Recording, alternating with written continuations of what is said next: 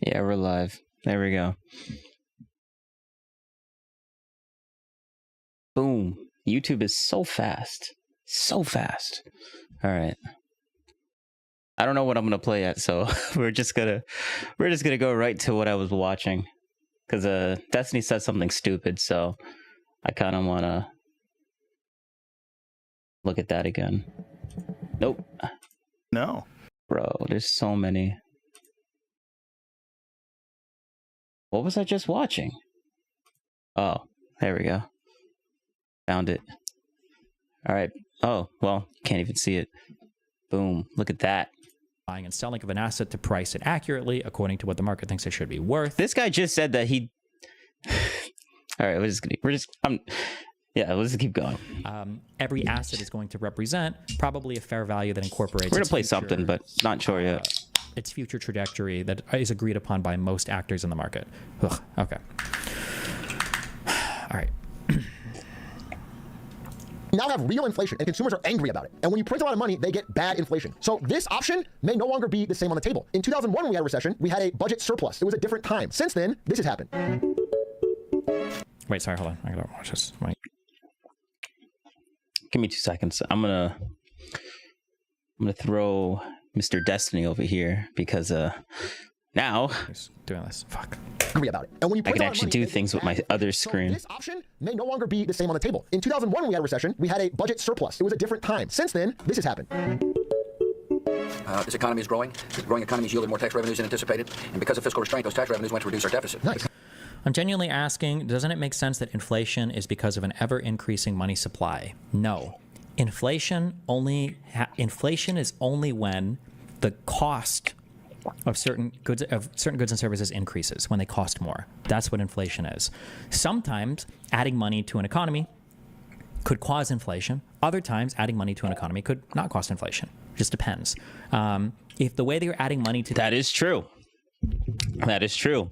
If you add money, if you add more supply of money into a system and not tell people that you're adding more supply into the system, then no one's gonna realize. So because inflation, the reason why people think that they should increase their prices because everyone has more money. But if people don't know that everyone has more money, then why would they increase the prices? That's because that's a factor. That's an argumentation that business owners would use to increase their prices, because everyone wants to increase their prices because they want more profit. That's the whole thing. That's how capitalism works. But to the economy is causing more so he's correct on that. Goods and services to be produced, then it could have a deflationary effect when you're adding more money to the economy. It really depends. It's not a wait. What did he just say? I don't see how that's possible. If the way that you're adding money to the economy is causing even more goods and services to be produced, then it could have a deflationary effect when you're adding more money to the economy. It really depends. It's not a one-to-one link between adding money to inflation. That's not one-to-one linked. It's not causation, but there's a correlation. And we can head toward balance, and that's exactly where we're headed. Nice. Oh.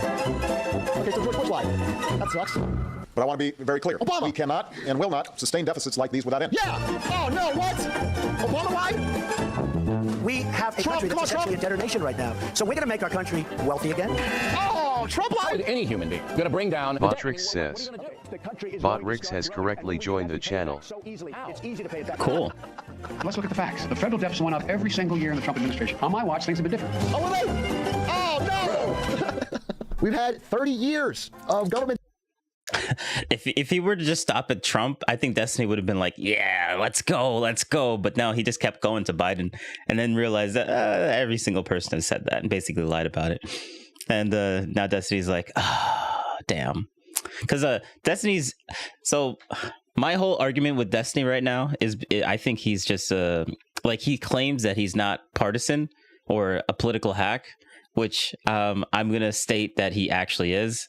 And I have lots of reasons why, but well, as they pop into my head, I'll keep pointing them out, and then you'll see. Spending more than they take in tax revenues. They refuse to raise. Not really sure where this stream is gonna go, but I like watching Destiny. He is funny. He is very freaking funny, and I respect some of his arguments. But ever since that whole firefighter thing that he started talking about, I started to question his his bias and on like the whole American political spectrum. So yeah, like if that's something that he's willing to just say and be like, it's all right, it's normal, it's fine, well, people will just memory hole it, we'll forget about it, like, and that's his argument to why he said it. I'm like, okay, all right. There's certain things that I should be listening to him about, and there's other things that I shouldn't be listening to him about, because like he's like, I could give the argument that he's a political hack. Definitely, 100%. So you can't pay off a deficit. The deficit is just the difference between the spending of the federal government versus the money that the federal government makes. What you're talking about paying off is the debt. What would happen if we paid off the debt like completely? I mean, I don't think we have the money to even do it, but it would probably be a catastrophic effect in the short term and probably a really negative effect in the long term.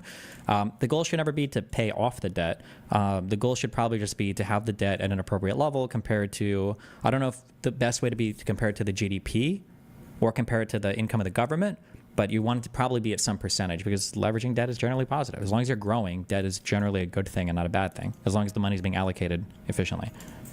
In fact, they increase it. And that leads to inflation. Until recently, that inflation has been contained to assets. It's been hidden by only inflating asset prices in the stock market and in housing. But now it's broken through to regular items like groceries and goods and things people use day to day, and they can no longer ignore it. Biden seems to think he's fixed it. Has the U.S. beat inflation? Yes. Econ retard here. Why is having zero debt bad? Having zero debt is usually bad, because when you have zero debt, what you're saying is I think that my business can probably only grow at about all right, we're gonna switch.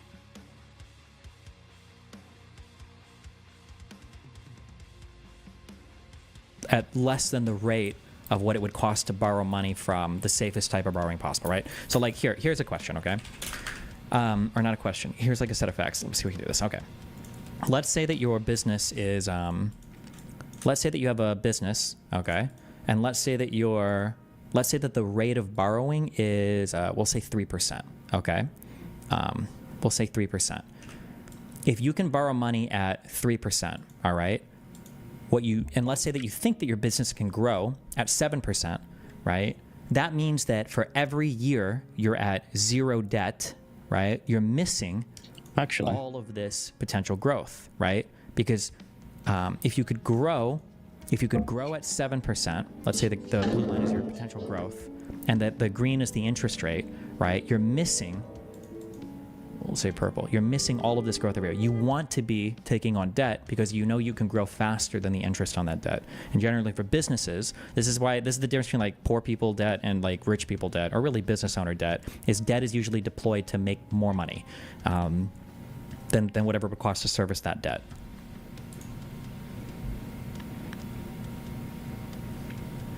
For governments, it's a bit different. It's not about return on investment in the same way, but it's about demand for the domestic currency and government bonds. Having high debt you can sustain is a sign of a strong currency. I can't argue macroecon, so take everything I say with a grain of salt. My guess would be that the strength of your currency is probably a more minor part than the overall size of your economy. You're not necessarily looking on a return on investment, but if your economy grows and your tax base is growing and the amount of goods and services being produced and sold is growing, your GDP is growing, then that represents a larger tax base that you can draw from. My guess is going to be growth in economy is probably more important than just strength of currency, I think. Destiny, the emphasis should be on a reasonable amount of debt. Our debt has been exploding over the past decade, even as a percentage of our GDP. Maybe if it's too much, then obviously that's not good, but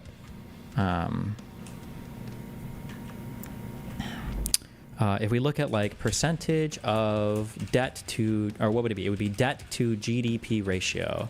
St. Louis Fed.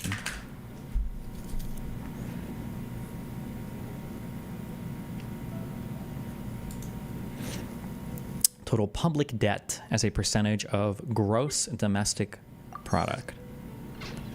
Total public debt. Is this how much new debt is being issued per year? Is that what this means? So right now as a percentage of GDP. Wait, hold on, I must not be looking at this right.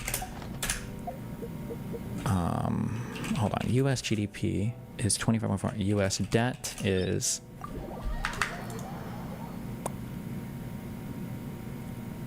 35 trillion.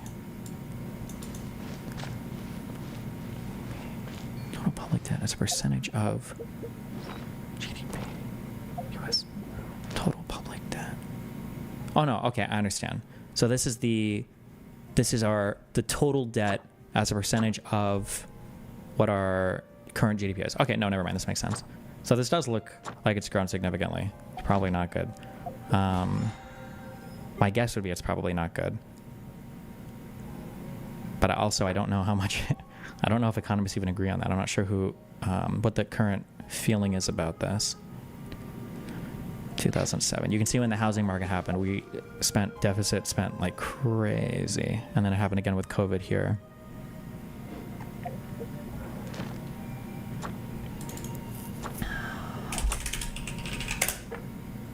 Read my last question. It's hard for me to wrap my head around for like, how is our Federal Reserve the largest holder of U.S. debt? Is it just debt yet to be issued to other investors? Oh man, you're asking me how the reserve and the currency and the treasury connect. It's because the treasury can issue bonds. The treasury is what issues bonds in the United States, and the Federal Reserve can purchase those bonds, which I believe is more or less making making more money available in the United States. That's not the same thing as quantitative easing, right? Hold on, let me check. Hold on. What does too much debt or too much deficit even mean, and what makes it different from a normal amount? My guess is going to be that too much debt means that like the interest payments on servicing that debt are becoming like they're hurting you more than they're helping you. Too much debt probably means that you're taking on too much debt at an interest rate where you're not benefiting anymore, and you're having to pay too much servicing the debt as opposed to just not taking the debt at all. You would be growing better without taking that. Isn't any amount of debt like bad? What? Not debt at all would be my guess, but no, I didn't mean to do that.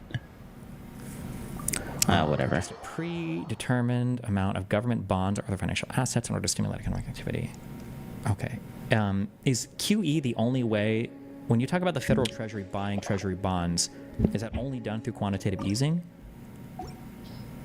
Or was this done before this? Originally, the Fed's only lever is to control the federal funds rate, and that's only good for controlling the short end. The Fed purchasing government debt is a way for them to control the long end of the rates. What does the Federal Reserve Chair do all day? I don't know, probably goons.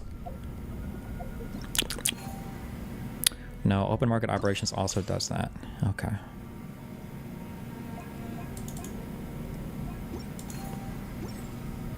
If you think about government debt as a form of government money, which it essentially is, in the wholesale market, the demand for currency directly affects the rate for USTs. I don't know if that's true or not. I don't have enough of an understanding to say yes or no.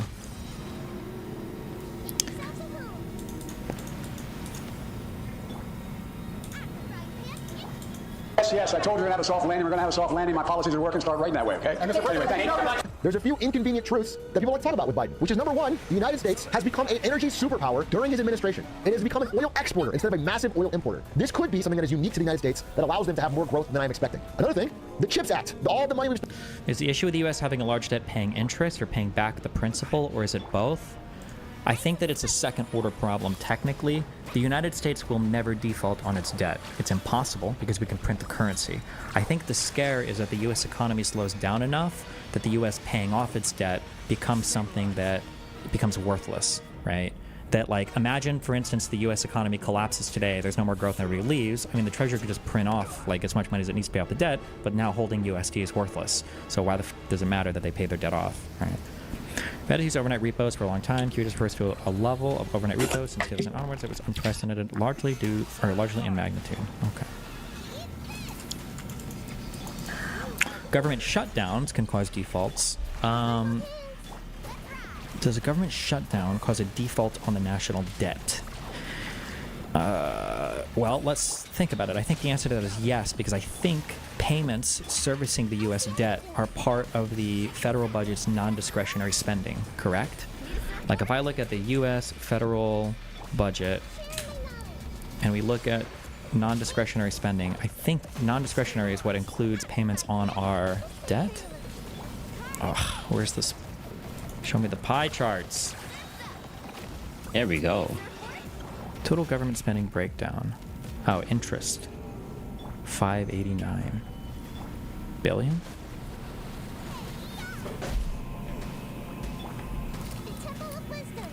In billions, yeah, okay. I'm assuming that a government shutdown then would threaten the debt. Yeah, that is true. Okay, makes sense. What the Spent on manufacturing. There is a manufacturing construction boom in America. Now, this is a small number. I want you to know, it's been beaten down for so long. This is not like a game-changing, save the economy kind of thing, but there's something there. The third possibility, worth mentioning, is that America, USA, baby, we're the cleanest dirty shirt in the laundry. The hitbox on this stupid thing is so, like, this character is like aiming for her ability is so dumb. Your income. So I mean, it just depends, right? It's so stupid. Why is Israel the only foreign country in the world that is legally? It hits so damn hard, though. My guess is that fact is probably just completely not true. China's bad, Canada's bad, Australia's bad, UK's bad. Everyone's economy's so bad that just by having a few things like this and the strength of the US dollar, we might. There we go. All the things I mentioned at the beginning of the presentation are true, if not more so, in other countries. Stupid question, but if it's debt to itself in a currency they make, why can they not just print it, destroy it, or print it, pay it, destroy it, or shorter, just say, whoopsie, debt gone now?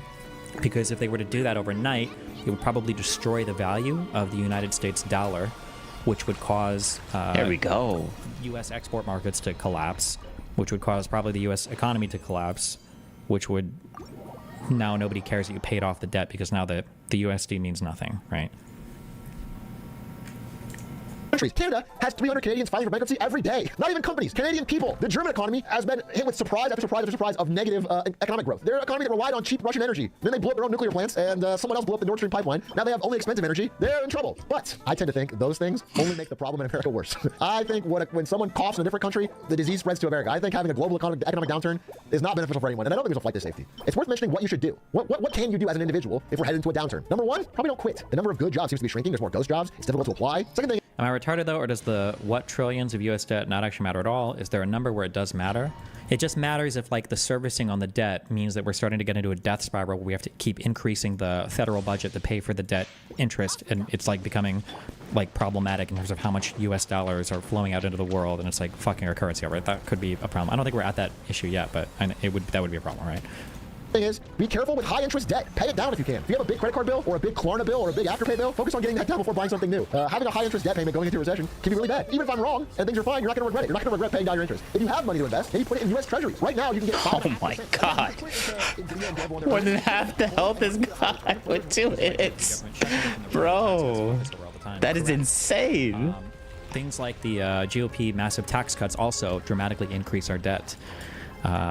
But that's because when they do the tax cuts, they never seem to pair it with appropriate spending cuts. So they're just deficit spending. Yeah. Risk. If you want to avoid that risk and stay a little bit safer, you can go to Treasury Direct and buy US Treasuries. This only exists for a little while longer, and then they're cutting rates. Or you can do what most Americans are doing: drain your stock portfolio to shovel it into sports gambling. A real article from yesterday. Americans are draining their savings and they're putting it into sports gambling. Maybe you can do that too. Thank you for watching Marketing Monday. I appreciate it, and I wish you the best. What a great video. Okay, wow. People really should just set their asset allocation between stocks and bonds and not time the market. It's so stupid. Sure. Or just dump it in ETFs. That's what I do. Or mutual funds or whatever the fuck, yeah. Atrioc responded to some of the points you made here. Somebody linked me an 8-month-old clip of Atrioc. Before this, all I knew about Views of Destiny changing. This was when he watched a debate of mine and realized I wasn't a crazy conservative, but okay. This post.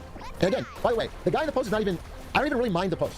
I hate the fucking title, okay? I hate the fucking title because it is that same type of Reddit authority, okay? In my presentation that I gave, I made, I think probably 6 times in it, I'm like, hey, there's areas that could be wrong. This could be wrong. Wait till the end because I could say I'm wrong. It's just like a general sense for their presentation, like, hey, I'm giving my thoughts, there are other takes. And there's a smugness to this absolutely paper-thin post that just bothers me. It's so smug, as if you are the authority on economic analysis, okay?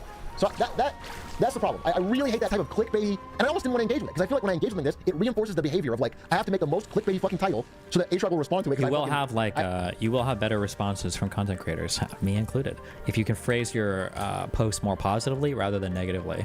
Like making a post of like, things Atrioc could have gotten better on his recent analysis would probably come off better than dog takes by Atrioc, ways he f***ed up hard. Bad analysis. We call these honeypot threads. How many hits? Like 2? Does your juicer still hurt from last night? XQCL. Oh my god, 2 hits. Yeah, let's go. Or 3 hits, because I need to vape. This is David Bakura. He's 22 years old, has shoulder-length blonde hair, and studies computer science. This is on different, by the way. Oh, nice animation. Hold on. His online names are Xenon and Xenomega. That it didn't crit. Tweaking consoles and creating cheats for games like Halo and Call of Duty. Just stay still. Right now, he has an annoying There we problem. go. The bumper of his car is broken, and the dealer refuses to ship the parts to Canada. So he asks his friend Justin, who lives in the US, if he can order the new bumper to his house. They met each other years ago on the internet. Oh wait, are we watching? Oh, about an 8-hour drive away. Sorry, we're not watching XQC. Oh wait, actually, I mean, I don't mind watching XQC, but I like watching Destiny. The whole point of not being on Twitch is to watch Destiny.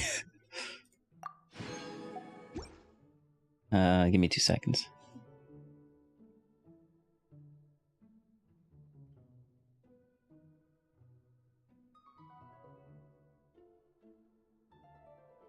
Oh yeah, didn't he had something to say about the whole... Oh yeah. Alright.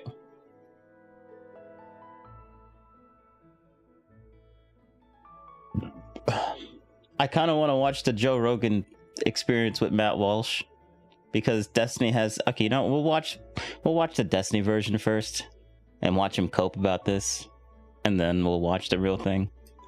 Yeah, why not? Actually, hold up. Because I have his...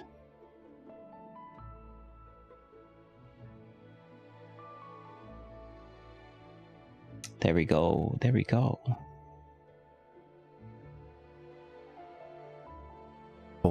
Being killed or seeming to be a victory. It's about this cult thing. I get it if you're just completely stupid and you got sucked into this cult thing, but what I don't get is how can you be on the fence about the shape of the Earth? Well, it's just people that really are not educated. That's number one. And people that believe that there's a collusion that's so large that all of the space agencies from Japan, from China, from Russia, all of them are liars. That all of them are colluding together to hide the true shape of the Earth, because if we really knew the Earth is flat, then it always is connected to some sort of a Bible thing. Like it's the firmament, and they believe that we're hiding the fact that God is real, and somehow there's some mass conspiracy that all these world governments and every person that ever was involved in the space agencies, they've all hid from us. Yeah, and the moon landing. You're not a. You believe in the moon landing, right? I used to believe in the moon landing. You don't anymore? Oh, he's joking. I had a joke in my act about it, that before COVID, I would have told you vaccines the most important invention in human history, and after COVID, I'm like, I don't think we went to the moon. Yeah, I know that was in your, but yeah. you actually think that? I think there is a less... Wait, how did he did I misunderstand? Did he just give a whole reason for why flat Earth can't be real, because it would require every single country, every single space agency all over the planet to all agree on this bullshit thing? But then, but he doesn't believe in the moon landing? Isn't it the exact same logic? He's breaking his brain. He's breaking Destiny's brain. I'm like, I don't think we went to the moon. Yeah, I know that was in your, but yeah. you actually think that? I think there is a less than zero possibility that we did not go to the moon. Oh my gosh. I know. Matt's like, what? To be honest, I'm a little surprised that Matt Walsh thinks we even went to the moon.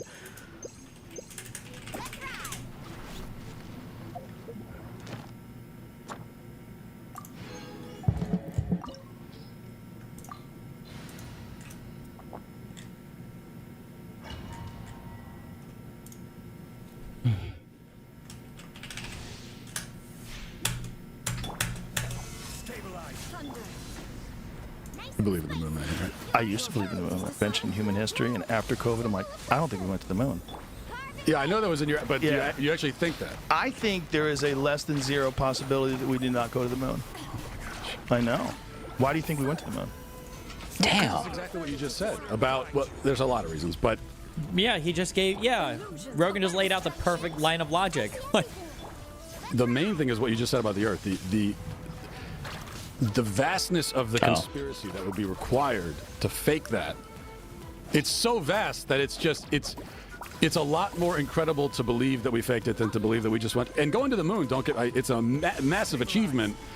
But I think the greatest human achievement of all time. But even so, to fake it would be even more massive. Going to the moon was the greatest human achievement of all time. Okay. Yes, 100%. 100%. That is the hardest thing to ever do.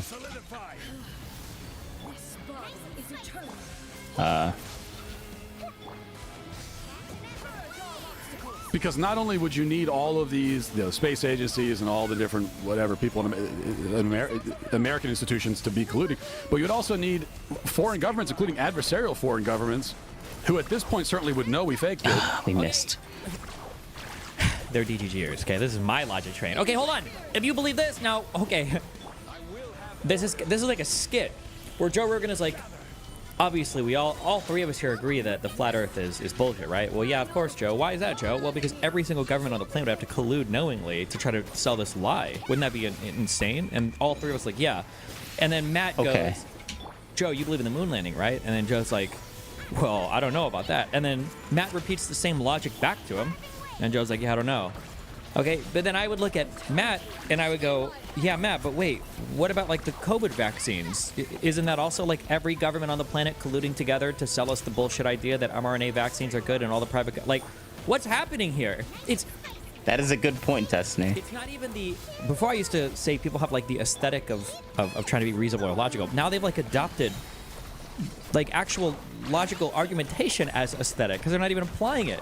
This is 400,000 damage 3 days ago. I don't even know what's happening here. What the fuck? And for some reason, haven't blown the lid on it. So they're I mean, it makes perfect sense on Matt Wash's like take, but like Destiny is like so like conservative bad right now that he just doesn't understand how could they have such good logic but still have all these other weird beliefs. But because like people are human, people have their beliefs. Like not every single thing that someone thinks in real life has to be logical 100% all the time and consistent everywhere. Like that's what Destiny thinks. Destiny basically is like, how are you not a robot? It's basically Destiny's argument. He doesn't understand because Destiny has a weird I think he actually has like a weird an abnormally logical mind where he just doesn't understand how people could have like not be logical 100% of the time. So it might be like some sort of I won't even. I mean, I'll put it out there. It could be like some sort of like maybe he has like some sort of like mental thing. Let's just say that just to be nice to Destiny, and why he just doesn't understand how other people could have these weird contradictory beliefs but still understand logic in other subjects, because like Destiny just doesn't put into the account of feelings. He doesn't understand other people's feelings, and that's the thing that he's like, no, that's stupid. That's just yeah. They're letting us like take this achievement. That's why Destiny's brain is breaking. It's awesome. It's just fun to watch. It's great. I understand this guy. They know. And I understand why Matt Walsh has those opinions. The Chinese come and said, "Oh, the mRNA vaccines are fucked. They're bad. Don't take them, guys." Things you're saying are true. Right. I don't. But Destiny's also assuming that Matt Walsh even has that opinion in the first place, so he's going to keep ragging on that one stupid point over and over again because that's the only thing he can actually say. I don't argue with any of the things you're saying. But one of the things that I think you have to consider was, if it's not possible for human beings to safely go through the Van Allen radiation belts and out into deep space without much protection, and I don't even know, what is this a new? Isn't this like the fucking has to do with our magnetic poles and the things that get absorbed by our atmosphere? What is? Is this a new fucking conspiracy or what the fuck is this? When he doesn't understand something, he's like, it must be some sort of weird conservative conspiracy. Just automatic. Energetic charged particles Automatic assumption. which are captured by and held around a planet by that planet's magnetosphere.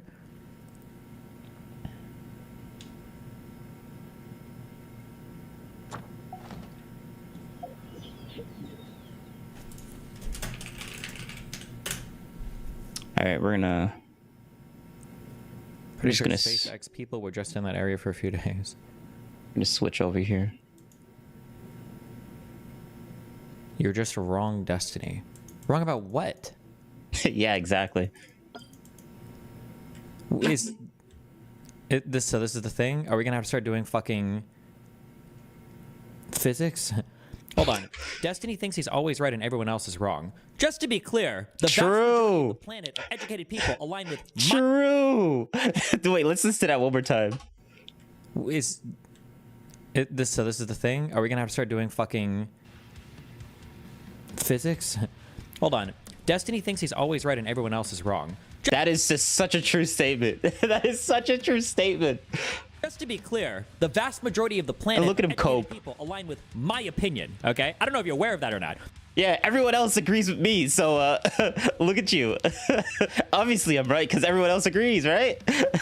All right, great argument, man. Great argument. Just because you can find one or two crackpot dipshit doctors, okay, that you will kill each other over to guzzle down their load before your fellow fucking conspiracy theorist is able to get on his knees and suck it out of him, okay? Doesn't mean that you have any credit. Bro, this is why I find him so hilarious. This is why I find him so hilarious. Like, it's oh, man. Damn. Like, it's repetitive, so he says it a lot, and that's why every time when someone hears it for the first time, it sounds so like harsh. But like he does this a lot, and he's really good at it. And honestly, it's hilarious. It's kind of vulgar, but it's hilarious. Credibility I like it. There's a reason why it's always one-offs and crackpots that are brought onto these shows to make you feel like there's some actual legitimate backing for any of the shit you say. When these guys are making these opinions, they're the ones that are standing in opposition to the entire fucking planet. My favorite thing in the world would be to take all of you retarded fucks, every MAGA hat-wearing dipshit fucking conspiratard, and ship you all onto a fucking island. I just want to see what you guys build or accomplish in 50 years. Spoiler alert, it will be nothing. You will achieve and accomplish nothing. You don't believe in science. So mad. Anything. You'll be killing each other like fucking cannibals, okay? Probably inventing 50 new different ways to fucking worship Christ through the fucking sacrifice of what. Just, you're so stupid. I hate you. I genuinely fucking hate you. I hate you. I wish we could ship you all off, okay, for 50 years and see what the fuck you guys are able to come up with. You don't deserve to reap the benefits of anything in society around you because you don't believe in any of it. Like, how many fucking retards are sitting here saying, I don't trust anything from the FDA, and you take fucking pills to make your dick hard, right? Or you say shit like, oh, I'm not gonna put that fucking shit in your body. Or you're fucking smoking weed or doing fucking cocaine every weekend. Or you're fucking eating McDonald's, or you're doing your fucking insulin shot because you're a fat fucking type 2. Okay? Get the fuck out of here. God, I hate you so much. Oh my God, I hate you so much. And Dustin just hates people. He just hates people. Because people are contradictory. And he just hates it. He just hates it. Because like that's not a what he just mentioned is not just a conservative thing. It's a human being thing. He hates human beings not being logical and consistent all the time with everything that they do. Like that's literally his argument. This is why he's mad. This is what this is why he burns bridges, honestly, because like he hates people because people aren't like him. He's like, oh, everyone else agrees with me, but no one else thinks like you. Or a very small amount of people think like him. Let's just say that. But that's just hilarious. Let's just keep going. It's not a joke. I sincerely do hate you. Human beings to safely go through the Van Allen radiation belt and out into deep space. Hey, hate speech is free speech. Face the temperatures that are on the surface of the moon, which get up to 250 degrees and 250 degrees below zero in the shadows. There's no environment there. Oh wait, also, I do like Trump. So like, I'm laughing at this and what he's saying, even though he's like basically bashing me. But I'm like, I know he's just coping. Like, it's more like I understand why he says the things that he says. So I just laugh at it because I'm like, okay, whatever. It's just your opinion.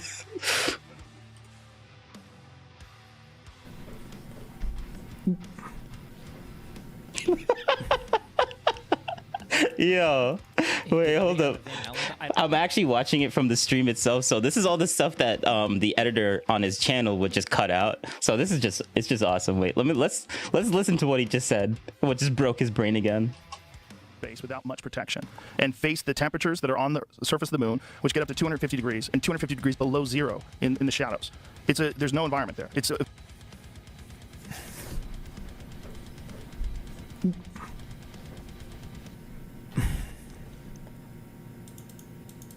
a video on the Van Allen, but I don't actually care because I don't want to get into this because I already know this is fucking retarded. Okay, just so you know, the only way that heat can move from one object to another is with an environment. So when you say there's no environment there, how can they survive in the temperature? The temperature exists in an environment. It's like a function of particles fucking crashing and jerking each other off, right? It doesn't matter if a thing is a trillion fucking degrees if there's a vacuum between you and the other thing. Hold on 1 second. IP ban because a whole bunch of people are starting to talk about like, well, actually, what about like radiating heat? Hold on, I'm waiting for him.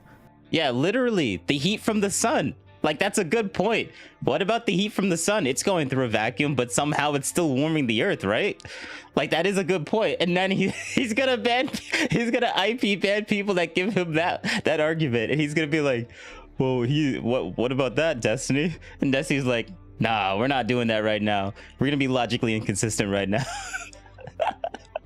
We're not gonna be charitable at all. Oh man, I love it.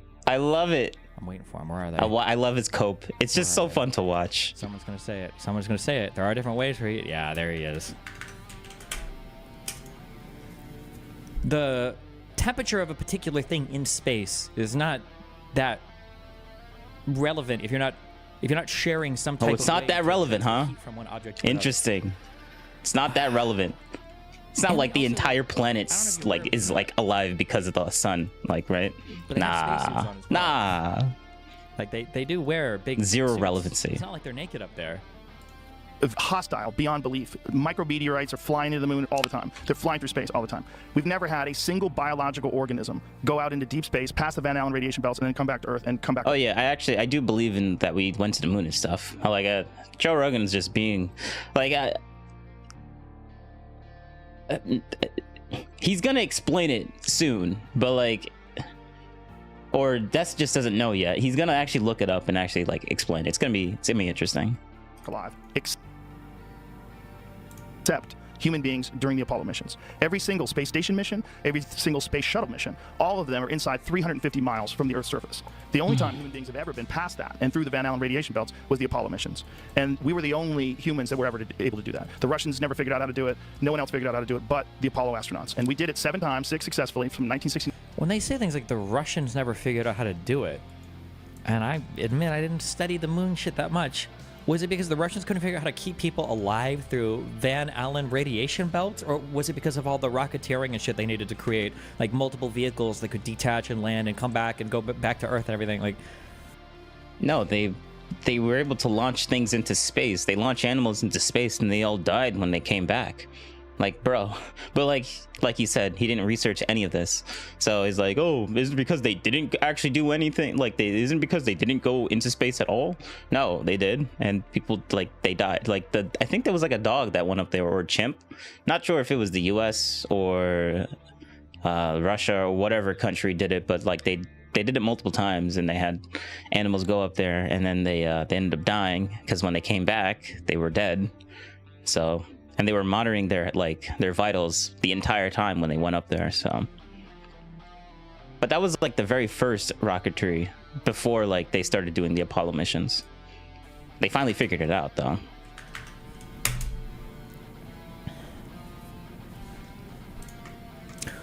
In 1958, Dr. James Van Allen discovered a collection of high-energy particle clouds within 40,000 kilometers of Earth, arranged like 2 nested donuts. Inner belt is mainly energetic protons, while the outer belt contains both protons and electrons. These belts have long been known as bad news for satellites and astronauts, with potentially deadly consequences if you spend too much time within them.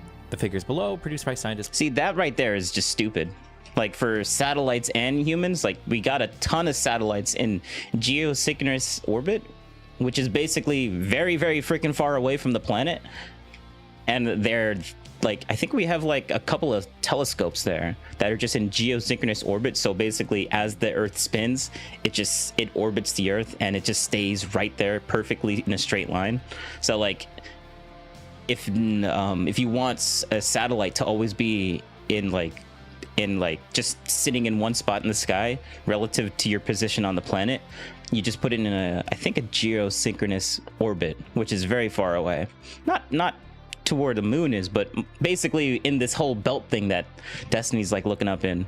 And if there's issues with putting satellites in that zone, and we have like literal telescopes in that zone right now with really fine instruments, obviously it's not that big of a problem. Like, I'd have to look up. I think there might be like, I forget what type of telescope it is, but there has to be a couple of them that are just sitting there looking into space and doing stuff. Forget their names though. This is from the NASA CRES satellite. Shows the radiation dosages at various locations within the belts. The numbers along the horizontal axis give the distance between the International Space Station and Space Shuttle on this scale orbit very near the edge of the blue Earth disk in the figures. Apollo astronauts and the astronauts. The upcoming visits to the moon will have to travel through some of these belt regions because the orbit of the moon lies along the fastest line of travel from Earth. On the scale of the above figure, the distance to the moon is 60 Ri. Okay. Speed of the spacecraft will be about 25,000 kilometers an hour. If the spacecraft travels along the indicated path, black bar, how long in minutes will it spend? Wait, is this a... Oh, what the fuck is this? A worksheet?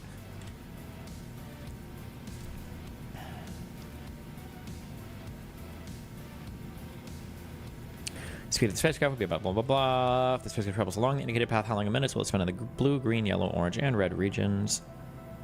Total transit time is 68.1 minutes. Given the indicated radiation dosages in rads per sec for each zone, what would the dosages be the astronauts receive in each zone?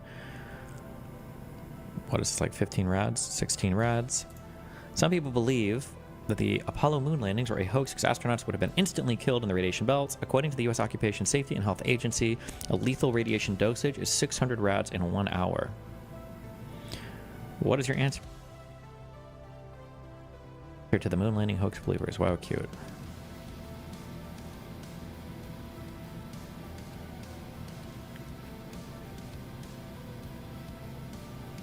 Wait, so 16 rads, and you need 306. Where did you read that?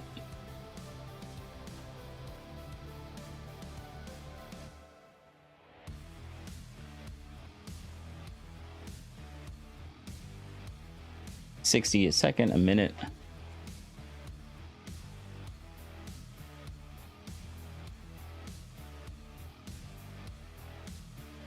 Oh, point something rads per second. Wow.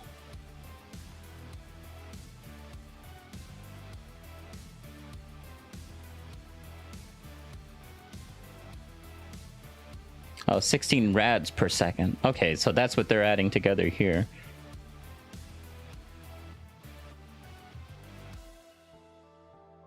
Or per minute? Because they do a division on per second. And then they multiply it by another thing that's per second. But they, I don't know. Whatever. Also, this radiation exposure would be for an astronaut outside the spacecraft. During the transit through the belts, the radiation shielding inside the spacecraft cuts down the 14 rads an hour exposure so that it is completely harmless. Yeah. Good one. Oh, 14 rads per hour. Okay, good. Thanks for reading it, Destiny. 1972. Already debunked. Do you think that they could fake the moon landing today? I would say no. I would say no.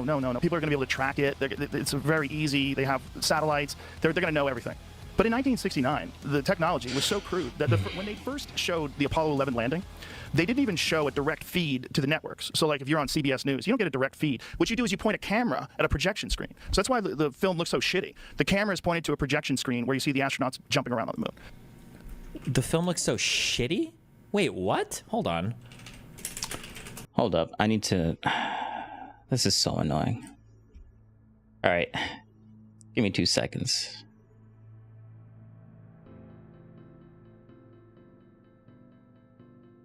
All right, we're just gonna spawn over here. There we go. And then I'm gonna disappear for a little bit. And just give me 2 seconds. I need to change some screen things because like I want to see my layout, but everything is on that one screen that you guys like see, and personal information needs to stay personal. So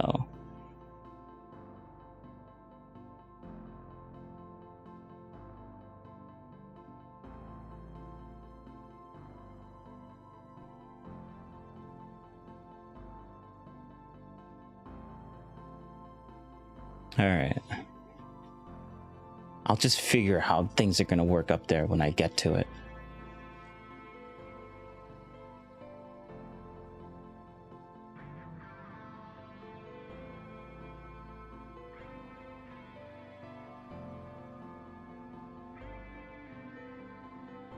There we go.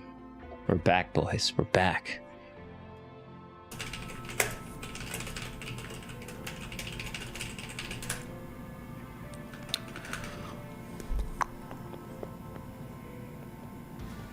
The first stage of the Apollo 11 Saturn V feet are a little below 4 seconds after the next minute. This film looks shitty. There were later missions where they went back though. It looks pretty good. This looks like dog shit though. Fuck. What were the names of the later missions? Does anybody know? Also, if anyone wants to chat, literally, come chat. Say whatever you want. I know a lot of people don't like Destiny, but even if the and I understand why. Amazing, the film would be affected by radiation. No, there are a lot. There's a lot more video footage of the Apollo missions, I think, than people realize. It's not just the dude like bouncing around for a second. Like there's like a decent amount of footage. Fuck. What am I thinking of? Apollo 17? We'll get to Satisfactory soon.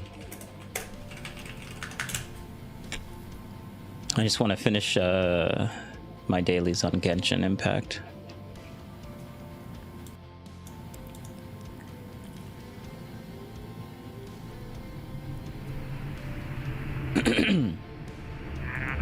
Yeah, right. Deeply involved in Germany was The space flight mission. Go for orbit here. We can see the light.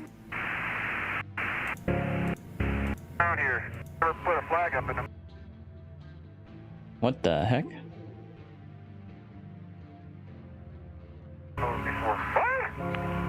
got a beautiful picture of you guys up down there. Let me tell you, Bob, this flag is a beautiful picture. This footage is a lot clearer than the. This has got to be one of the most. I think the ones that people talk about. But I think there's even clearer footage than this. I don't get it. I don't get it. Like, why people that say the moon landing is wrong? Why would they be? How could anyone be hopping like that with all that extra gear on the back and walking like that without tripping over themselves? That just doesn't make any sense to me. Like, I don't see how you could be like, oh, this is all fake. Like, what? Like, they were all like, unless they're all just very good actors and they just know how to, and they have extremely light, like, weighted, like, things on them right now. But at the same time, why make it super grainy? Why make it super grainy? And I guess someone could say, oh, just to hide the fact that the suits are actually like very, very I don't know. Like, it's just like the weird skipping that they do, all of them, while they're on, I guess, the moon. It just doesn't make any sense to me, and how that's supposed to be faked. It's just whatever. Like, people literally died going up in one of these rockets. Like, oh, this is supposed to be some sort of, like, I guess that's fake too, I guess. I'd be ready to go. Makes me sort of mad. A little piece of the rail is cracked off. I think it was like Apollo 13 or something. Good old-fashioned American gray tape on it. See whether we can't make sure it stays, because I don't want to lose it. Except the old-fashioned American gray tape doesn't stick to lunar dust-covered fenders. My dad was working for NASA during the Apollo missions. I lived a mile away. The moon is way further away than a mile, dipshit. You're an idiot if you actually thought that he was talking about that he was a mile away from the moon. He worked at the space station, not at the moon. Like, bro, what? That was an actual retarded take. Gene Cernan taping the fender on.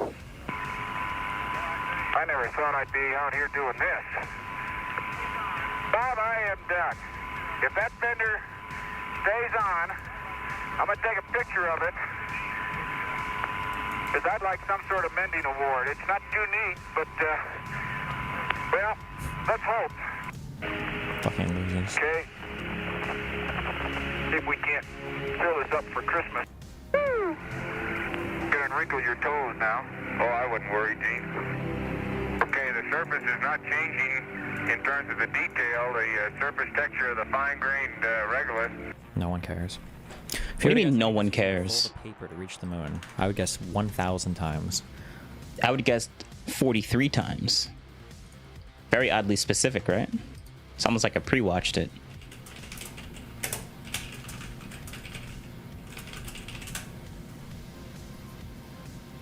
$42 times. Oh, I was off by 1. What? Okay, well. I guess that was kind of clipped out of in the original video, wasn't it? Mr. Super Smart Destiny.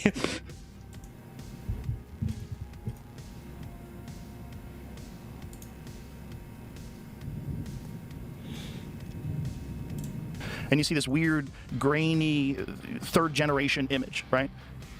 And we did it, and we've never done it since. And we've always said we're going to do it, and no one's ever even come close. No one's ever even gone into deep space since 1972. We also haven't been trying. We haven't been trying. But we always talk about going back, including Herbert Walker Bush talked about going back, George W. talked about going back. They're all... Yeah, but what, I mean, it's not that we haven't gone back because it's lost Roman technology. We don't know how to go back to the moon anymore. Or I guess it was there's just not the desire for it, right? Meaning the funding and then the political will, I guess, to make it happen, right? I'll talk about going back, but nobody ever gets anywhere. Well, I think that's because we lost the spirit and hunger for discovery. We didn't just lose that. We lost all the technology from the Saturn V rocket. They don't even have that anymore. In fact, they don't even have the original film. They erased all the original footage of the Apollo missions. So you just have copies of everything. You could develop the technology again. You can do all that. Sure you could. If you can get through the Van Allen radiation belts into deep space with human beings and have them... Wait, so who talked to him about this? Who gave him where does this Van Allen thing come from? I saw somebody say Candace Owens earlier. Is this like the new thing? Is this like the new conspiracy theory? Yeah. Bro, she needs to be banned from every fucking platform. I actually can't. He is so mad. For over 10 years? Oh, has he? I've never heard this. I've never heard the Van Allen thing before. He's everything that he doesn't know the information on. He's so quickly to write off as like, is this like a conspiracy theory? Is this like some sort of weird meme thing that came out? Like, I don't know this, so it has to be something kind of stupid, right? Something that only Candace Owens would believe, right? Oh, I love the cope. It's great. Safely come back. But I think what you're describing to me, all that does is highlight how incredibly achievement. All right, let's because the screen's gonna black out for a second.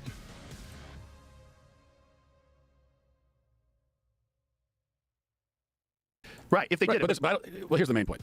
There's no evidence, because saying that it was a hoax is an assertion of a. It's not. You're not just denying an event. You're asserting a whole other event that you say happened instead. And there is evidence that we went to the moon. Now, someone who's a skeptic might say it's not enough evidence or it's not good evidence. There's like evidence. There's eyewitness. There's people that went and came back and told us. There's footage. There's a lot. Okay. There is evidence. Okay. But there's no evidence of the hoax. Like, no one has come and said, here's my affirmative evidence that this hoax happened. It's never happened, right, as far as I'm aware. No one's ever provided that evidence. I see what you're trying to say. True. Matt Wash. Yes. Thank you. Give me reason. Thank you. The evidence that they went to the moon, there's a bunch, right? There's moon rocks, that's one. There's lunar reflectors that they placed on the moon, that's another.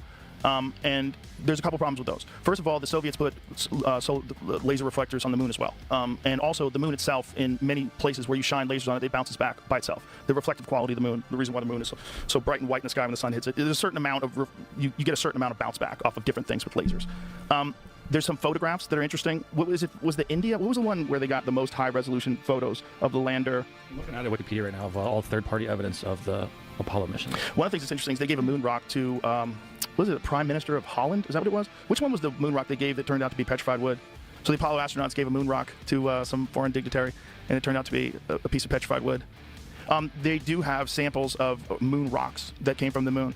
but we also have those on Earth. In fact, Werner von Braun in 1968, I believe, went to Antarctica. There's all these photographs of him in Antarctica. Antarctica is a great place to take moon rocks because Antarctica is just this gigantic sheet of white, and you can spot the meteorites in the ground. So this is the photo. And this is from what? What's this from? What is the so this is an Indian Space Research Organization's, I don't know how to say that word, Chandrayaan-2 orbiter captured images of NASA's Apollo 11 and 12 landing sites and lunar modules from 100-kilometer altitude. Apollo 12 image, astronaut boots tracks are still even visible. Due to the recent interest in another post I shared, decided to download to view the raw imagery. So that looks like there's some kind of thing on the moon. It's pretty good evidence. It is evidence that something's on the moon. It's not evidence that human beings went to the moon. It's not enough evidence for Joe Rogan to change his position on the moon landing or not. But it's not enough to convince him that the moon landing never happened. Like, Joe Rogan is on the fence on this. That's the only reason why it seems like he's against it, but he's on the fence. Like, he's not 100% sure that we went there, but he doesn't have much evidence to say that we never went there. He's not making the claim. He's kind of just staying neutral and not really having an opinion, but entertaining the conspiratorial idea that we actually went, that we didn't go, but also entertaining that it looks like there's evidence that we did go. Like, he's entertaining it, and it's fun for him. And like, if Joe Rogan doesn't believe that we went to the moon landing, if the moon landing didn't really happen, like, what does that change overall in his life or in anyone else's life? Nothing. So it's a harmless, fun conspiracy theory. Unless you can, like, if you can give me an argument on, like, how could that be harmful, that Joe Rogan doesn't fully believe that we went there, or isn't 100% a believer in the moon landing. Let's just say that. Like, give me the harm of what that could happen, especially since he's being very nonchalant about, like, yeah, there's evidence, but there's also evidence on the contrary. So yeah, I guess throw it down in the let's do this. Yeah, down in the comments below. Thank you very much, wherever the comments may be. We're so tied to our conspiracy. One thing that was always said is anytime you're talking to a conspiracy nut, when you have to start inventing whole new technologies to make your conspiracy work, you probably are in the wrong. But he's literally having to invent an alien race being there in order to make this work. That's how we're explaining this. See, we have things that are on the moon. We have things on Mars right now. Well, we have things that we shot things into space for sure. Yeah, like he believes this. Something there and it landed. Okay. Yeah, but it's evidence. It's not proof in and of itself, but it is evidence. Listen, I'm not saying we didn't go to the moon. What I'm saying is the subject is complex, and it's not even. I've never understood what agenda people are trying to push with the moon landing conspiracy.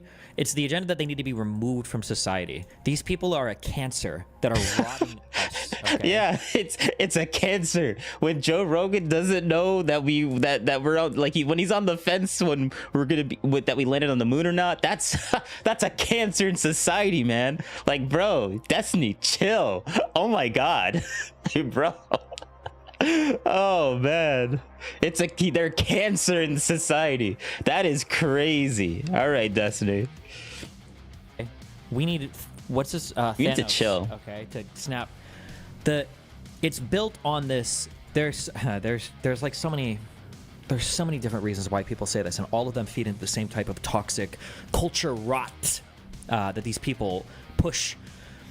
One is the idea of forbidden knowledge. People love forbidden knowledge. They won't talk about this. They don't let you have these conversations. Hold up. What's going on? Actually, tons of people have had these conversations for decades. It's not forbidden. It's just retarded, and everybody knows it, right? It's like a guy that walks around, shitting himself, being like, "They don't want you to do this." The government. Yeah, it's not forbidden. Like in some countries that have dictators and stuff. No, that's just not, like, you can't talk about the dictator at all. Like, dictator bad? What? that's forbidden knowledge. Nah, they're just being retarded. Nah. Yeah, 100% Destiny. Like, what?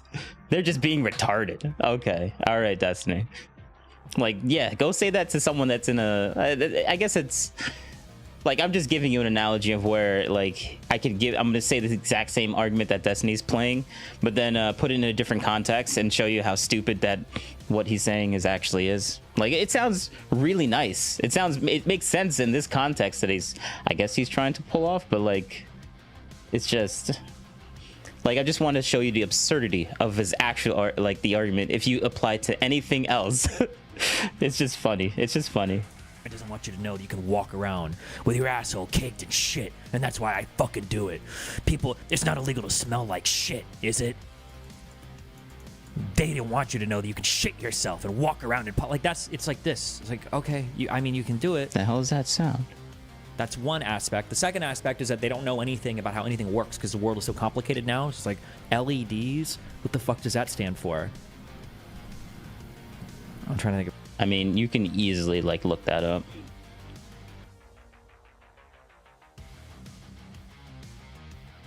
LEDs. No, wait, why'd I do that? LEDs. Come on,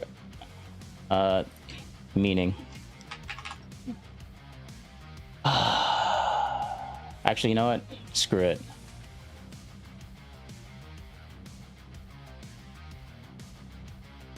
Boom. Actually, hold up. I'm gonna throw you over here. Boom. Meaning.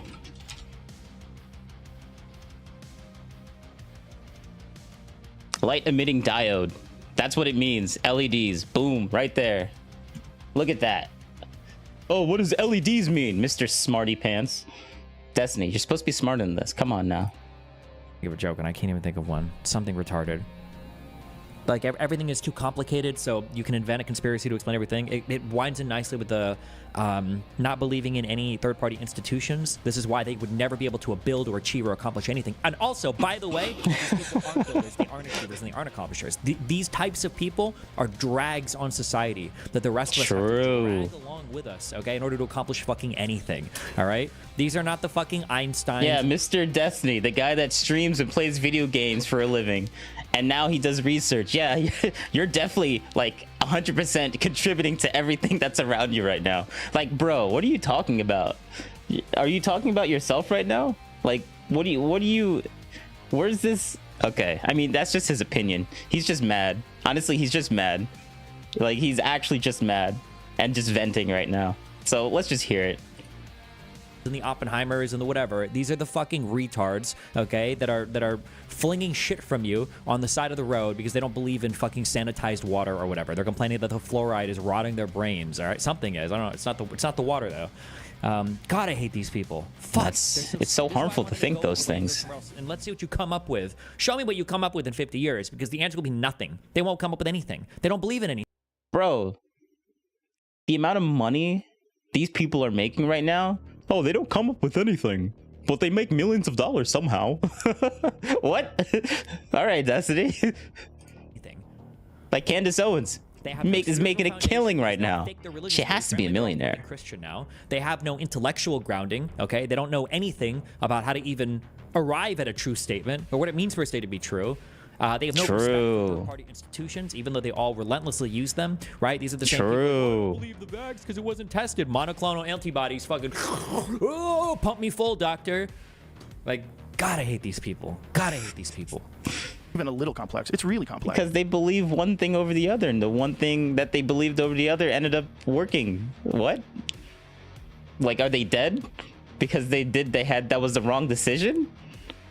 Okay, all right, Destiny. He's so mad. He's so mad because they end up doing all of these dumb things, but somehow they're still making it through life and chilling, and they're cool. And Destiny's like, they're so wrong. How are they existing? Oh, the only reason they have all this money and all this wealth is because everyone else is backing them. It's because people like me, like Destiny, are helping them. They're the ones that are like fixing society, and they're just benefiting from the rewards of society. Like that, his worldview is so wacky. There's a documentary called The Funny Thing Happened on the Way to the Moon. This guy, Bart Sibrel, he's been obsessed. He was a guest on the show too. Been obsessed about this his whole life and absolutely believes that we never went to the moon. And there's enough shit that you go, okay, if he's right about any of these things, it's weird. One of the things was some of the photographs of the moon, they ran through one of those AI detectors that can tell you whether or not something's false or artificially generated. And it showed different images from, I think it was a Chinese satellite of the moon. They said this is legitimate. But then it got to these Apollo images, and they said these have been doctored. This AI, this AI program that all they the ran, images or a few of them? A few of them. Like, think about what you're saying here, right? I don't trust anything. I don't trust anything about us being able to go to the moon. But I trust LLM. I trust programs that programmers don't even understand the code of that can run simulations on millions or tens of millions or hundreds of millions of times across data sets in order to analyze things and then try to come to some sort of like answer to ascertain whether or not something is true or false in a way that we thought only humans could do. Yeah, because that's exactly what Joe Rogan is saying, right? All right, Destiny. Like as recently as 10 years ago, you believe these things. You trust, like, but it's, oh, fuck. Okay. Let's just, it's the idea that you would say, the problem is people just don't understand. No offense, okay? And I'm not trying to knock any rocket scientists, okay, out there, okay? Not trying to piss anybody off, okay? Rockets are, you put the fuel in the thing and you shoot the rocket at a place, okay? And adding a little capsule to put some humans on is impressive, okay? The cell phone... Yeah, Destiny's a rocket scientist now. Like an exponential increase in human technology, creating a cell phone or creating like these language models. This is infinitely more complex than firing a fucking rocket at the moon with some people in it and then having them come back. This is infinitely more complex. Really, Destiny? But you don't understand it because you take it for granted. When's the last time you saw a rocket ship launch, right? Probably never, you know? When's the last time you handle a phone? Every single fucking day. So phones are probably not that complicated and rockets are spooky. Like when people talk about the space age, you know that like the space age is in the past, right? Like we're beyond that. We're not in the space age anymore. That was like the 20th century. We're over it. Are we? Well, I guess we essentially are. The CPU in your phone has many times the processing capacity and memory of every computer that existed in 1969 combined. Yeah. Okay. Okay. Or I didn't mean dismissively. Yeah. No, you're right. It's not even close.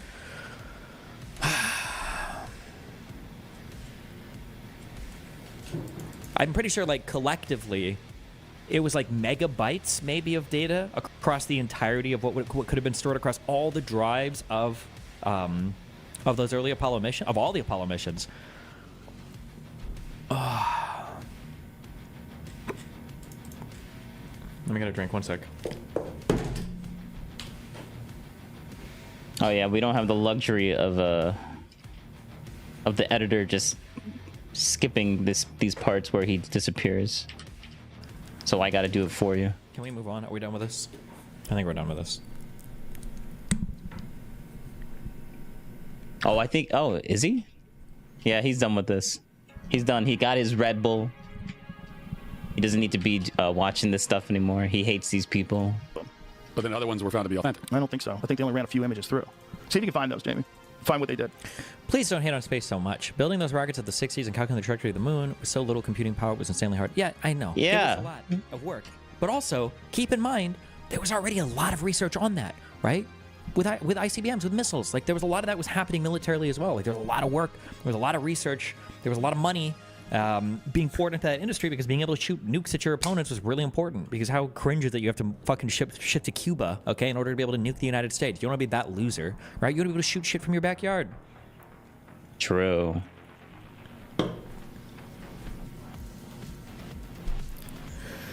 Okay. Bless you. Bless you. Okay. What kind of chain did you get? I got a silver. Oh, I'm playing something at the exact same time, but I muted the game, so. Douched out now. Where are we? Yeah, I am. I'm chained the fuck up. Yeah. This is my piece, okay? Watch out or I'll break out my other piece. Okay, I will fuck you up. Be careful. Is he actually done with? No, he's not. It could be, and this was a fact with the Gemini 15 program, where Michael Collins. There was a photograph of Michael Collins that they took in one of his training exercises, where he had those packs that they put on where they can move around while they're doing moon walks, or not moon walks, space walks outside of where they're connected by a tether. And he was like in this harness and manipulating this device. And what they had done is taken a photograph of him training, and then someone, probably some overzealous PR person, had taken that photograph and then blacked out the background and tried to pass it off as a really clear photograph of him out there on a spacewalk, which is probably very difficult to get, right? You'd have to have another person in the camera, frame it right. They had this photo, they're like, look, he did it, let's just pass this off as the real thing. Which is, you're also talking about the Nixon administration, where they were just full of shit constantly. Remember, this is where he tried to yes. this from. True. Russian video. Actually, I have no idea. She did piss me off. I guess now she's a denier that we ever went to the moon. I didn't know this. Yep. But now she says once you get 200 miles out. Yeah, that's the thing. I like Candace, man. But now she's like, she's on this whole this Jewish thing and this denying. Well, I mean, honestly, I don't really care if she denies the moon. Whatever. Like, that's not gonna change the way that I think about her. But the Jewish thing kind of bothers me a little bit about her. And I'm like, why? I understand what your friend Kanye kind of got like a little hurt, but like, and the whole Israel-Palestine thing, yeah, I get it. And her anti-war stance is kind of feeding into that.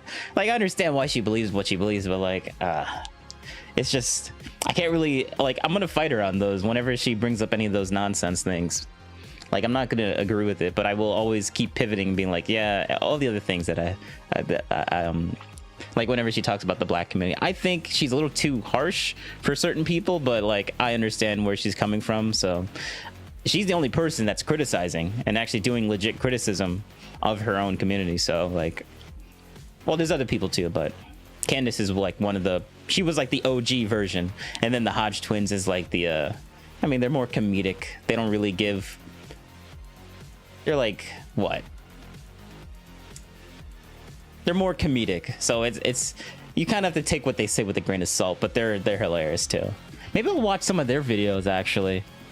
Yeah, that's what I think I'm gonna do. And then go live on Twitch as well. Yeah, why not? That would be cool. I think when we're done with Destiny, because we're not watching 5 hours worth of Destiny content, man. We're not doing that. I want you to Google what material the shuttle was made out of. Is there Yeah, this is a common case of Candace doesn't understand the laws of thermodynamics. Let's just say that. Temperature, it's a bunch of particles. What does that even mean? 2,000 to 20,000 Kelvin. Temperature of the ions in the plasma. What is she? Does she think this means you're like traveling through like water that's 20,000 Kelvin? No, Destiny, bro. She's not that deep into. Oh my god. Like, Destiny fundamentally does not understand people that have different worldviews from him. Like, I can understand the way that Destiny thinks and why he thinks that way, and why he has certain beliefs that he has, but he fundamentally cannot understand what Candace, like, she doesn't believe there's water in space. What? Like, where are you getting that information from? You obviously don't have a fundamental understanding of how Candace works. And I do. Like, how... okay.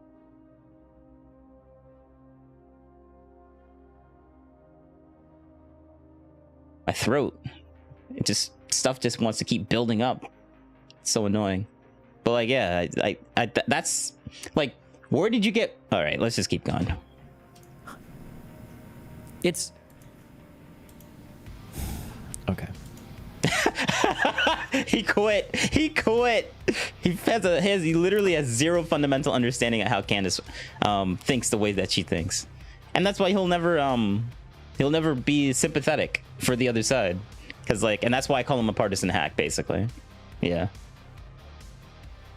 I'm also curious what the I am using partisan hack very loosely when I describe him, but whatever. Oh, man, I don't have the physics to blow me up in the comments, I guess. There's a concept called specific heat. I don't know if I would say that is true than the actual temperature of a thing or not, but I do know that that's really important. Like, there are different things have a capacity to hold more heat than other things. I think specific heat is the name of this, right? So, for instance, if you were to take a cotton... What he's saying is true. And he's going to literally say, if you take a piece of cotton, put it on your arm. If you take a piece of cotton that's 150 degrees and you put it on your arm, you're not really going to feel it, because the transfer of heat from the cotton to your skin is very, very low. But that's not what he's talking about. He's not talking about the transfer. He's talking about the specific thing that the cotton can hold, or either hold more than a piece of metal or hold less than a piece of metal. I forget how he says it, but like, he's essentially talking about the speed at which heat can transfer. Like, that's the thing that Candace doesn't understand, but he's trying to go into a completely different weird concept that has nothing to do with what Candace is saying, because he fundamentally doesn't understand what Candace is not fundamentally understanding. Like, he doesn't that's a weird way of saying it.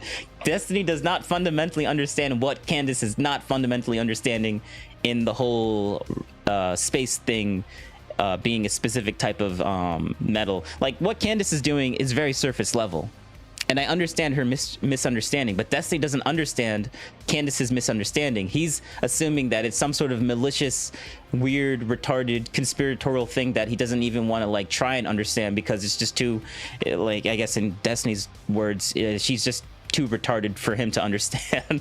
I guess that's what he would maybe characterize it as. Like, that's the thing though. But let's just let him rant on this. Ball. Like, he's just gonna go into a whole loop of weird nonsense, and then at the end of it be like, realize all he needs to do is like talk about the transfer of heat. Like, he went into the whole like metal holds more heat and cotton holds less heat or something like that. I'm just gonna let him talk. How hot this could get, 150 degrees, and all I'm saying is that he overcomplicates it for no reason. Press it into your arm, it wouldn't really matter because it doesn't hold very much heat. It doesn't have the capacity to hold much heat at all. But if you were to take yeah, see, he's gonna harp on the holding of capacity. Like, that's not the thing that she's misunderstanding. Like, she's not that deep into it. But okay, all right. Like a piece of metal that was like 120 degrees, even though it's like 30 degrees cooler than the cotton ball, and press out to your skin, you could get burned, or you could melt your, I don't know how much heat you would need to do it. But the oh crap, the actual capacity to carry. All right, my system's gonna like slow down for a second because I forgot to change the settings of this game. So whoops. Energy is needed to change the temperature. We'll lag for a little bit. Sure. You're talking about heat transfer? No, I'm not. See? Here's the guy explaining exactly that. Oh, hold on. He can explain.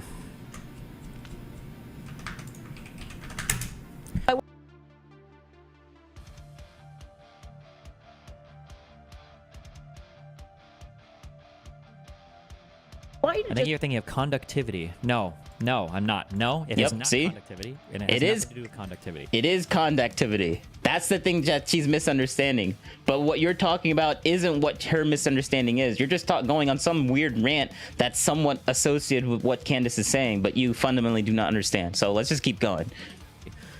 What I'm talking about is that there are certain materials, that one guy phrased it better, where you need more energy to raise it 1 degree than another type of material. Material that requires a ton of energy to raise it certain degrees will also transfer more energy when you're putting them against things where heat is transferring, because it takes a lot of energy to, you wouldn't say it takes energy to cool it down, but more energy is leaving it, or more heat is leaving it. Heat capacity, is that what it's called? I thought it was specific heat. Or maybe this refers to the heat capacity. They're basically the exact same thing. They use it interchangeably. The amount of heat that must be added to 1 unit of mass of the substance in order to cause an increase of 1 unit in temperature. It is also referred to as massic heat capacity or as the specific heat. Oh, okay, fuck you.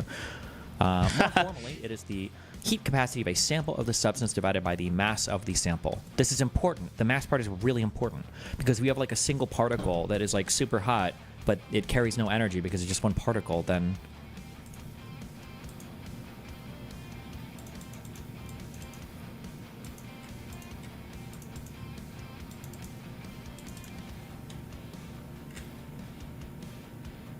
just Google the temperature of the Van Allen belt. And then I want you to Google what material the shuttle was made out of. This literally doesn't make sense. Actually, it does make material. It does make sense. Because she thinks it would melt. See, I told you. See, he literally did not understand what Candace was misunderstanding was. And now he realizes that he went into this weird, like, random rant for no reason. Like, oh, that's what she that's what she doesn't understand. It'll melt. It's very surface level, Destiny. I think maybe he may have given her a little too much credit. But like, he's stuck in his own world, I guess, honestly. Okay. All right. It's time to switch back, boys. I think of a statement. I don't know if this would be true or not. You could I think you could make the statement that all of the particles that come off the sun have the same temperature, but you're exposed to less of them as you move away from the sun because of the it's called the wait, let me do an audio check.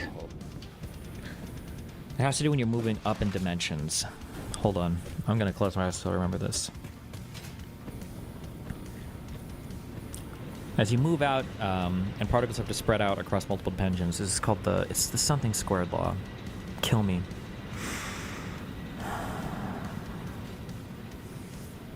Inverse square log. Yeah. All right, we could actually... I'm trying to think if that would really... Yeah, I think it would apply. Just because I don't know what else to say. Temperature alone of something doesn't dictate what it actually does. Like, I guess in a really layman sense, it kind of does on planet Earth, because we don't really think about things existing in, like, these massively different densities. Because on Earth, things are, like, within a relative sameness of density. A thing that's hot is always going to be hot. Although some people have pointed out in chat that there are things where, like, you can pull, like, tin foil out of an oven and you won't get burned, but you couldn't pull, like, a pan out of the oven, I guess, because the aluminum foil or the aluminum foil or whatever can lose the heat much quicker because it doesn't hold as much heat. Because it does.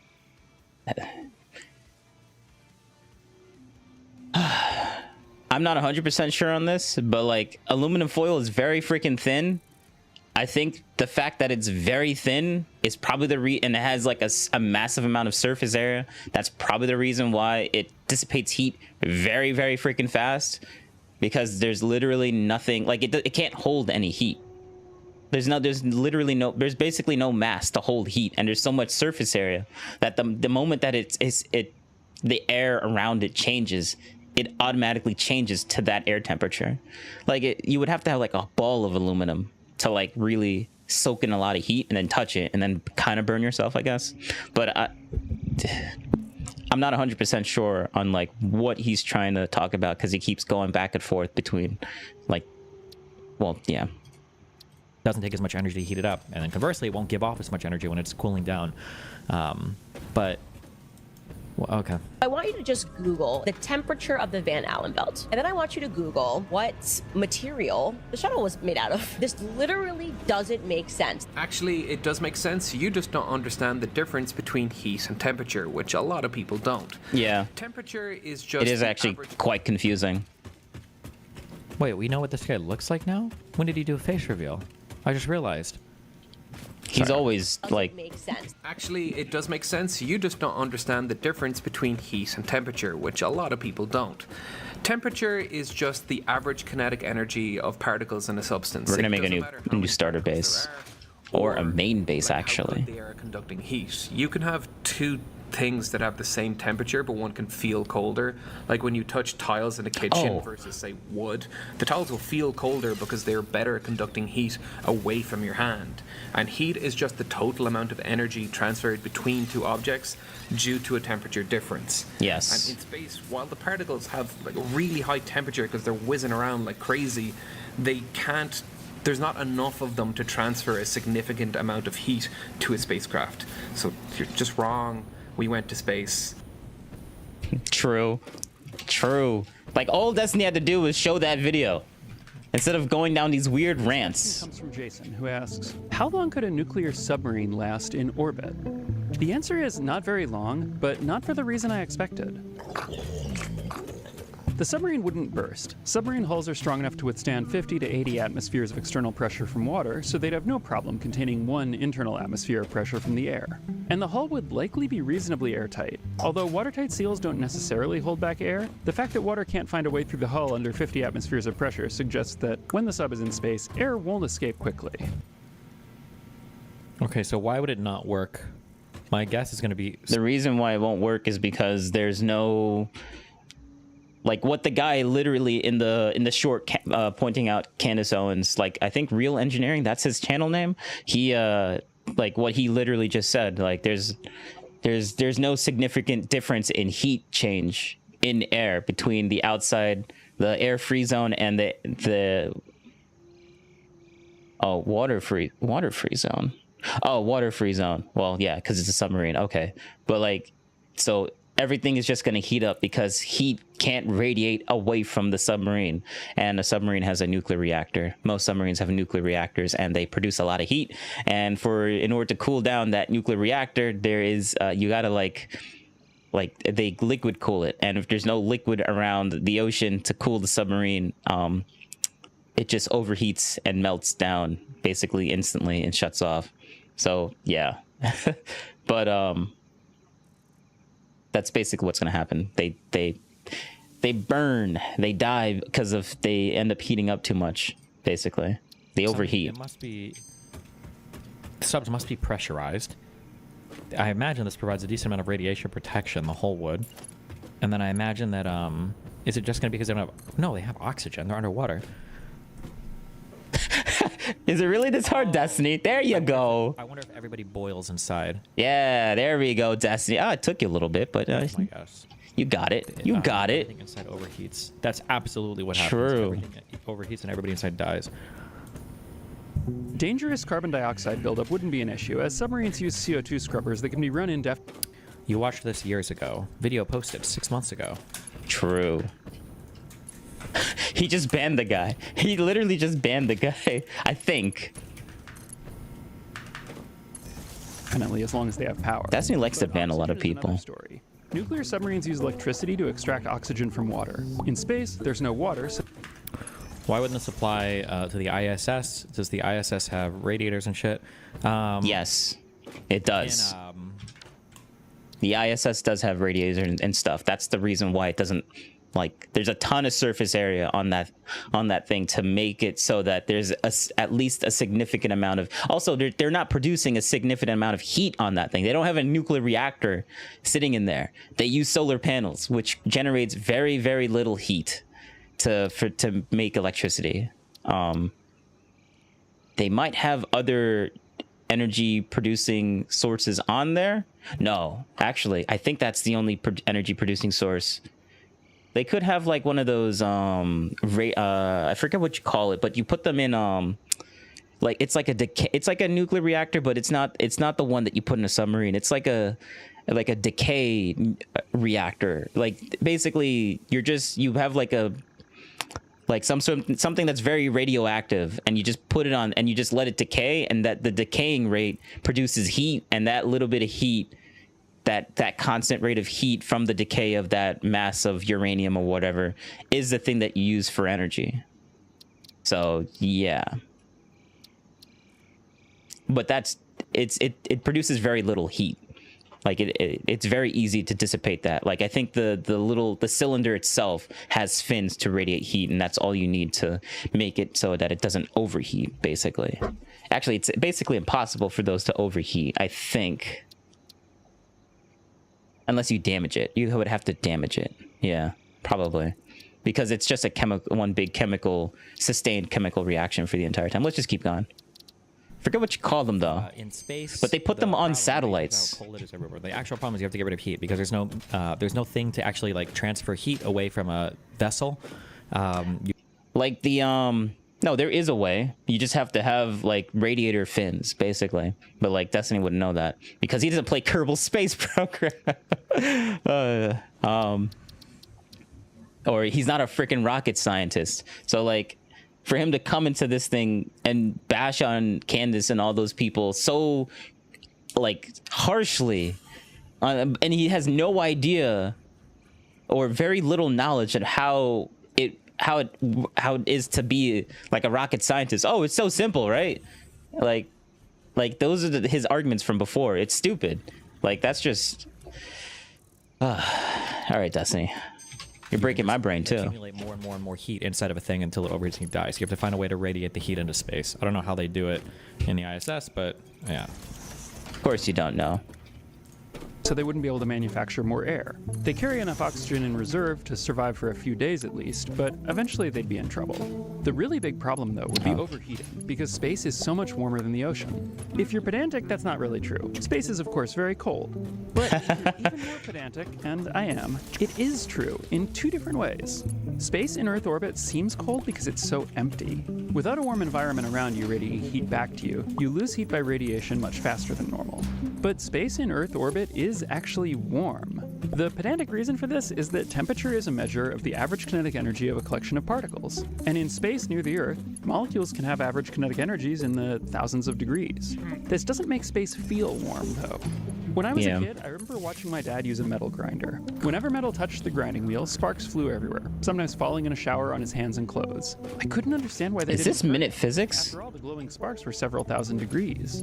I later learned that the reason the sparks didn't hurt him was that they were tiny. The heat they carried could be absorbed into the body without warming anything more than a tiny patch of skin. The hot molecules in space are like the sparks in my dad's machine shop. They might be hot or cold, but they're so small and there are so few of them they don't change your temperature very much. Instead, heating and cooling is dominated by how much heat you produce and how quickly it pours out of you into the void.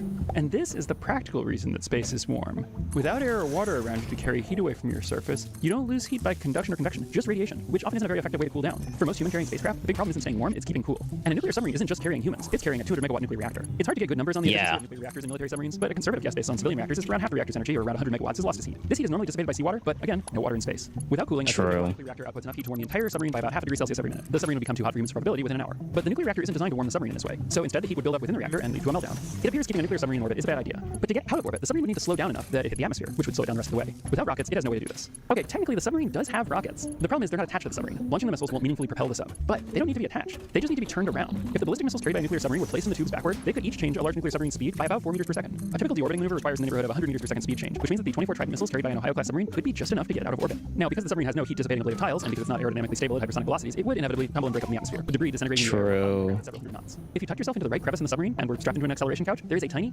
chance you could survive the rapid deceleration of the atmosphere. Then you need to jump out of the wreckage with a parachute before it hit the ground. If you ever try this, I have one piece of advice that is absolutely critical. Remember to disable the detonators on the missiles. That was a good video.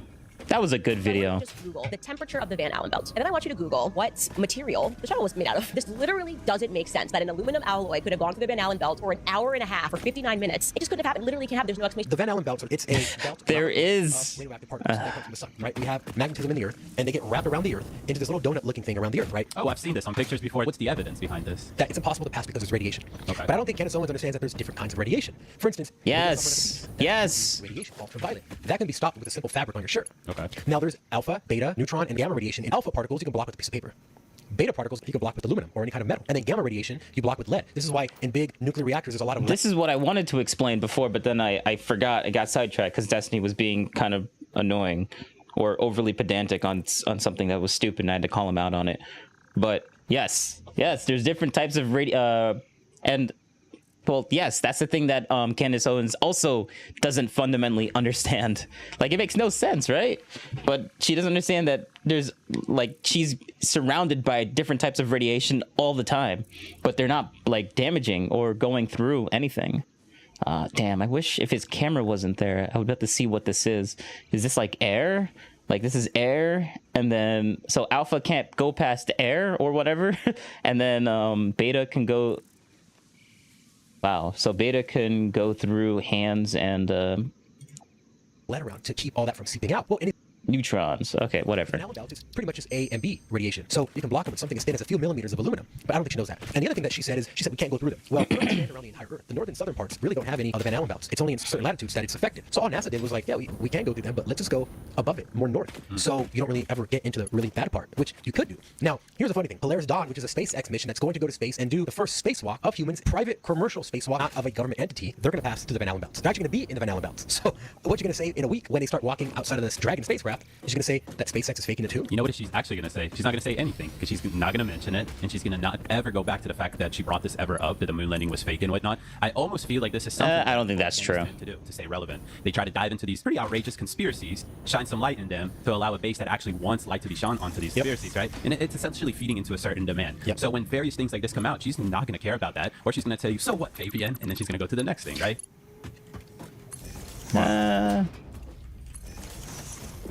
I doubt it. Why is this mic double? Oh, we can tell you. Hold on.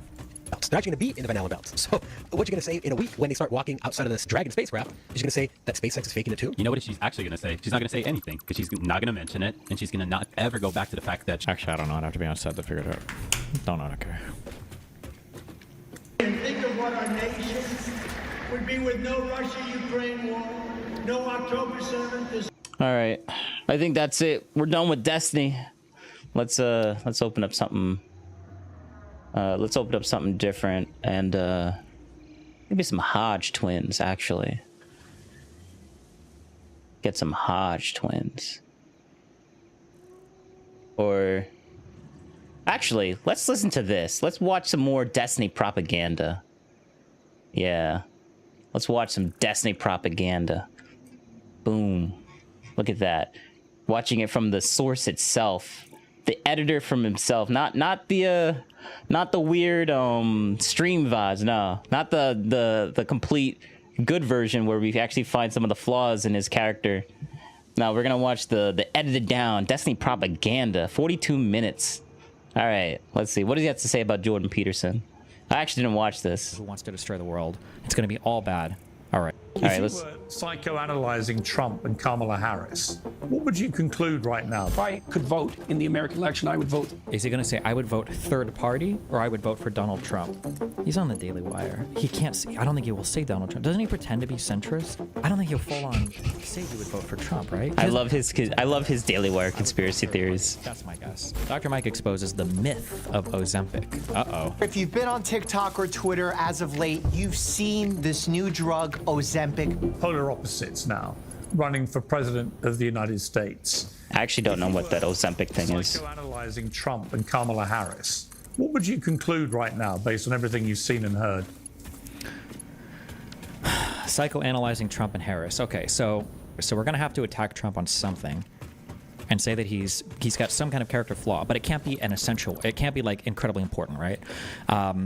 It can't be something that's really important. So maybe something like Trump is maybe a little bit too unhinged, but probably because he's been attacked so much by the media. So he's a bit like a scared dog in the corner, or like a scared cat, you know. But like he's a good man and he's trying to do what's right. But Harris is that's exactly what he's gonna say. Post-Marxist, post-modernist, post-Democrat, liberal, progressive, commie father who wants to destroy the world. It's going to be all bad. Commie father. Yeah, we got to add the commie father. Well, whatever that's supposed to mean. American election, I would vote. Third, is he going to say, I would vote third party, or I would vote for Donald Trump? Oh, yeah, because he's Canadian. I would vote for RFK. RFK's already dropped. I would vote for a third party candidate. He's on the Daily Wire. Third party or Donald Trump? I would vote. He can't see. I don't think he will say Donald Trump. Doesn't he pretend to be centrist? Donald Trump or third party? I don't think he'll full on say he would vote for Trump, right? He doesn't have to. He's not even an American citizen. I would vote third party. That's my guess. Vote for Trump. Me. Okay, never mind. Just kidding. All right. Wow. Wow. Well, if I could full vote sellout. In the election, I would vote for Trump.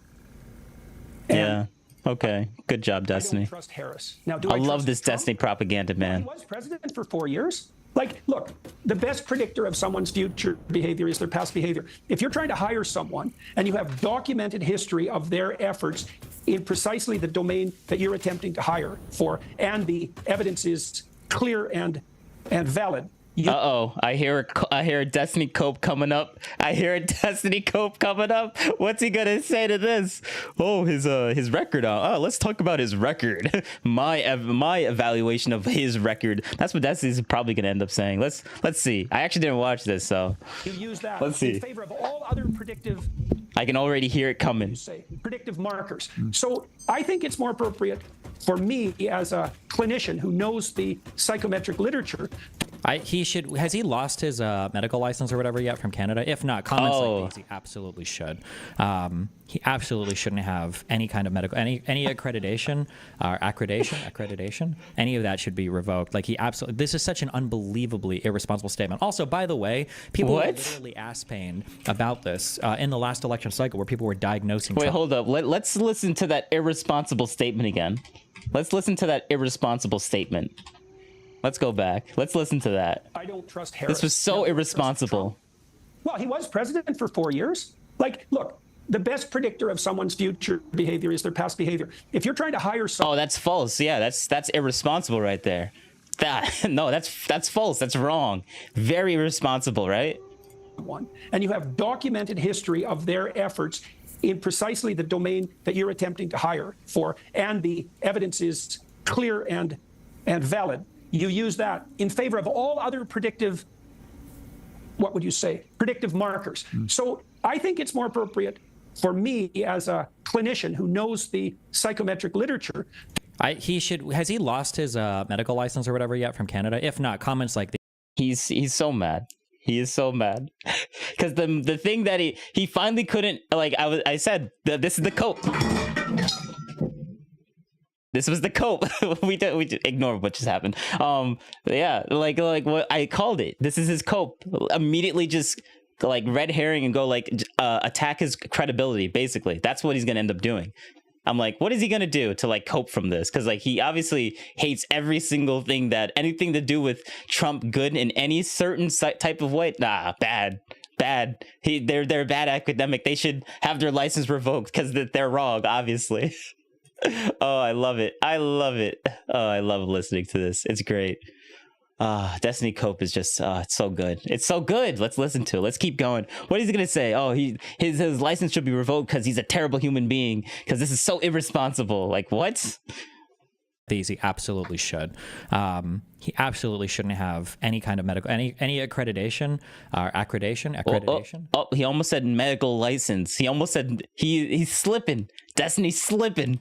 Any of that should be revoked. Like, he absolutely, this is such an unbelievably irresponsible statement. Also, by the way, people were literally ass-pained about this in the last election cycle, where people were diagnosing Trump as crazy. In the United States, it's called the Goldwater Rule, right? Prohibits members from offering psychological opinions about individuals whom they had not personally examined. Peterson has not personally examined any of these people. Now he's literally saying, as a psychometrician, I'm going to tell you based on the clinical shit. Like, you can't, that's such an inappropriately, disgustingly horrible thing to do, but... Predictive... Wait, how? What would you say? Predictive markers. So I think it's more appropriate for me as a... Wait. He's trying to psychoanalyze like... Hold up. Wait a second. So Destiny thinks that he hasn't like talked to these people, therefore there's zero basis for him to give any opinion whatsoever. But literally what Destiny does not understand, that he's completely forgetting, and why Destiny's wrong about this, is that he has been talking. He has a lot of information. Like Harris, maybe not so much because she dodges interviews left and right, but like there's lots of, obviously, like there's tons and tons of interviews with Trump and him talking. So like Peterson can just listen to that and then give an evaluation. It's not like he doesn't know the guy at all. Zero. Like Trump was in office for 4 years. Like he's like saw that, he's noted that. Whether he saw Trump in person or not, like, oh, this is very irresponsible. Like he doesn't even know the guy. I'm like, what? I think that's Destiny's argument here and why he's saying it's so irresponsible.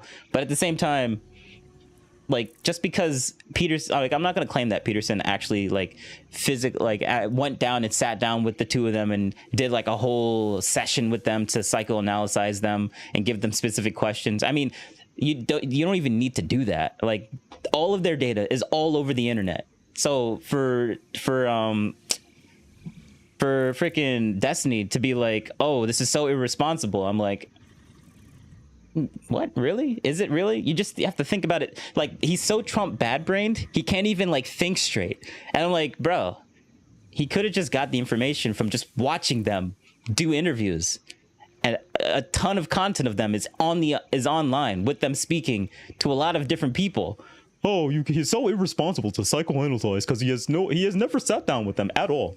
I know that's not the argument that he made. I mean, no, that is the general argument that he made, but that's not like, I'm not saying what he said verbatim. Like, I'm obviously making what he's saying sound retarded, and then he's like, oh yeah, well, yeah. But if you just listen to what Destiny said, it would sound great. But like, I need to show you the absurdity of his nonsense and his like why he's saying these things. It's stupid. It's stupid. I'm only 3 minutes in and we're I mean, I'm just glad I'm streaming this and not like worrying about how long the video is going to be, and I could just keep talking and then not have to edit things down. This is great. This is great. Clinician who knows the psychometric literature to point out that, independent of Trump's personality, which tends, by the way, to be a relatively weak predictor of behavior.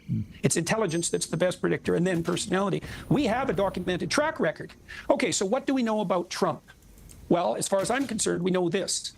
Decent economic performance, markedly stable internet. Like he doesn't, like Peterson doesn't know anything about any of these topics. Decently.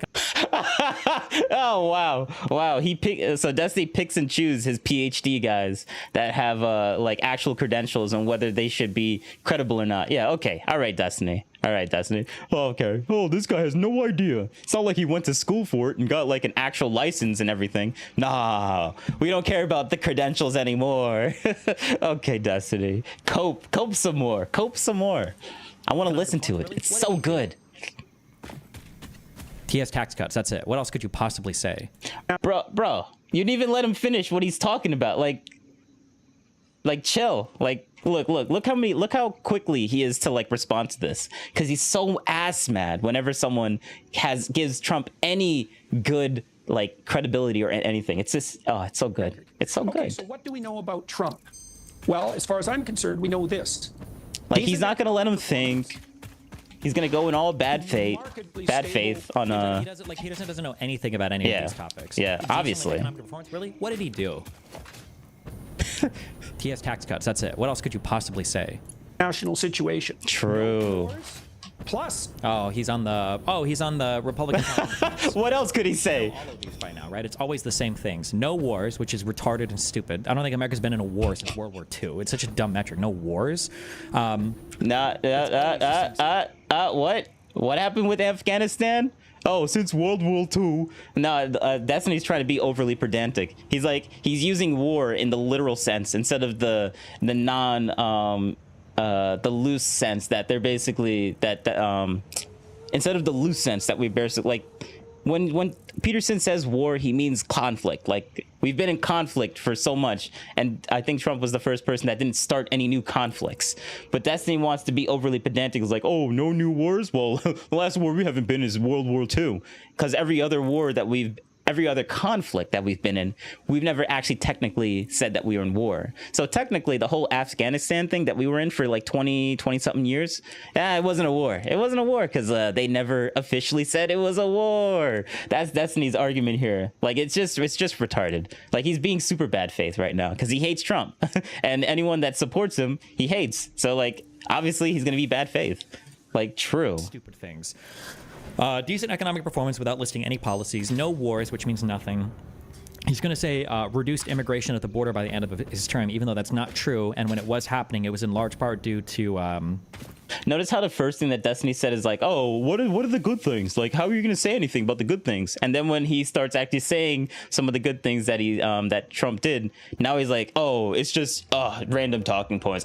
We can just blow it off. Yeah, we're just going to name off all the talking points that conservative says. Yeah, like it's funny how he went from, oh, we have no idea to like, oh, actually, we do have an idea.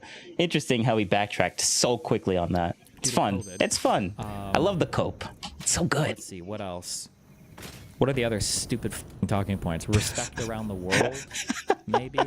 I don't know. And that's something. No wars. Plus, he established the Abraham Accords, and they've held even after October 7th, and everybody in the State Department... Oh, Destiny didn't say anything about the Abraham Accords. Oh, is he going to cope on that now?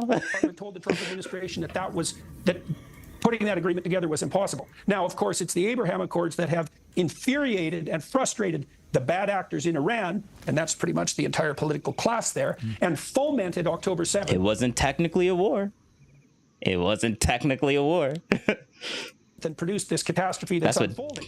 That's what Destiny would say. Who did he hear this from? So even if he knows this, then how can you say that the Abraham Accords were a good idea? Wait, did he say? Wait, maybe he. I don't think he said that it was a good idea, but I wasn't really paying too much attention. Let's go back. Putting that agreement together was impossible. Now, of course, it's the Abraham Accords that have infuriated and frustrated the bad actors in Iran, and that's pretty much the entire political class there, and fomented October 7th and produced this catastrophe that's unfolding. He actually... Who did he hear this from? So even if he knows this, then how can you say that the Abraham Accords were a good idea? Well, it was something instead of nothing. It was a good idea for Israel. So what if who cares what the other guys are doing? Like, I think that was the whole point. It's a good thing for Israel and the United States and other countries around them, except for the ones that it didn't mention. Like, Yeah, so what? It stirred up these things, but like, bro, no, like, there's no such thing as the perfect solution. Like, okay, all right. I think Destiny's trying to look for a perfect solution or a perfectly good thing that that he needs to mention to make Trump's case, but like, no, this is overall a good and a positive thing. Like, yeah, there's some downsides, but like, there's gonna be compromises. Yeah, that's the word.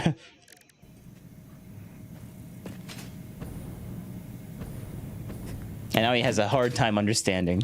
Okay. Putting that at the feet of Donald Trump is a very ill-advised thing to do. Why? Wait, so are we putting it at the feet of Joe Biden? So I would say... Oh, that's what he said?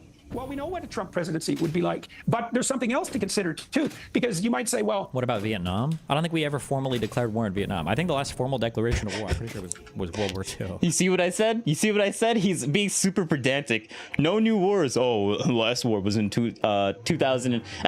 World War I. But, like, now we're going into, like, yeah, I mean, like, how we normally do. Like, we haven't actually technically officially declared war in anything since World War I, and that's what he meant. He's being overly pedantic for a reason. Like, he doesn't like what he's saying, so he's not being charitable at all. So he's just being overly contrarian, just to be contrarian because he doesn't like the guy, basically. Well, we know what a Trump presidency would be like, but there's something else to consider too. And if you don't like the word contrarian, just say bad faith. Round one, and now it's round two, and Trump is older, and although I think he's actually modified his behavior to some degree as a consequence of being beat up so thoroughly over the last 5 years. And yeah, true. Beat up. Yep, the media is attacking him, and he's like, this is the cat in the corner. Here it is. He's a bit defensive. He's also... Yeah, there it is. Bro. Like, there was literally 2 assassination attempts. Oh, it's nothing. He's just been beat up a little bit. Oh, bro. Oh, okay, yeah. Those assassination attempts, him almost going to jail because he overpaid in taxes. Like, bro. Okay, all right. Okay. Oh man. Like he got convicted on literally paying too much in taxes, or falsifying records, which means paying over, like not paying enough or paying over. And in his case, he actually paid over at the end of it, and that's technically falsifying taxes. So, like, yeah, tax fraud. He's a criminal because of that. He's a criminal, not liable. Like the first thing that was kind of stupid. Oh, he was liable for the R word. Not retarded, the other R word, because of some sort of allegation. He was ruled liable for it. I'm like, that doesn't mean anything.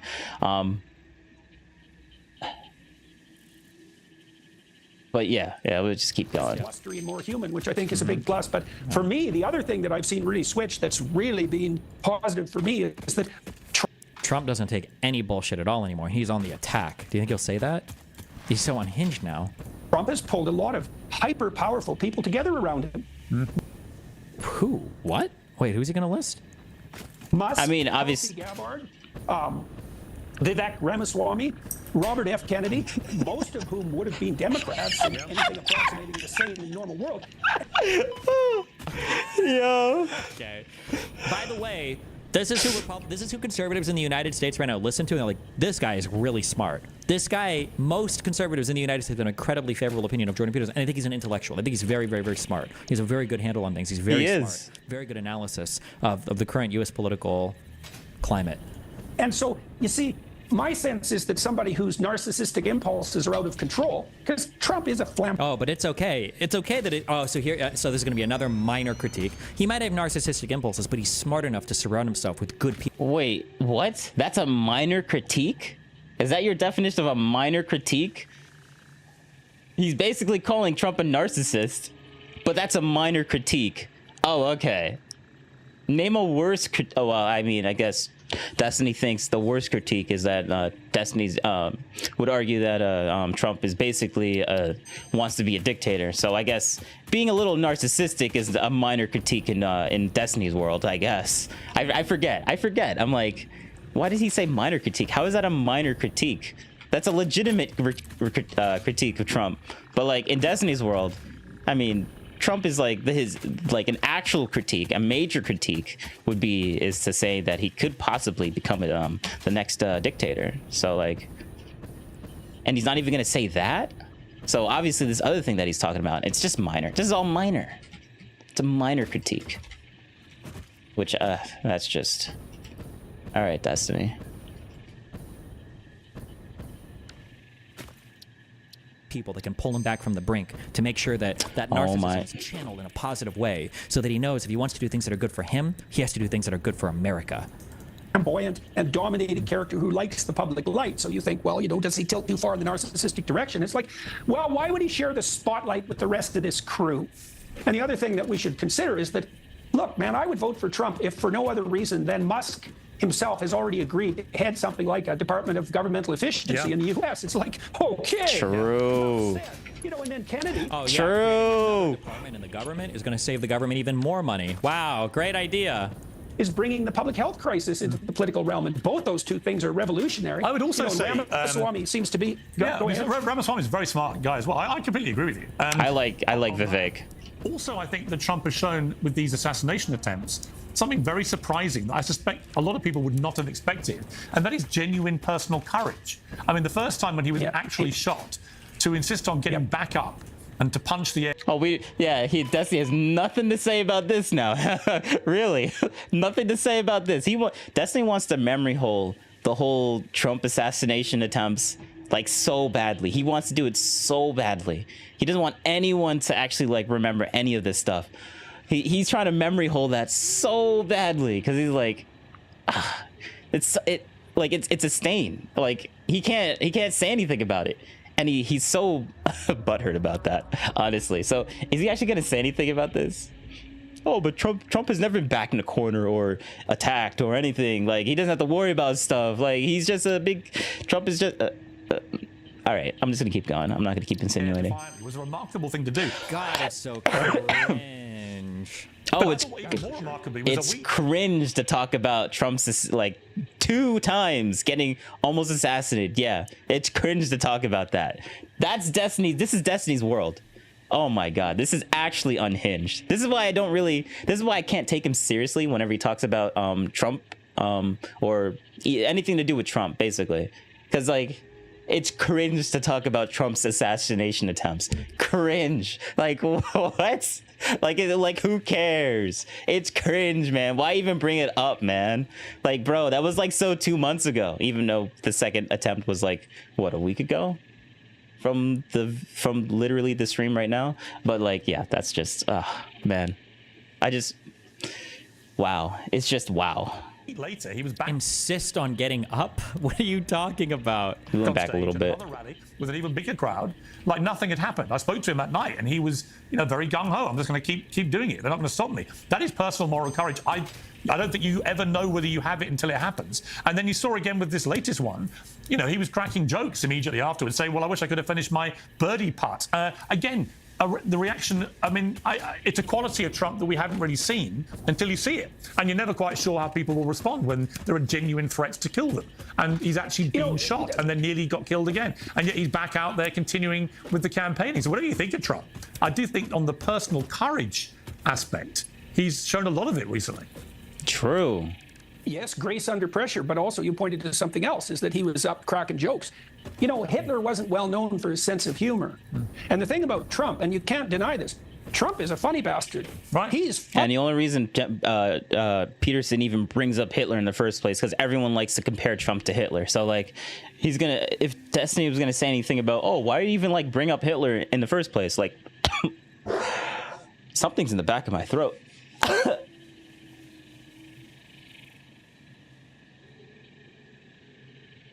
Ow, it's like a tickle, though. It's like a tickle. Maybe because I'm... Uh-oh. Uh-oh. I think I need some water.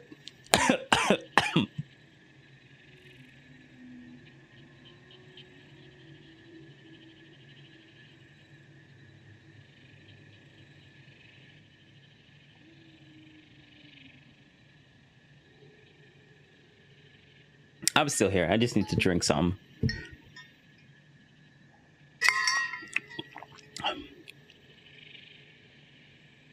I spilled some of my water, but we still got enough. Or maybe I'm just talking too much. This is kind of nuts.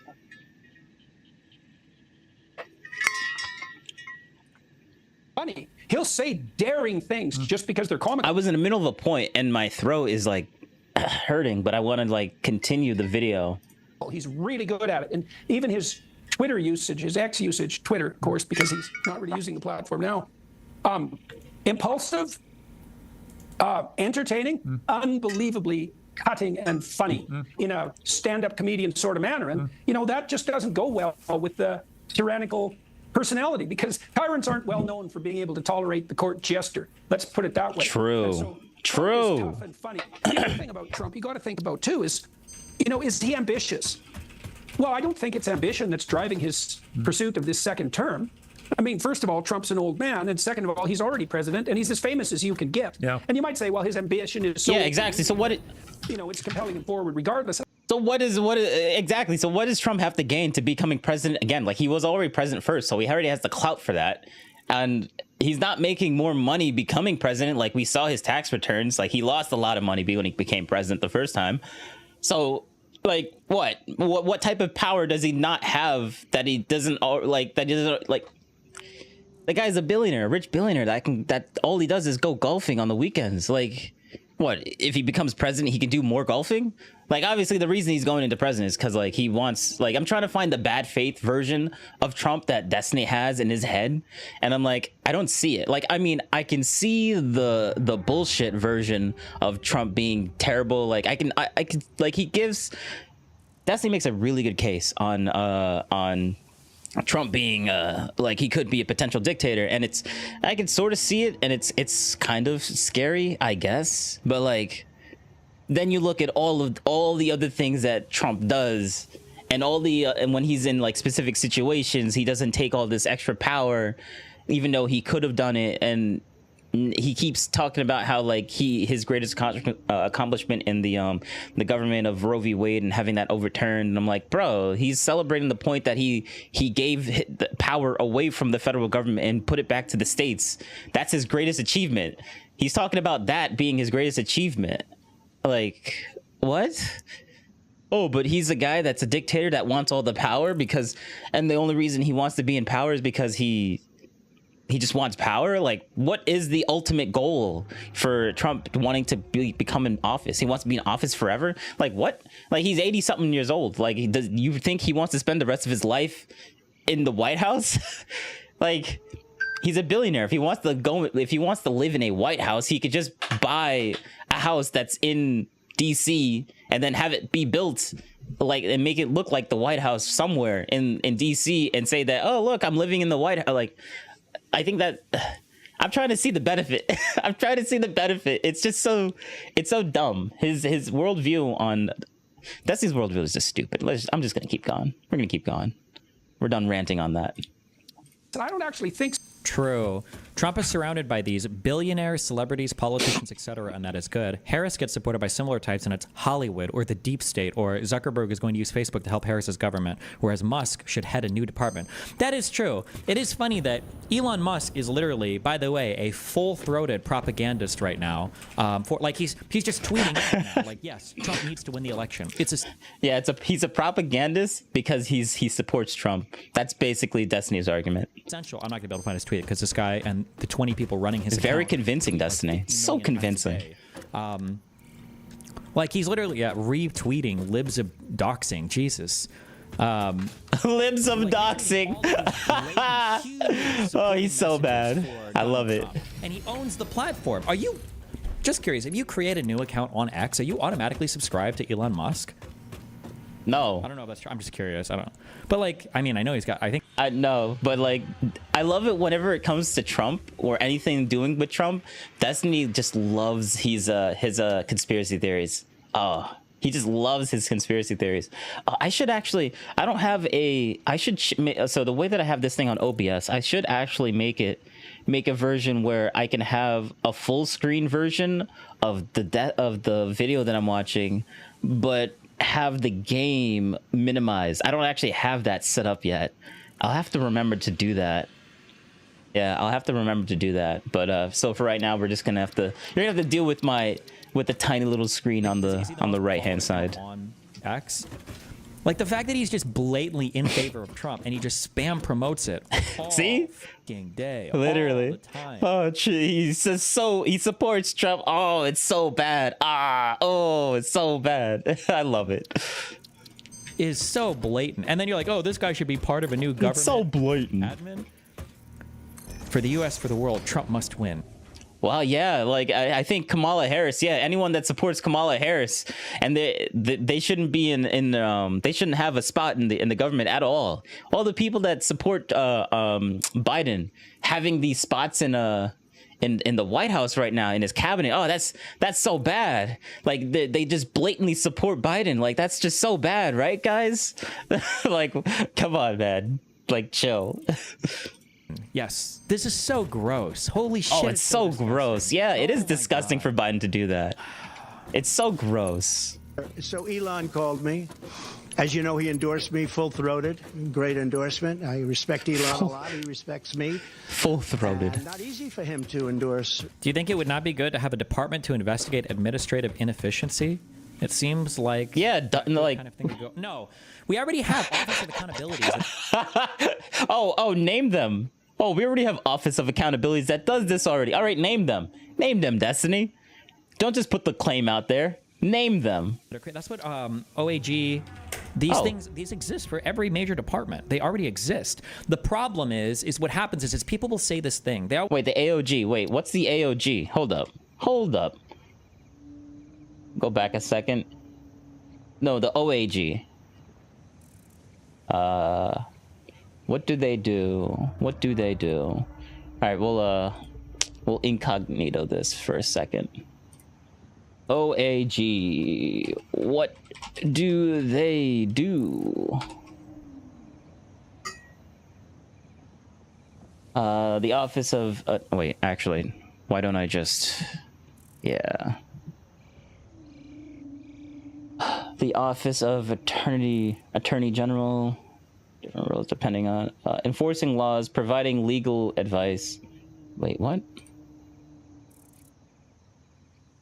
Interest in areas like consumer protection, child support. What? Wait, so this investigates the government? Like the whole point of him bringing this up, oh, we have things that sort of do certain things? Like, wait, this just sounds like okay, proposing legislation representing the state.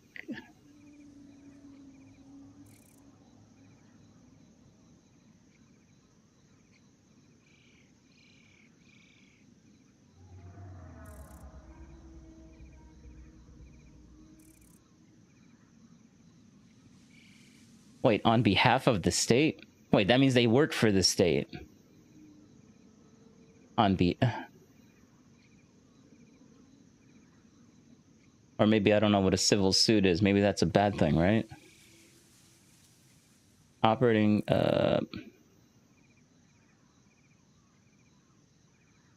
compensate victims. Oh, okay. All right, that's one thing. They help compensate people that are victims of, I guess, the state.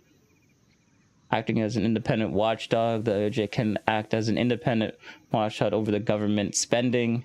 How effective is that? Like, there's probably... Actually, here we go.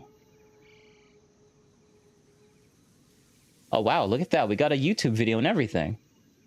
If you own a home in Westchester County or upstate New York, you could get the latest solar panels installed at...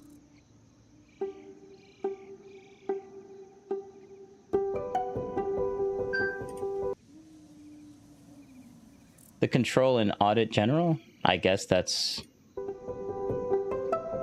What? No other organization, public or private, has the overview of the whole public sector that the authority or the AG has. Wait, hold up. Oh, the OAG. That's what... Okay, all right. Yeah, we'll continue this. It's important that we live in a country where there is a high level of trust and confidence in government and in the... Is this America? Hold up. Wait a second. Watch this video about in New Zealand's public. Bro, I'm looking for something for America. What? Government. Hold up. Did I just type this wrong?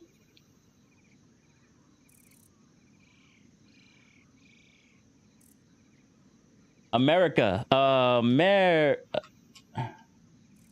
Or USA.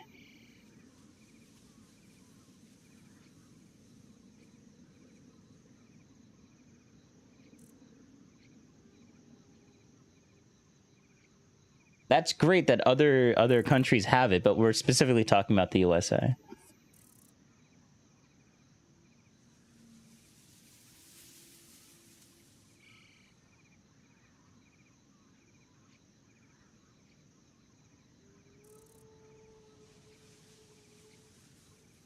Oh, protects the public's rights to access information from the government bodies. Okay, all right. I mean, yes, that's a good thing.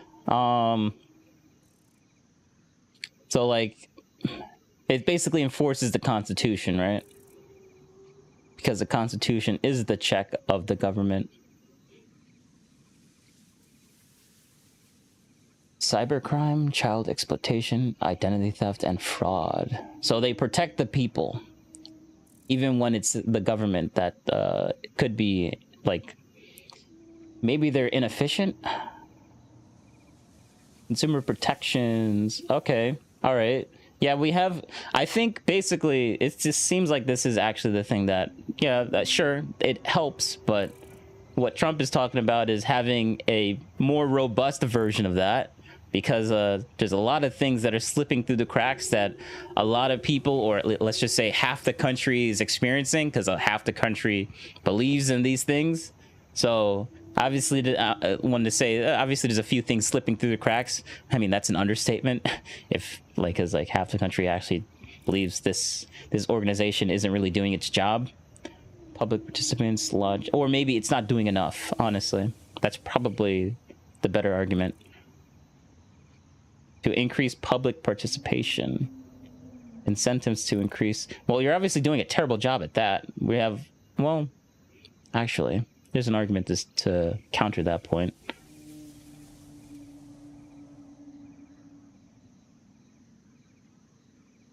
Public education. Interesting.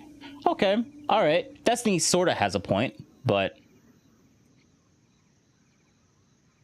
not really. Every major department, they already exist. The problem is, he uses that one thing. Oh, they already exist. Well, obviously they're not doing enough, Destiny. That's the whole argument. But you're just going to completely ignore the fact that that argument exists. All right, Destiny, let's just keep going, I guess. Say this thing. They always say, like, we're going to go line by line through the code. We're going to go line by line. Nothing ever comes of any of this ever. People always have this delusion. People always have this. It's just a delusion, man. Departments are so inefficient and bloated. I'm going to go in and make. Yeah, 50% of the country is just in a delusion. All right, Destiny. That's a good argument.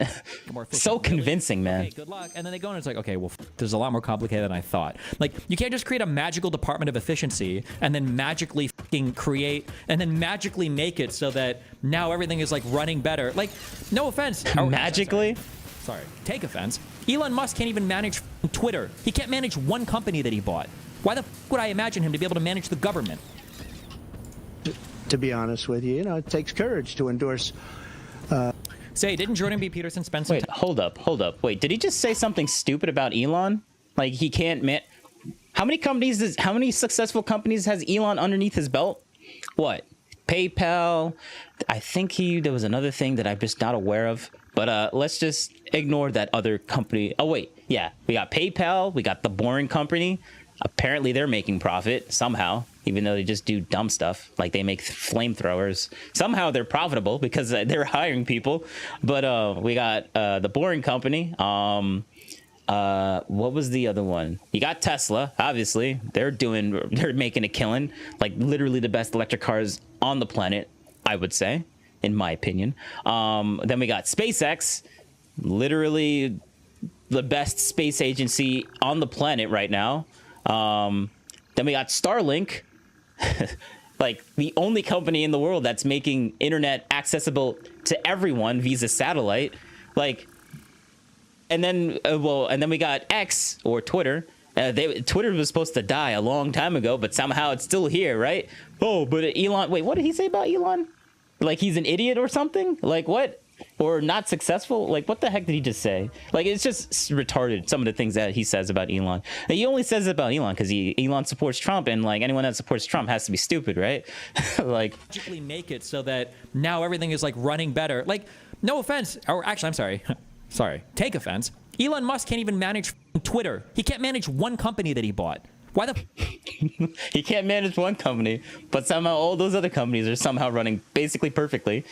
And like, wasn't X supposed to die? Wasn't Twitter supposed to die? I already made this point, but like, yeah, okay, all right, Destiny. Would I imagine him to be able to manage the government? It just sounds like cope, honestly. To be honest with you, it takes courage to endorse. Say, didn't Jordan B. Peterson spend some time in Russia not so long ago? I feel like it was right before he went off the deep end. Not saying, just saying. True. I think somebody said Kanye West did too. I'm not sure if that's true or not. But yeah, apparently we can't do. Destiny's on his whole Russia bad. Well, I'll not say Russia bad. His Russia conspiracy theory arc right now. Like he's just. Like how Joe Rogan loves like, you know how Joe Rogan and they were talking about how like they were talking about like he likes the conspiracy theory that we didn't even go to the moon landing, and the moon landing was kind of like we don't know, and I'm sitting here being like, so what if he doesn't believe that we went to the moon landing? Like, it's not going to change anything. But Destiny is on his arc of conspiracy of like everything that has to do with Trump always leads back to Russia. It just has to. So he's on this whole Russia arc. Like everyone that like he thinks the Daily Wire, he thinks Tim Pool, he thinks Steven Crowder, he thinks all the big political people on the right are all just funded by Russia. Like that's his main point right now. And he's on this arc right now. And it's honestly kind of hilarious because it's just a giant cope. Because like he feels like he's on X now, and he's like, oh, there's so many bots.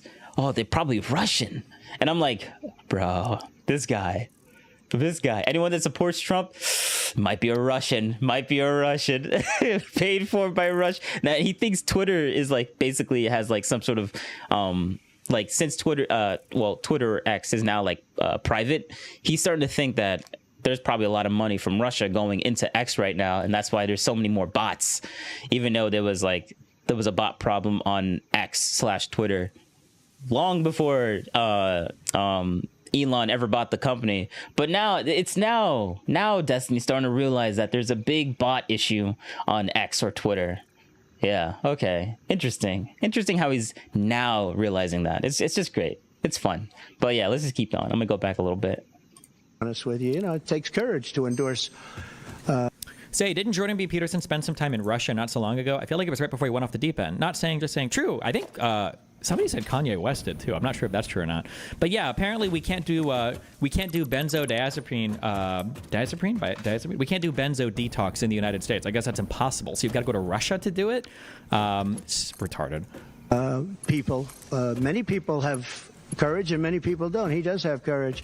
And Elon endorsed me, and he asked me whether or not I'd do a show on Monday, and I think it's going to be Monday night. And I believe he's the host of the show, so it'll be very interesting. A lot of people are talking about it. I look forward to it. That'll be so cringe. It's cringe. Has to be. All of it's cringe. Oh. Yeah, even the what do you call it?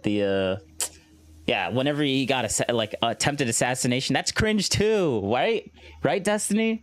It's not like he literally said that right after they talked about the assassination. It's just cringe. Okay. I was just wondering how much the Kremlin is paying Kim Iverson for her efforts to try to split the vote in favor of Trump. Oh, here we go with Russiagate, huh? Oh. Yeah, loads of money. I bet Destiny would be like, oh, since I support or I'm not indifferent on Trump, I must be paid by the Russians too, right? Right, Destiny? Becoming a millionaire as we speak. Well, to be fair, you did receive some money from a Syrian-funded foundation, right, for some of the work that you've done. Yeah. There were, I don't know if they were funded by Syria. That was something that some investigative journalists said, that these people were somehow. Man, that question really that messed with her. Like, she wasn't confident in that answer, which makes it seem like that she's hiding something. Like, I'm not gonna lie, like, Destiny's obviously picking that up and he's about to say it, but I want to say it first because I know he's gonna harp on that for a really long time, because well, let's just see. I haven't actually watched the video. I'm only 13 minutes in. I'm probably like over an hour long of like just talking over it, but whatever. Connected to Syria. You don't know about the source of money you've received. There we go. There we go. You would do more research there. I won an award that was. He didn't harp on it as long as I thought he would have. Journalists, and I was never told why I won the award, like for which coverage in particular, and I was never told. When is this from? 4 years ago. There was a Syrian org that was like giving a bunch of money and shit to people, and yeah, she was one of the people that received it for her wonderful work denying all the Syrian atrocities. Just like that was it. I was never said, they never influenced or said anything. I literally don't know for which coverage. I only figured out the coverage later when I actually had an opportunity to meet with one of the members of that fund, and he was Iranian, and he was specifically discussing my coverage on Iran. So I don't, I heard that, but those of us that received it said, all of us had the same. We were not even contact. We don't know we didn't know anything. It was completely, for us, they didn't come and say, hey, we like your coverage on Syria. Here's an award. That just didn't happen. They didn't say anything. Okay. Do not eat when you want to. A lot of managing weight is changing your appetite through new habits. I think there are some habits that help with food eating. Can you send me, hold on, wait, I've got 5 emails. Can you send me a Google Calendar invite for this meeting so I 100% won't miss it? Thank you. I think intermittent fasting is a good habit to pick up, not because I believe in any of the weird metabolic things that people say. True. Intermittent fasting, that's literally what I do. I do such a terrible job of it though, but like, yes, that's what I do. But like, he's about to, because like he knows that people on the right say this, so he needs to hedge really hard. He's like, I know this is something that's a good thing, but like I know a lot of people on the right say it, so I gotta hedge now, and like blah, blah, blah, blah, blah, blah, blah, blah, blah, and like is it hedging, or is it like, oh no, what did I just do? If you were psychoanalyzing Trump and Kamala Harris, what would you? Don't worry. I think intermittent fasting is a good habit to pick up, not because I believe in any of the weird metabolic things that people say happen, but because it keeps you from eating food at times of the day that you shouldn't be. Like, nothing that you eat past 9 o'clock is probably ever going to be good for you. You're probably always eating dog shit food late at night. He has a Interesting. Oh, but also eating. Finding food that's satiating is really important too. Like, people don't realize the difference in satiation between like protein-heavy food or unprocessed food versus like ultra-processed food. Like if you like an ordinary buttered croissant, right? Can we find that? Starbucks croissant nutrition. Does the Vyvanse help with appetite control? Ah, sweet. Okay. A buttered croissant from Starbucks is 250 calories. I feel like the average person could put away 2 croissants very easily, and you'll be hungry again in an hour, right? These are not like very fulfilling. Whereas like the standard go-to would be. This is why people do the chicken and rice meme so much, right? But like one skinless, boneless, cooked chicken breast is about the same calories, right? Yeah. It's probably a lot harder to eat 2 full chicken breasts versus 2 butter croissants, and the chicken breasts are going to leave you full longer because it takes your body longer to digest the protein and work through everything. Whereas the butter croissants are going to be digested, and the sugar is going to be absorbed like instantaneously into your body. See, whenever Destiny isn't talking about anything political, he's smart. Like, he's very smart. Because he's not playing into some sort of, well, yeah, like he is very smart. Like, that's why I listen to him. He's smart, he's funny, and he's intelligent, but whenever he talks about Trump, I just write it off because like he's just being a partisan hack at that point. Very efficiently. Your body is very good at holding on to calories. It's expensive, cheaper than ordering though, but for an unhealthy loser, work from home, or neat gamer, just walking to a place to eat is healthy because you won't order too much and you walk there. I mean, walking is good, but you probably still order a lot, right? For Vyvanse helping with appetite control, I feel like stimulants will help you in that they get rid of like 4.8. All right, that's fine. As in, so just 5. I'm just gonna make 5. Why not? This is an ADHD no, it's not an ADHD code. I need to stop saying that. I feel like before, if I had like a box of cookies or whatever, that thing is gone in one day. Like anytime I walk by the kitchen, I will be eating 2 cookies. There's no way, right? Or like when I was in airports, like the desire to buy something and eat it was so fucking strong. But I feel like on Vyvanse, I don't have the same impulse. I can still like eat cookies and stuff if I want to, but it's not. All right, I got a BRB. I gotta go do something. I just read a text and I got immediately frustrated. All right. Give me a second. I'll be back in like a minute. Listen to some music, I guess.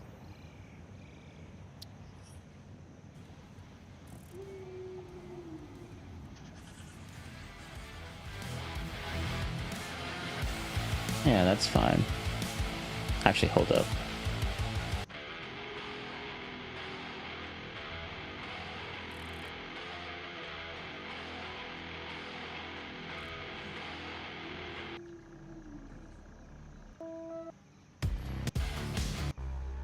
There's a nice song that I want to listen to.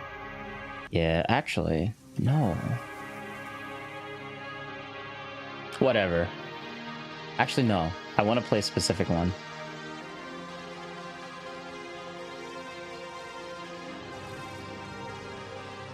I think it's in part 1.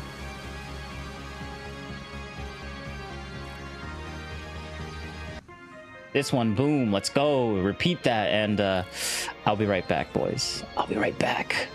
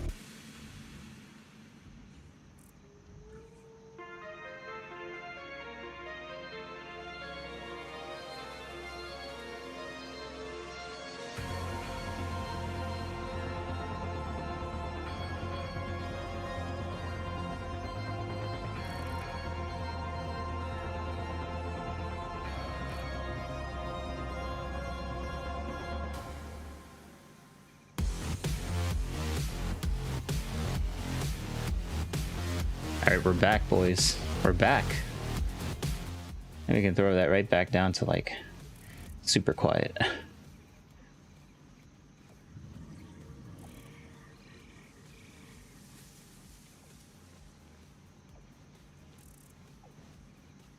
Yes. Actually, but we don't even need the music. Not like I just don't have like the same impulse eating bullshit. So stimulants will help you in that sense, but in terms of absolute reduction in appetite, I think they help a bit too. I think you can off-label prescribe, or might be on-label prescribe amphetamines for minor weight loss, but now people are doing Ozempic. That Ozempic thing is going to change the composition of our bodies a lot. That's going to be crazy. I simply don't get hungry at all on ADHD meds. I feel like I was like that for a month or two, but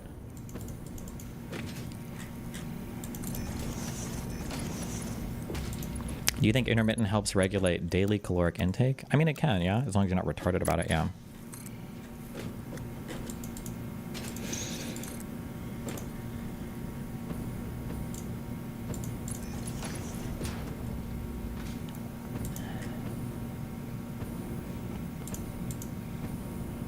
Do you think Ozempic will bring healthcare costs down overall over time?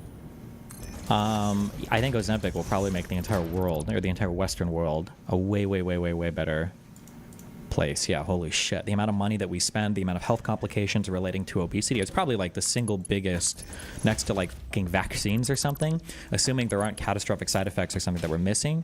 Yeah, it's probably... yeah, you guys can be the guinea pigs for that. Medical breakthrough. Wait, is the Ozempic... Is that Ozempic thing like a freaking... Is that like a weight loss drug that actually works? Is that like the way that he's talking about it? It makes it seem like that's what he's insinuating, but I have no idea what Ozempic is. I think it's strictly insecure people who shit on Ozempic. They want the credit for the work they put in over the health of their community.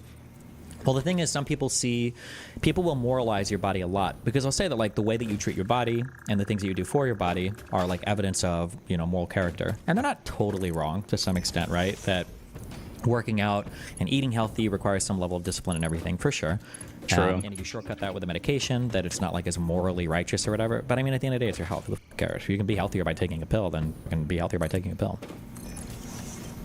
How widespread is Ozempic right now? Do you think basically anyone who's overweight will take it in the future? I think it's getting very widespread. I'm hearing a lot of commercials on the radio for it, and it feels like almost every celebrity now is basically taking it. I think it'll become very widespread in the future, yeah. This is the thing that we've been waiting for, right? Is the miracle weight loss drug. Like this the miracle weight loss drug. Oh wow, so it actually is. Okay. If you take it I don't need it. Will you still lose weight? Yep. I think its common form is called Wegovy. Ozempic solves weight issues, but people's diets will still be horrible, right? We'll have less obesity, but still a lot of heart disease, I would think. We'll have heart disease, but the problem is that being obese, period, is just bad for you. Like, even if all else the same, even if you eat a shitty diet, even if you do everything else, just being obese is bad for you. So if you eat the same diet, but you're just not obese, you're in a way better position than somebody that is obese. It's just really being obese is really bad. Have you done any of your reading with physically? It's bad physically. Let's just say that. It's like a GP1 agonist or whatever that works against is it the receptor that signals for hunger? I think, I don't know, something like that. It will be a miracle if that shit isn't pulled from the market in 2 years like every other miracle weight loss drug. Ozempic? I don't think there's ever been another drug on the market that's like Ozempic. Dang. So I need two. Dang. Pharmaceutical, whatever thing is called. I feel like the only thing holding Ozempic back is the increased risk of lymphoid cancer. Still, it outweighs the negatives of obesity. Yeah, but my guess is even if it increases lymphoid cancer, all of the other health impacts, like even if it was a significant increase in a type of cancer, I bet all-cause mortality would decrease enough that it would easily outweigh any other thing. That'd be my guess. What's the one bodybuilders used to use? I don't think bodybuilders I don't think I had to use things to lose weight. Are you talking about... I feel like it would be a different thing. Dr. Mike exposes the myth of Ozempic. Uh-oh. Oh, semaglutide is the actual drug name? Yeah. Odds are, if you've been on TikTok or Twitter as of late, you've seen this new drug, Ozempic, be mentioned. Bodybuilders do use stuff for losing weight. Yeah, but not like FDA-approved stuff with no side effects over like a long-term in a therapeutic manner that doesn't like destroy. Like that's a totally different thing. Comparing something that a bodybuilder might use to cut weight for a competition, or that they're using in conjunction with other drugs or extreme training or other types of doping or whatever, is different than. Yeah.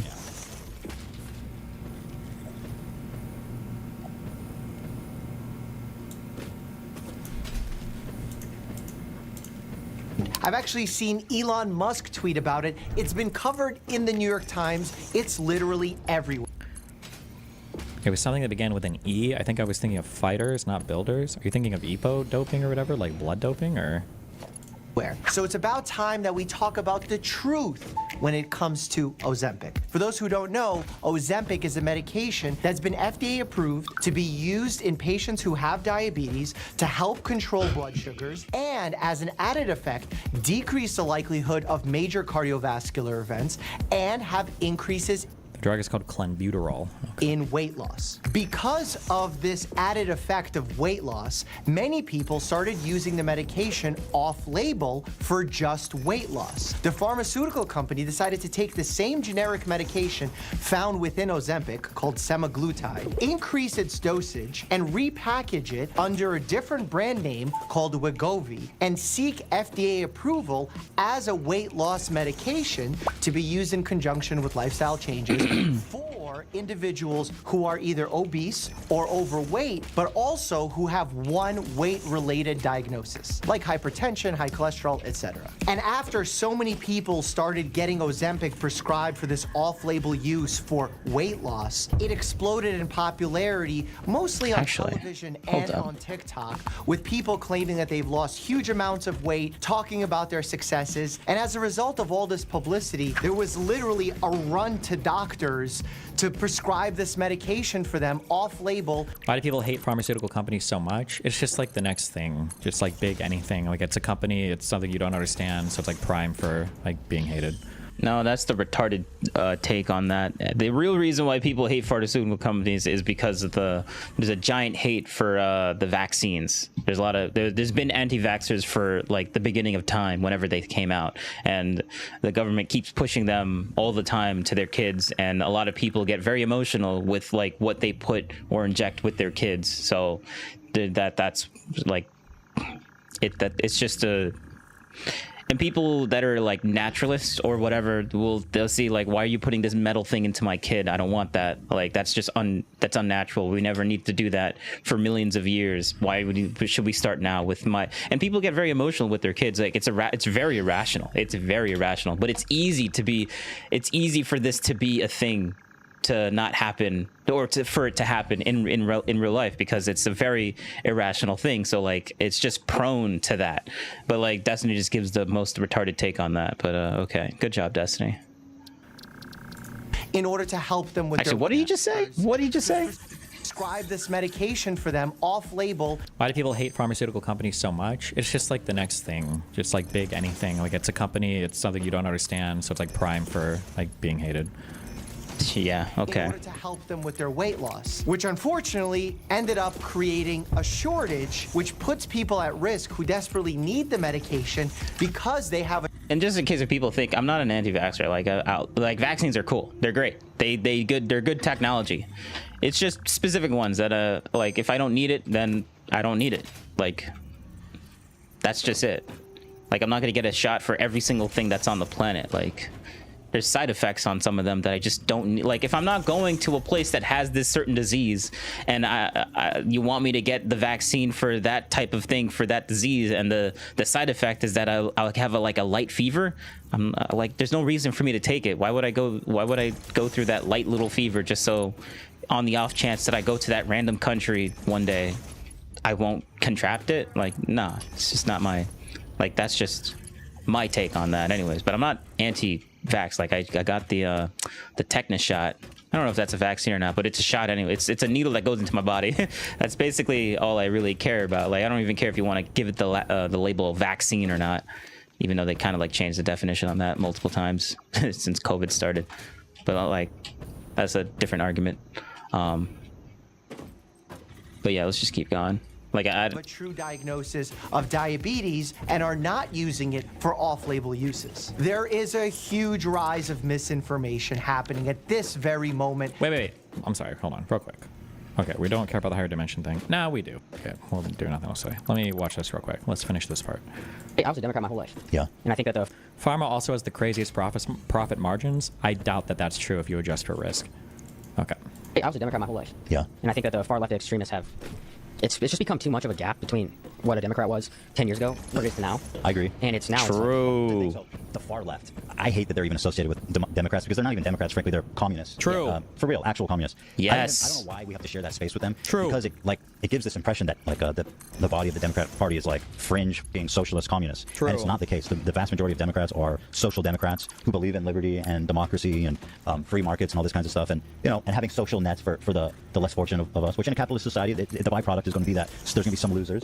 And so we need to, I think, take care of them and make sure that even if you're on the low end of earning, that you. Holy shit. Yeah, but the way that capitalism fixes that is donations, church. There's always people that have little communities that are in not in the society will always end up helping each other out. Obviously, there's no such thing as a perfect version of this, but I guess their way of a perfect version of this is that the government should have some sort of program. But at the same time, you would have to qualify for that government program, just like you would have to qualify for those little communities that you would probably, or you would just have to be in that little community. I guess with the government doing it, it's much more accessible, I guess. Not every single person is going to have access to a church. Actually, I think that's a false statement. Now that I'm thinking about that, wait a second. So that's not, I guess you could just say it's just not prevalent anymore, and that's why we should have more government, state-run, little programs for people to, or social programs for people to have access to, because we don't have that much of a thing a community anymore, I guess, in today's society. I don't know what the argument is, but whatever. Wow, that's a really good position to have. True. In capitalism, there'll be some losers, and we should take care of them with taxes. Take care of them and make sure that, even if you're on the low end of earning, that you can live a respectable life. And I think that's what the Democrats are about. When you look at someone like Joe Biden and Kamala Harris, these are established liberal Democrats. Now, when I think about super left... Wait, did he cut his knee? Or what's going on here? Jesus. Hardcore, Democrats. Now, when I think about super left, hardcore Marxists, that is a whole different beast. They hate liberals. They think Democrats and Republicans are all fascists. They literally don't see a difference. And you can see it now. They're advocating against Kamala Harris just because. That's a tattoo by his kids. She's not far enough left. Yeah, a big reason is because she supports Israel, I think, and I don't know why. It's such a huge, whatever. There's a whole thing with Marxism, Marxist theory, and Do you not feel like though with based? Do you think that Ozempic's a bit of a cop-out? In my opinion, I feel like if you're fat, you are still going to keep shitty habits, probably still eat poorly. I know it's positive because they will be healthier, but if you stop taking, won't you just get fat again from no exercise? Yeah, probably. But I mean, it's a hospital. All they can do is prescribe you medication. If they can prescribe you medication to make you less fat, then they'll prescribe you medication and you'll be less fat and you'll be healthier for it. You won't be as healthy as if you had better eating habits and exercise regimen and everything else, but you'll still be healthier. Just like when you prescribe medication for lowering somebody's blood pressure, right? Is the best way to lower your blood pressure through medication? Well, no. The best way would probably be through good diet, good exercise, healthy sleep, and naturally bringing your body more in alignment with where it should be. But if you can lower somebody's blood pressure with medication, then you do it, and they're healthier for it. It's not ideal, but it's better than nothing, right? If you have diabetes, you're already fucked. Just die so I can be skinny, no tears. I think this is a 25% conviction belief. I think that's Destiny's community in a nutshell. Unhinged. I think if you lose weight and you significantly change your eating habits, I believe that's possible. I believe that's possible. For type 2. For type 1, just kill yourself in a video game. Bro. I do not condone any of those. I'm live right now. You can't be saying that.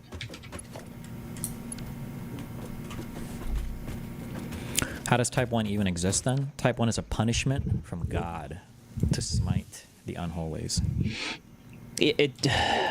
Type 1, because he's just memeing. Type 1 is type 1 diabetes is like a genetic thing. Like your body already doesn't have the capacity or the chemical process to break down sugars, or your body doesn't I think your liver, or either your liver or another part that's very close to the liver that doesn't actually produce insulin. The thing that produces insulin, it's not producing it to lower blood sugar. And when your blood sugar gets too high and you don't and the body doesn't secrete insulin into your blood to lower the blood sugar, having too much sugar in your blood is very bad and will corrode your insides, like just inside out, basically. Like you don't want that. You do not want that.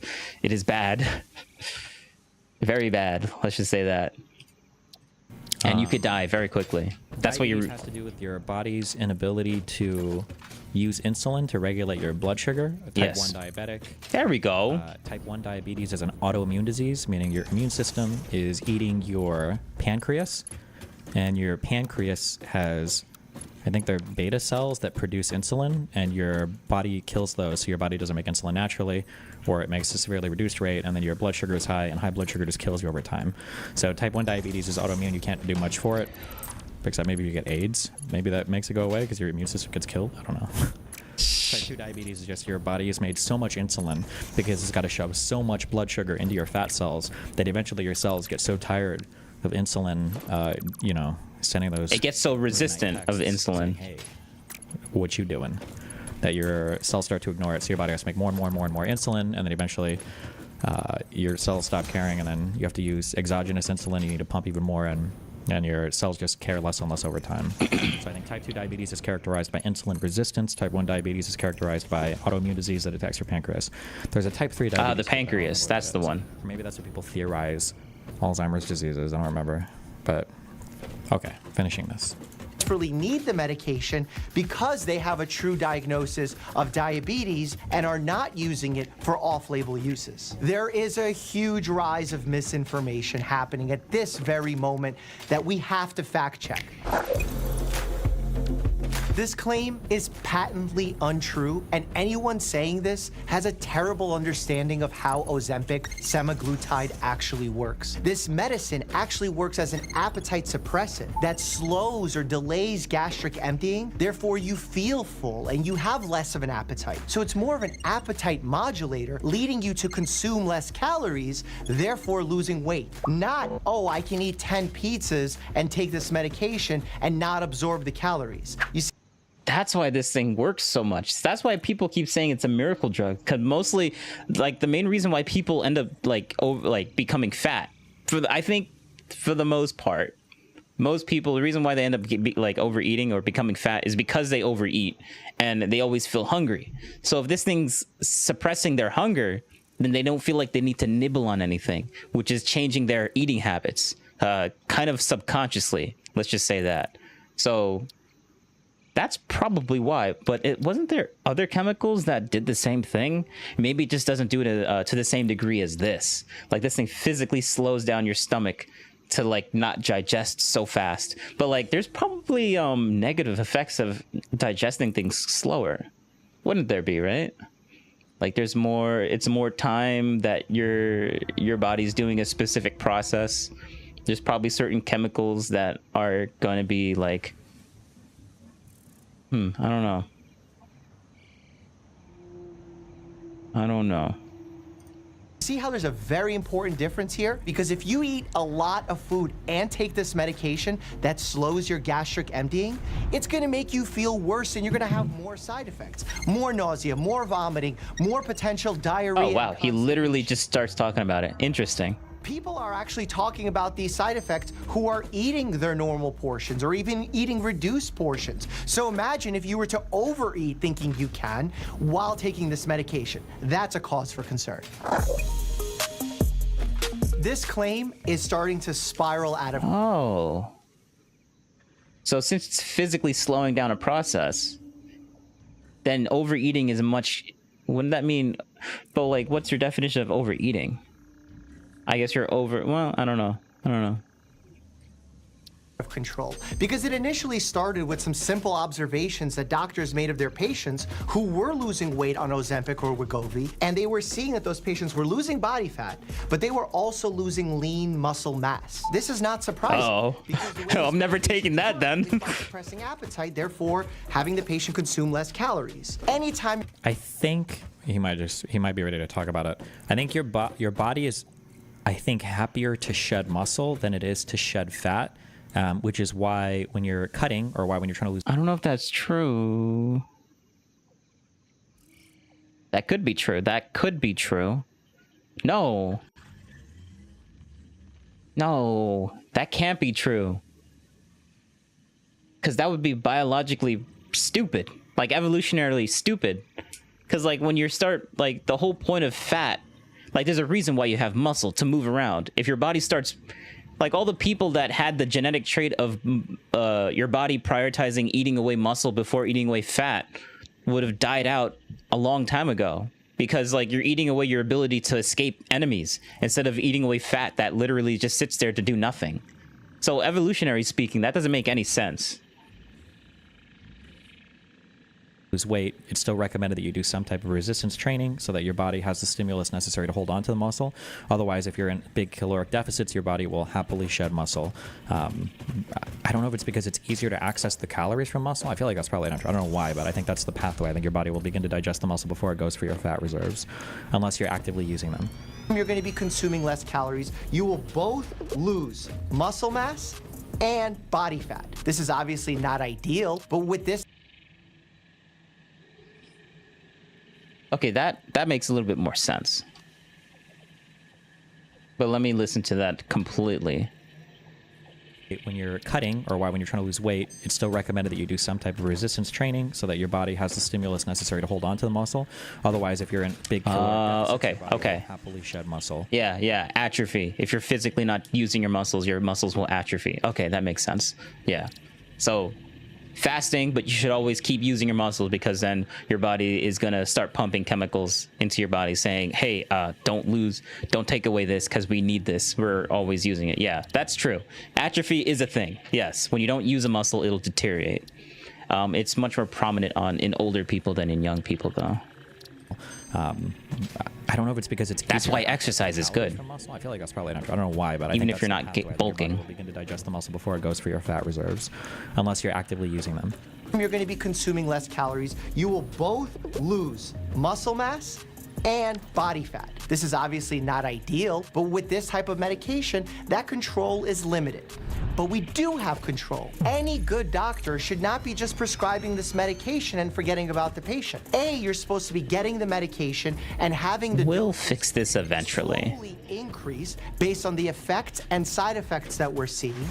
Destiny is habitually irresponsible with his statements. Just look it up. You're not an armchair expert. These are all things I've looked up before. DAO in YouTube chat. If you think I'm saying anything wrong, you're literally participating in the stream right now. Yeah. And say it, and we'll click it, and we'll look it. We're literally watching to a doctor talk about this right now. What do you think I just said is incorrect?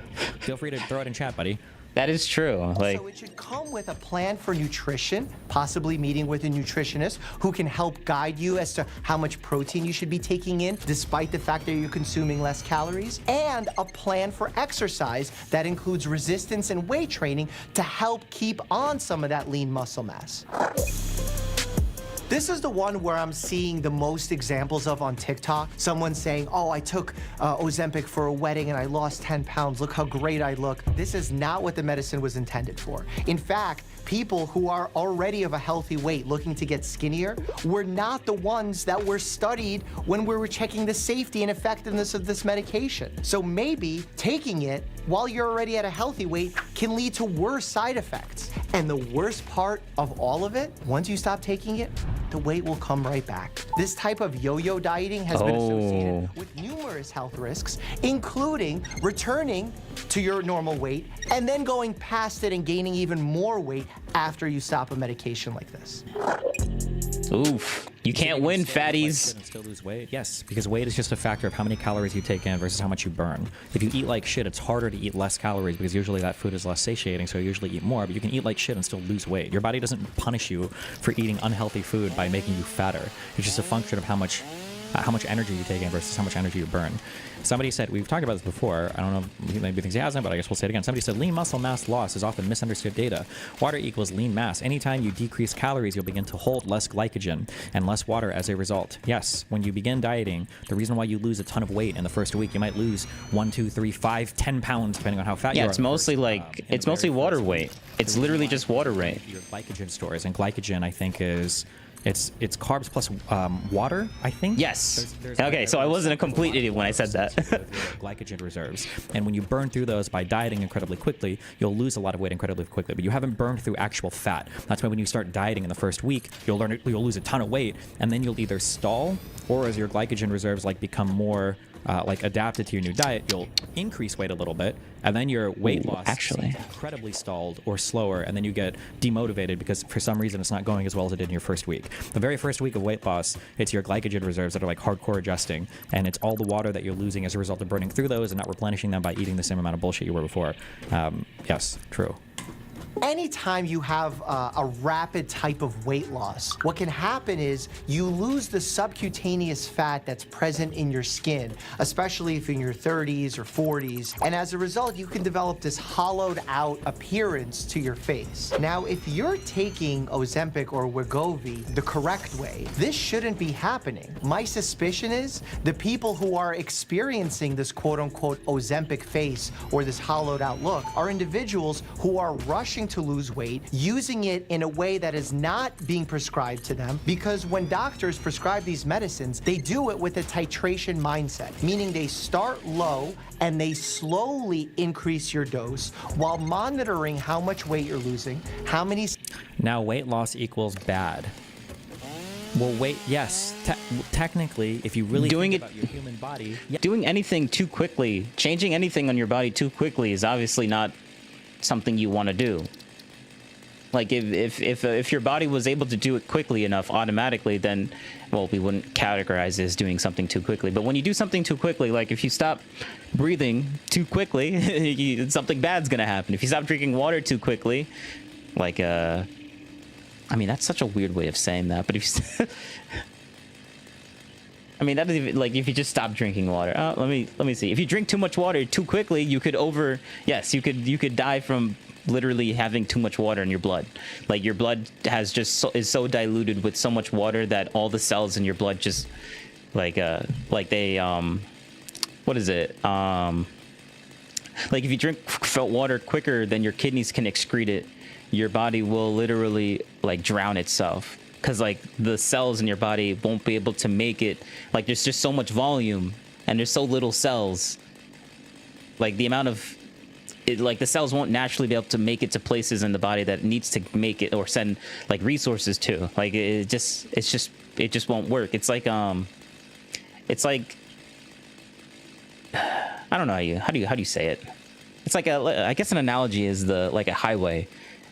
You have a certain amount of cars, a certain amount of throughput, a certain amount of speed, but you're increasing the amount of lanes. Yeah, you're increasing the amount of lanes, but that's not good. If anything, it's just going to make the distance from getting from one side from the extreme lane on the right to the extreme lane on the left to go to another exit a bit difficult. And water is just increasing those lanes almost basically infinitely, because I think your blood vessels can they stretch. I think that's how you end up dying, because of the lack of resources, because there's so much water in your body. I know you could die from drinking too much water. That's basically my point. Yes. I forget how, though. If you think about it, if you believe in evolution, weight loss is probably one of the worst things that can ever happen to your body, because it means that you're probably in some period of Terrica 1344 says, "Hey homie, I checked your video, seems like you are new in Kick, not yet affiliated and verified. I got a proposal for you by sharing your stream to a Kick community for you to achieve your streaming goals and start earning. Add me on Discord to discuss more. Kudos 52. Oh, that's pretty cool. Thank you. I appreciate that. And that went to stream, right? That the TTOS was on? I wasn't checking. But thank you for the follow on Kick. Thank you. I appreciate it. I mean, my Discord is also on the, like, you can join the Discord anytime you want. Let's just say that. Like, I have it in the description, so join me, homie, if you want to chat some more. And I can even I have everything set up for people to actually what do you call it? Join the like, I'll be in the chat. Like, I guess you guys can hear that, right? Yeah, I'm in Discord. Let's go. People can join me. Come on, people. Let's go. You can hear that. Yes, everything's working perfectly. I have it set up. So join me in the chat. I'll be in the stream chat, or whenever anyone joins it, I'll just join to see what you got to talk about. Because, like, this is supposed to be like a whole political thing. As possible. That's why losing weight is so difficult. Why would your body want to? Everyone has something to say. And energy and access to energy is probably one of the most defining characteristics of a species. Your ability to hunt and eat food and stay healthy and reproduce a little bit. So yeah, weight loss tends to be pretty hard. It'll have a lot of weird impacts, especially if you do it incredibly quickly, right? Yeah, true. Side effects. Unless you're obese like most people, body doesn't recognize obesity. Obesity is not a thing that the human body recognizes, because chances are more than 10,000 years ago, people weren't obese. How are you going to get obese? You wouldn't be able to hunt or do anything. Your body just wants calories and it grabs onto it and then holds onto it. That's it. Yeah. Your body doesn't, if you're fat, whatever, it'll keep holding on to calories. It's not like your body wants to lose weight if you weigh 400 pounds. True. Experiencing. Ideally, what doctors are looking for is for a continued 1 to 2 pound weight loss per week. Obviously, we got that varies 1, 2, 3, 4, 5, 6, 7. Certainly But not we the need 10, 15 pounds in 1 week that people are claiming they've lost on these medications when they're using them in a non-prescribed, we need 12. Okay, so we can definitely fit 12. One medication should be we got first-line treatments for those who need. Shut up. We got 12 extractors here, and the other water contents right here. We got 7 here, and then I think we can add both of them together to get to 12. So to lose weight without overclocking. Anytime you're prescribing a medication, there needs to be a risk-benefit ratio done for the individual sitting in front of you, and ultimately the individual needs to decide if the medication is right for them. And while these medications have shown promise for individuals to lose 10 to 20% of their weight if they are overweight or obese, it's still important to factor in that there are legitimate risks to taking these medications. There are side effects. People have GI issues, nausea, vomiting, diarrhea, constipation, pancreatitis, kidney issues. There is a potential issue of increases in thyroid cancer long-term with these medications. And these are not reasons to not take the medicine. These are reasons to think about this medicine as a tool in our arsenal to help patients reach their desired weight. And when we talk about their desired weight, that talks about a healthy weight. To me, I feel like this whole conversation has caused us to lose sight of the big picture. With the exception of an individual who's facing harsh socioeconomic standing, someone who has a legitimate medical condition like diabetes. Where's that water? Thyroid condition, among the many others that cause increased weight, weight loss or weight gain is under our control. There are things that we can do, and I could recommend as a doctor to help someone lose weight when it comes to a nutrition standpoint, a fitness standpoint. Taking Ozempic and not changing your lifestyle or eating patterns is like taking steroids and not lifting. Not to be mean and not to take away from anybody's progress or whatever, but like if you take steroids and you don't lift, chances are you will probably gain more lean muscle mass than a person who isn't. Actually, so that is true. No, it is a good comparison because it is actually true that you will like, just by the benefit of having that chemical more present in your blood, it's going to induce certain reactions that'll increase your like your muscle mass by a little bit, though. Just like creatine too. I think creatine is kind of the same way, where you just it won't increase your muscle mass, but it'll, like, consuming it on a regular basis will increase your maximum the maximum amount of power that you can like your max power output, like your peak 100% lift, basically your max lifting weight.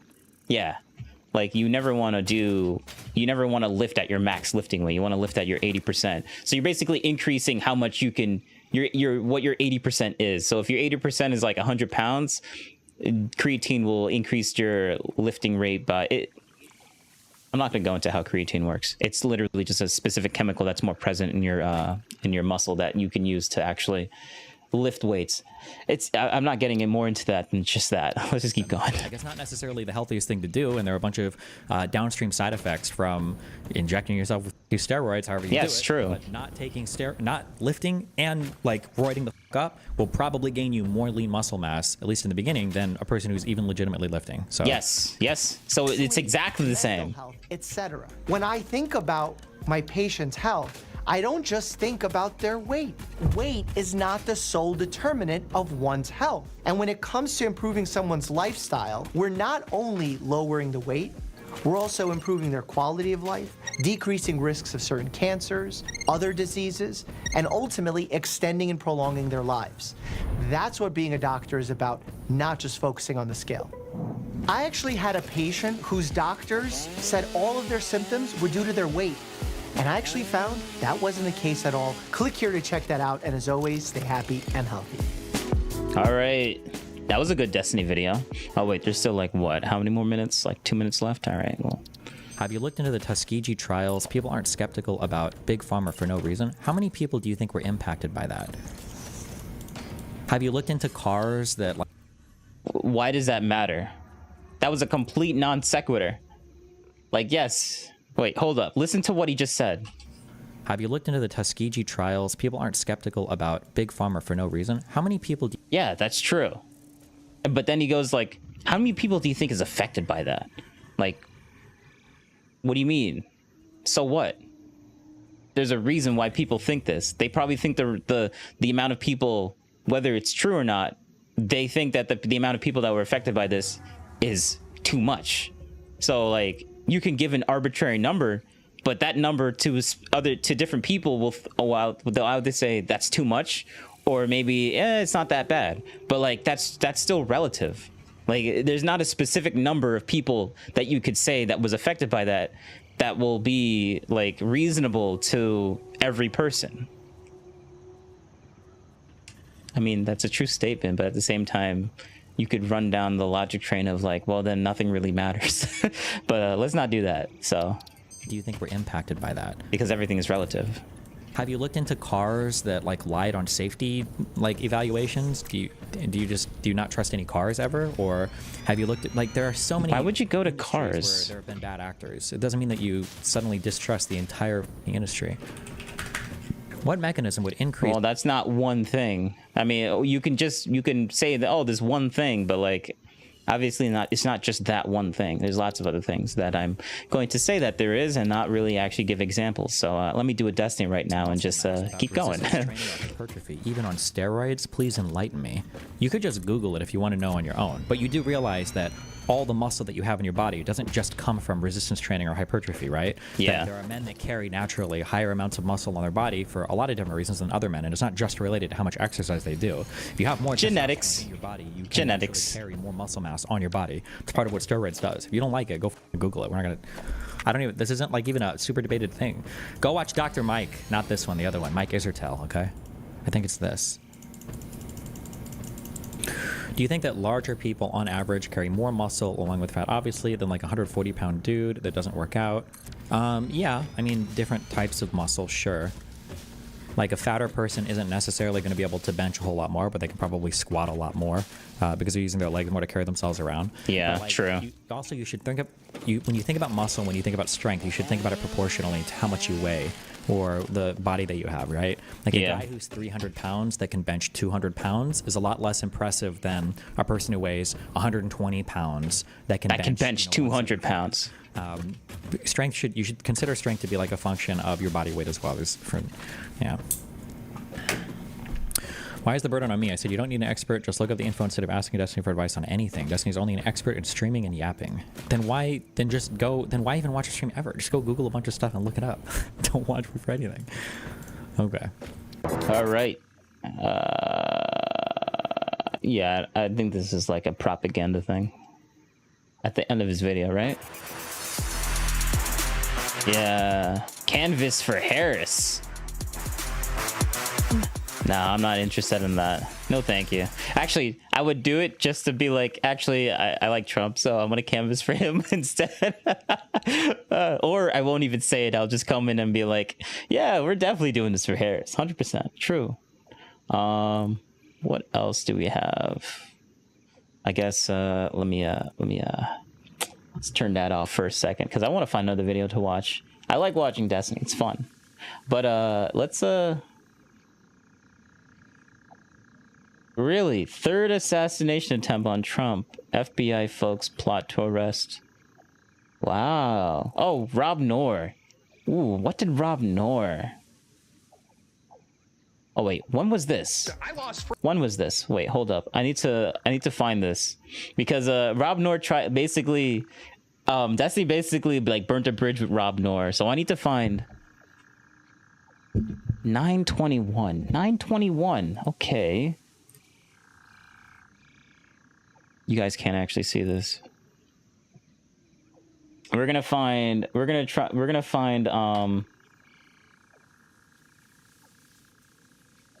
actually, hold up. We're gonna do something different. Cause like I don't understand why.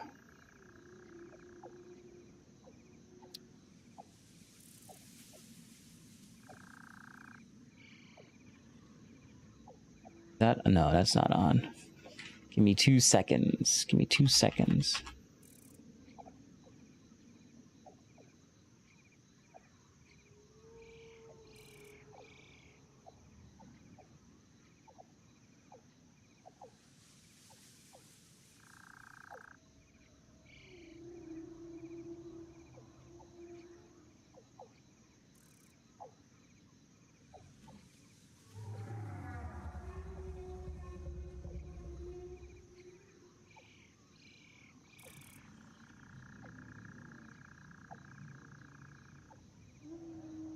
Oh my god, just play the video. Try restarting your device. I don't need to do that. Come on now. Come on now.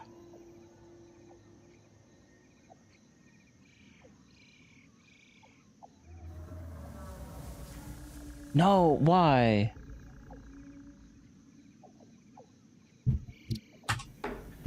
Is it, where am I?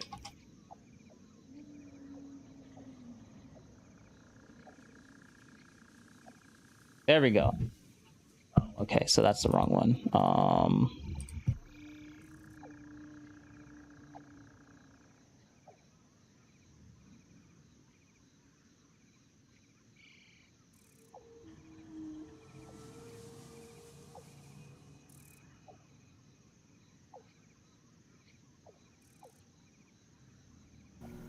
All right, bro. Ooh, okay. All right. I think we found it. I think we found it. All right. Now I can actually show you. We're going to go to the right. Oh, to the left. Twitter Spaces with Pisco. Yeah. Cool. What are they talking about? Join it. Yeah, we'll see about Everything that. will be okay. We'll see about that one. And you got to make me a co-host or whatever, so I can, if I need to, I'll bring people up. Okay, so for new Twitter users, how do you start a space? Oh, create your space. I found it. Hold on. Yeah. Yeah, I didn't want to get the edited down version of this whole thing. Ooh. So it's an hour. Ooh, an hour and 30 minutes. He's still in the Twitter space. Oh, 2 hours. He's still in the Twitter space. Oh, wait. Where did it end? 2 hours and 40 something minutes. Oh, so he's done with 2 hours and 40 minutes. Okay. All right.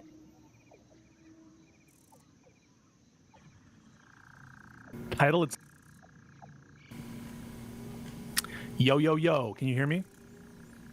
All right. So they're just setting up the space for right now. Steven, you have to unmute yourself. I know. I'm working. I'm looking for it. Hello? Destiny's getting mad. You can hear me okay? He's getting flustered. Can you hear me? I certainly can. Cool. How are you? I'm doing great. Do I need to tweet about this? you should tweet about it. You should get as many eyes on it as possible. We want MAGA conservatives to defend themselves, to defend their candidate. Okay. Got it.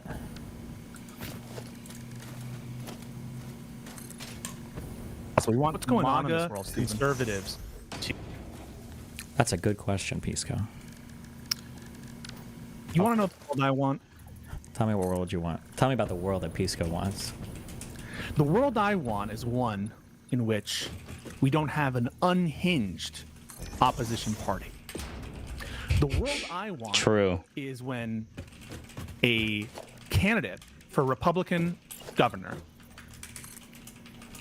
comes out with these horrific statements about calling himself a black Nazi pervert who loves Hitler and loves transgender porn, being a hypocrite on the issue of LGBTQ issues. What is he talking about? Peeping Tom. Oh, it's one of those. Loves Hitler. I want it to take less than 48 hours for a single Republican establishment folk to condemn those statements and the lies he told to try to cover them up. That's the world I want. And I think that we live in a world Have any of those Republicans come forward yet? Certainly Ben Shapiro. Is the word. Certainly some Daily Wire person who they have strong family values. Certainly some Megyn Kelly or somebody must, right? Somebody's come forward. Somebody on Fox News, maybe. It's not even surprising, Stephen. This guy's already on record casting doubt on the Holocaust. He's already on record saying we ought to talk about language that's dehumanizing, language that's leading to violence. This guy's literally talking about killing people with a clear reference to Democrats.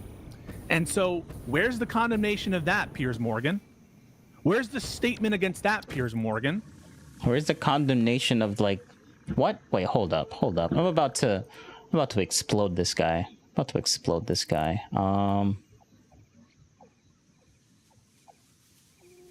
We'll just hit. Give me a second.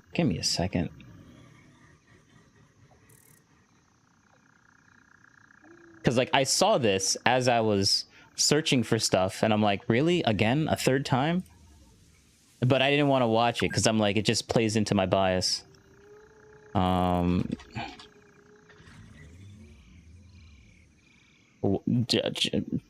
Just go. I didn't want to open that up.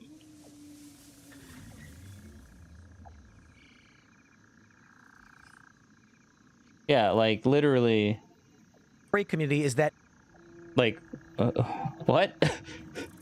Like where are we gonna get this condemnation? Third attempt on. Yeah. What? Okay, Destiny. I mean, Pisco.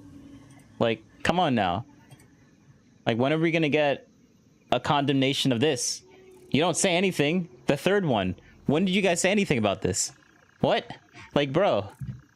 Like, I don't expect you guys to talk about this, and you're expecting everyone to, on the other side, to be like, hey, what about this other thing? Oh, when are we gonna get the condemnation about that? You guys pretend these things don't even exist. Like, what? Okay. All right. Okay, Pisco. The focus seems to be on calling Trump what he is, an authoritarian wannabe, an anti-democratic attempted autocrat who tried to steal a 2020 election. The focus on rhetoric seems to be on completely true anodyne statements, as opposed to a self-avowed black Nazi. And I want to see less double standards in the world I want. True. You can accept speakers, right? Am I supposed to be accepting them? Or? Yeah, go for it. So I want now to hear from people who are going to defend the silence of MAGA or the MAGA movement in general, or say that it's anything other than complete degenerate weirdos who have corrupted one of the major political movements in the history of our country. And we're going to start with Brian Thanos. All right, Brian Thanos. We're going to approve. Mr. Thanos, you've been approved, but I don't see you anymore. That might have been an accidental Brian Sanders. I'm here. Oh, you're here. Give us your thoughts. My thoughts are that I think that a lot of Republicans will probably defend Robinson. I mean, everything's very, very partisan. I mean, but to be fair, I mean, if there was some probably big Democrat scandal on the left, I think a lot of Democrats would probably defend it in the exact same way. I don't think that there's like, I mean, either party has like a large like moral high ground here. True. I mean, will kind of lie shamelessly and cover up any sort of scandal that they think is going to hurt them politically, especially when you come up to an election. I feel like tensions are. Yeah, what happened about those with the emails? That was the server was like wiped. Oh no, oh that's fine. It was whatever. It's just dumb emails, whatever. So it's just dumb emails that certain people had access to that they probably shouldn't, and then destroyed because they want to hide evidence. No, that's fine. It's fine. So high, and both sides have told you that if the other side wins, it's essentially the end of the country. So it's like, kind of the ends justify the means type of thing, where you can go to any length in order to try to help your side win if you think that the alternative is the destruction of the country. Excuse my French, but that's fucking bullshit. Remember Al Franken? Fuck, I was just gonna bring him up. Fuck you. Oh, go. No, you go. Cook. No, I was just gonna say, like, Cook. Al Franken had, I believe it was one picture of him touching a woman's breast through her shirt. I didn't follow this closely in terms of, I don't believe any more serious allegations came out. I think a few women had said that he had made like inappropriate jokes, kind of, when he was doing comedy a long time ago. But Al Franken was basically immediately castigated and then thrown aside from the Democratic Party. I can't think of Republicans holding anybody to. Really? I can. What about, didn't George Santos? Didn't he get pushed out? I know you're bringing him up as an example. You can't possibly bring him up. George Santos. He did. He got pushed out. How long? I remember looking at George Santos months later. I'm like, wait a second, this guy's still in office? That's your go-to? How long did it take for him to actually get kicked out? So he did get kicked out, but Destiny's standards like, he didn't get kicked out quick enough. He didn't get kicked out quick enough. Okay, that's your standard. That's your he gives an example. The guy has no idea whether what you're talking about is true or not. Like, maybe he got kicked out quick, or maybe they disavowed him very quickly. But like, bro, he's not gonna know that. But then you're talking to this other guy, and he gives an example. Is like, well, he didn't get kicked out fast enough, so therefore you're bad. Like, okay, Destiny, that just sounds like a cope, but okay. When it was revealed that he was lying about fucking everything. So no, but now you asked me for an example of like say the Republicans holding holding their own accountable. And Exactly. Too long. Okay. Yeah, exactly. To some extent, right? It took until after a federal indictment. It took until we found out, oh my God, this guy's like scamming elderly people, before we have a tepid, and by the way, contested effort to get rid of George Santos, which was clearly done for internal political benefit of New York Republicans who have been pushing it the whole time because they saw the writing was on the wall. It was in their interest, those New York Republicans in a kind of highly divided House, to push him out after so long, after it was revealed that this guy was essentially lying about absolutely everything. But we already knew the extent of his degradation, and we already knew the fact that he had completely fabricated his resume beforehand. Wow. There's no comparison to what happened to Al Franken, or indeed Andrew. Oh, wow. Okay.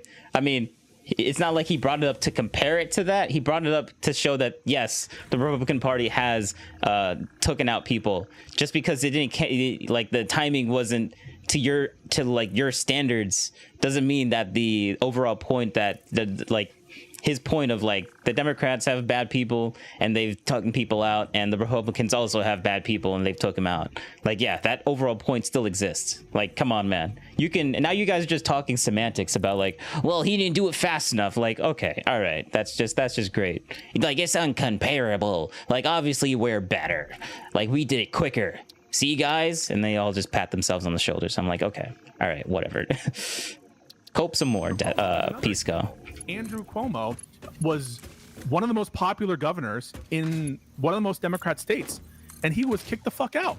Yeah, he was. No, I agree. I mean, like you said, there could be examples of, say, both sides where they will eventually push people to the side. But I think there are examples told you of the contrary, where there's it's like, say, for example, like, say, you look at Mark Robinson. First off, this stuff just dropped, so it's going to be interesting to kind of see how everything unfolds over the next week or two. But not a word, Brian.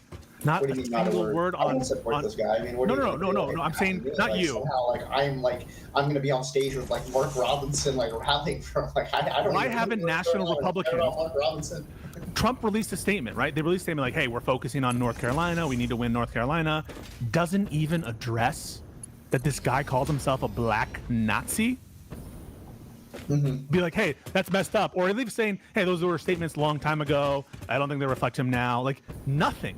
I mean, is that a surprise? I mean, it's yeah, what? It's the other way around, right? If this were Cory Booker, who there's confirmed logs of him saying Cory.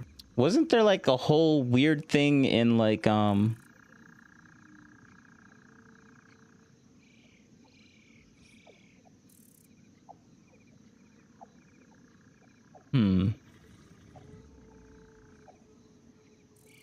don't know. Let's keep going. Booker, yeah, I'm a black Nazi. I'm a pervert. I love transgender porn. The silence is deafening, Thanos. Yeah, no, I like if you're saying that, okay, yeah, Republicans are going to be extremely partisan and they're going to try to act like a lot of this didn't happen. I agree with you, but aren't they more partisan? Wouldn't you agree they're more partisan? They're more partisan. Yeah, literally. Now we're changing the goalpost. Aren't they more partisan? Aren't they worse than us? Aren't they bad? Aren't they worse? This is how low the argument. First it came from we are the best, they don't do anything, and now we're at the point of but aren't we better though? Bro. I like how the argument just went from something that was so they're basically above it all to well, aren't we just a little bit better? Come on now. It's a difference, a substantial difference. Wouldn't you agree with that? No. A substantial difference. I think the question would be, can you think of anything equivalent that's happened in the last 20 years on the Democrat side? Oh yeah, I can give you examples for sure of say Democrats kind of trying to win elections at all costs. I do think that. No, wait. I want to hear one. Give me one example. Okay. No, I'd be happy to give you an example. So, for example, I'd say a good example is look during the summer of 2020 where there was massive riots that were completely downplayed and there was an effort to try to make them seem Actually, that's true, and they mostly happened in Democratic states. And what did the Democratic states do? They just let them do their thing. Until it got to until it got so bad to the point to where they're losing, instead of millions of dollars, instead of hundreds of thousands of dollars in damages in people's businesses, it went to millions of dollars of damages into people's businesses. And then they were like, okay, maybe we should do something. Maybe we should do something about that. But interesting. But that is a good point. Not a strong point, but a good point. I'm looking for an example of one Democrat lawmaker or leader who is very clearly out of line, massively out of line, that the Democratic Party is not calling out or throwing out. That is such a stupid question. And this is why it's such a stupid question. Massively out of line? Bro, your definition of what massively out of line is completely different than what this other guy that has completely different beliefs and opinions than you is gonna think. So obviously he thinks the BLM thing is probably, he's not, I don't think he's gonna concede this because he doesn't understand Destiny. This is probably the first time he's ever talked to the guy. So he's probably not gonna give this argument, but the argument would be that's a retarded question.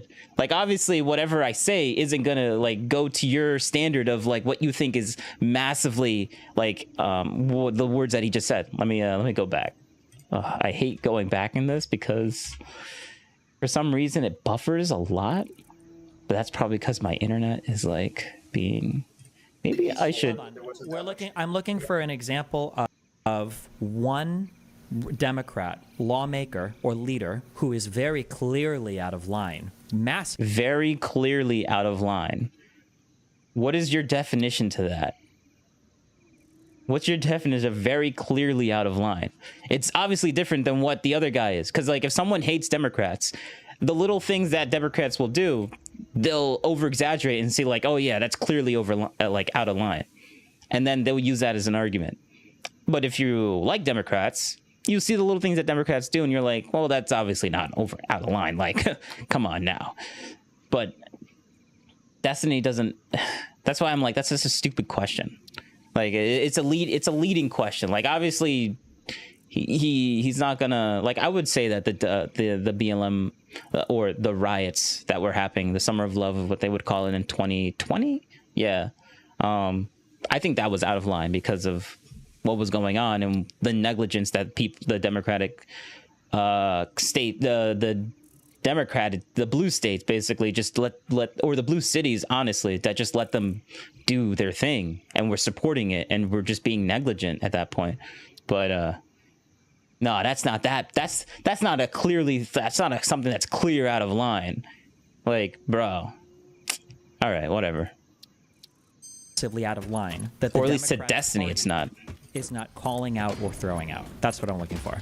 Oh, there's a lot of examples. Just during the summer of 2020, I mean, there was governors and mayors, asking the police force to stand down and not to, basically enforce the law because they felt like that was the politically advantageous thing to do as cities were on fire and businesses. Yes, bro.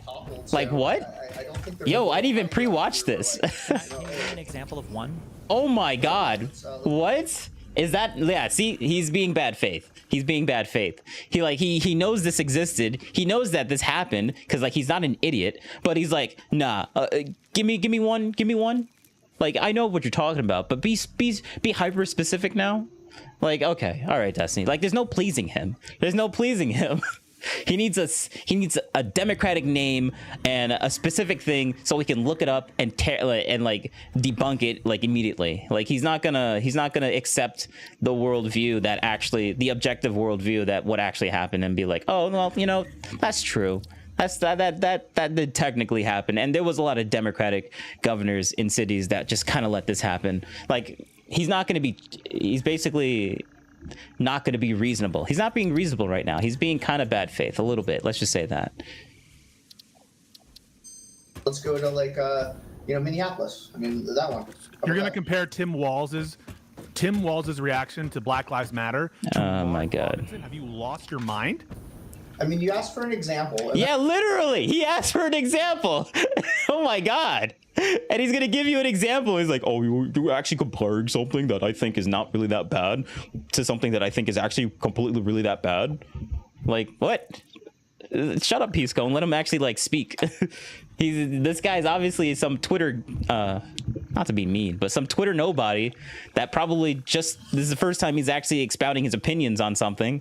Let him, like, speak and do his thing and answer your questions.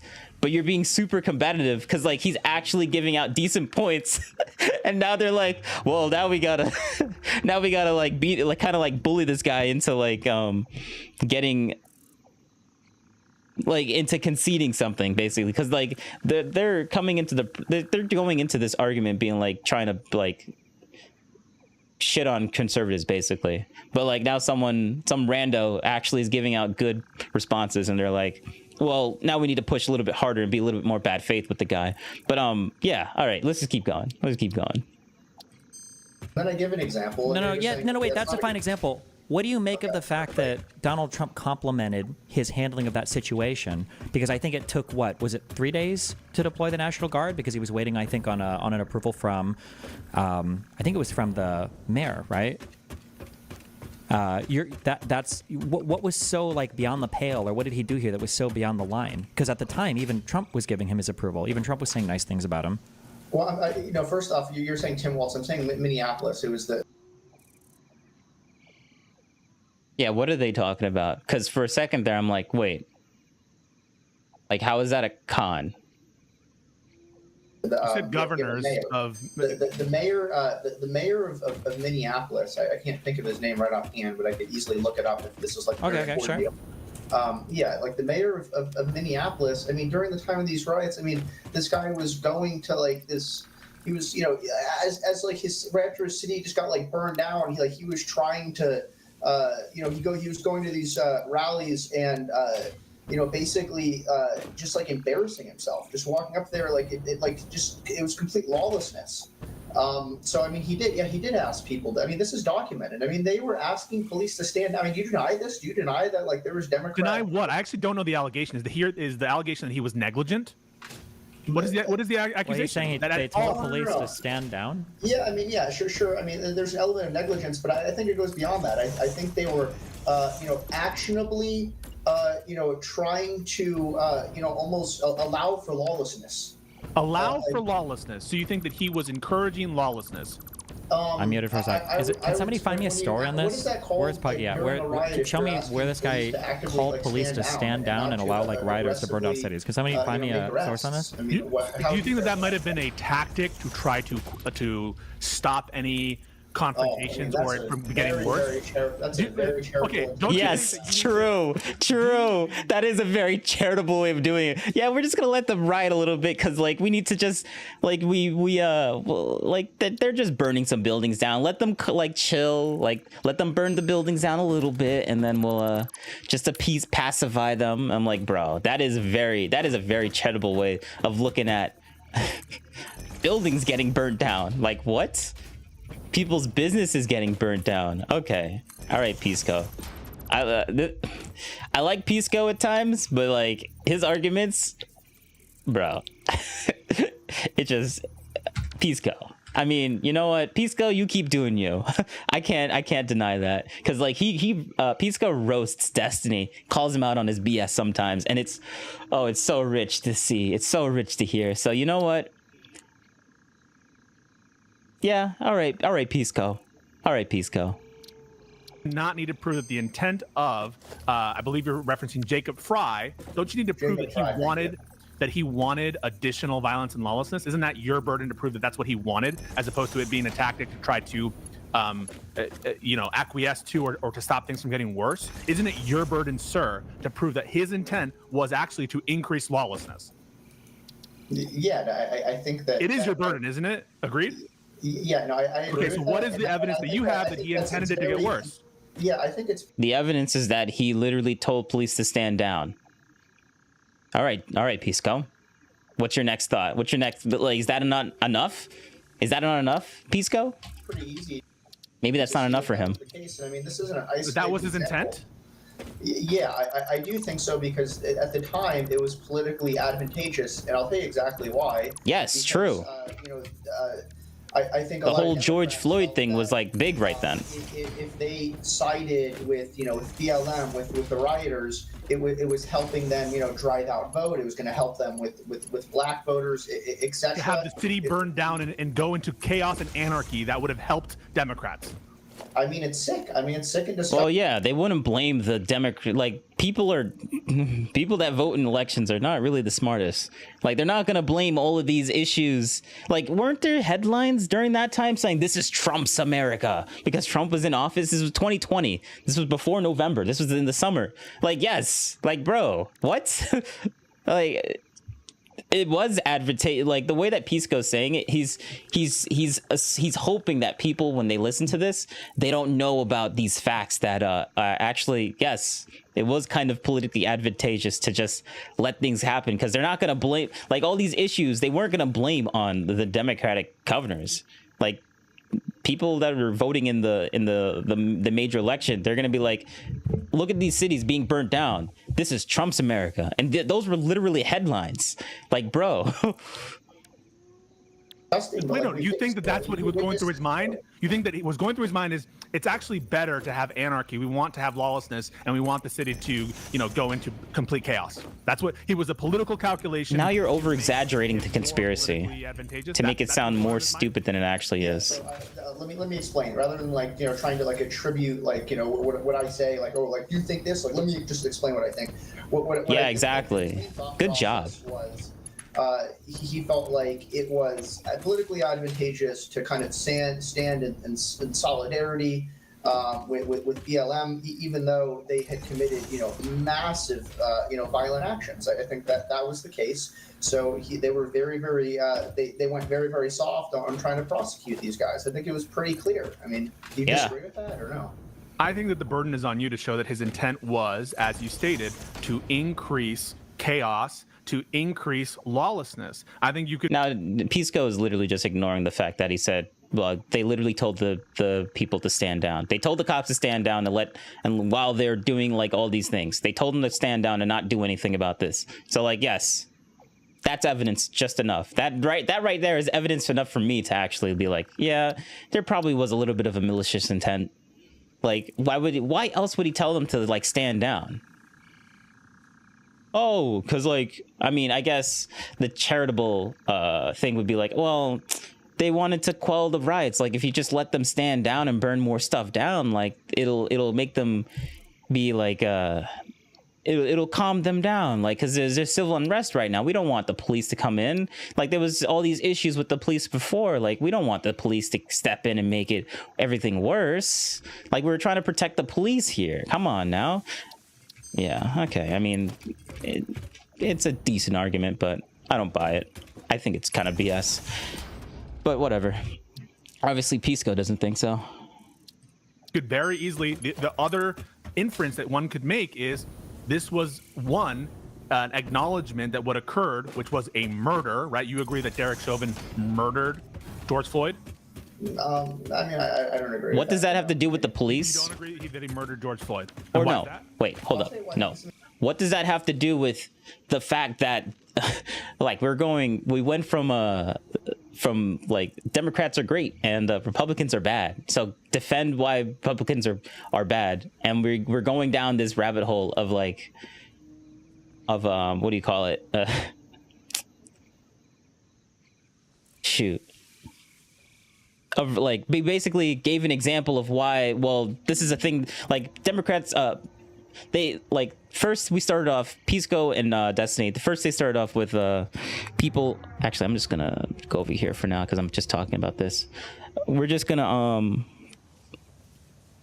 Democrats are good. We gave an example of how Republicans are bad, and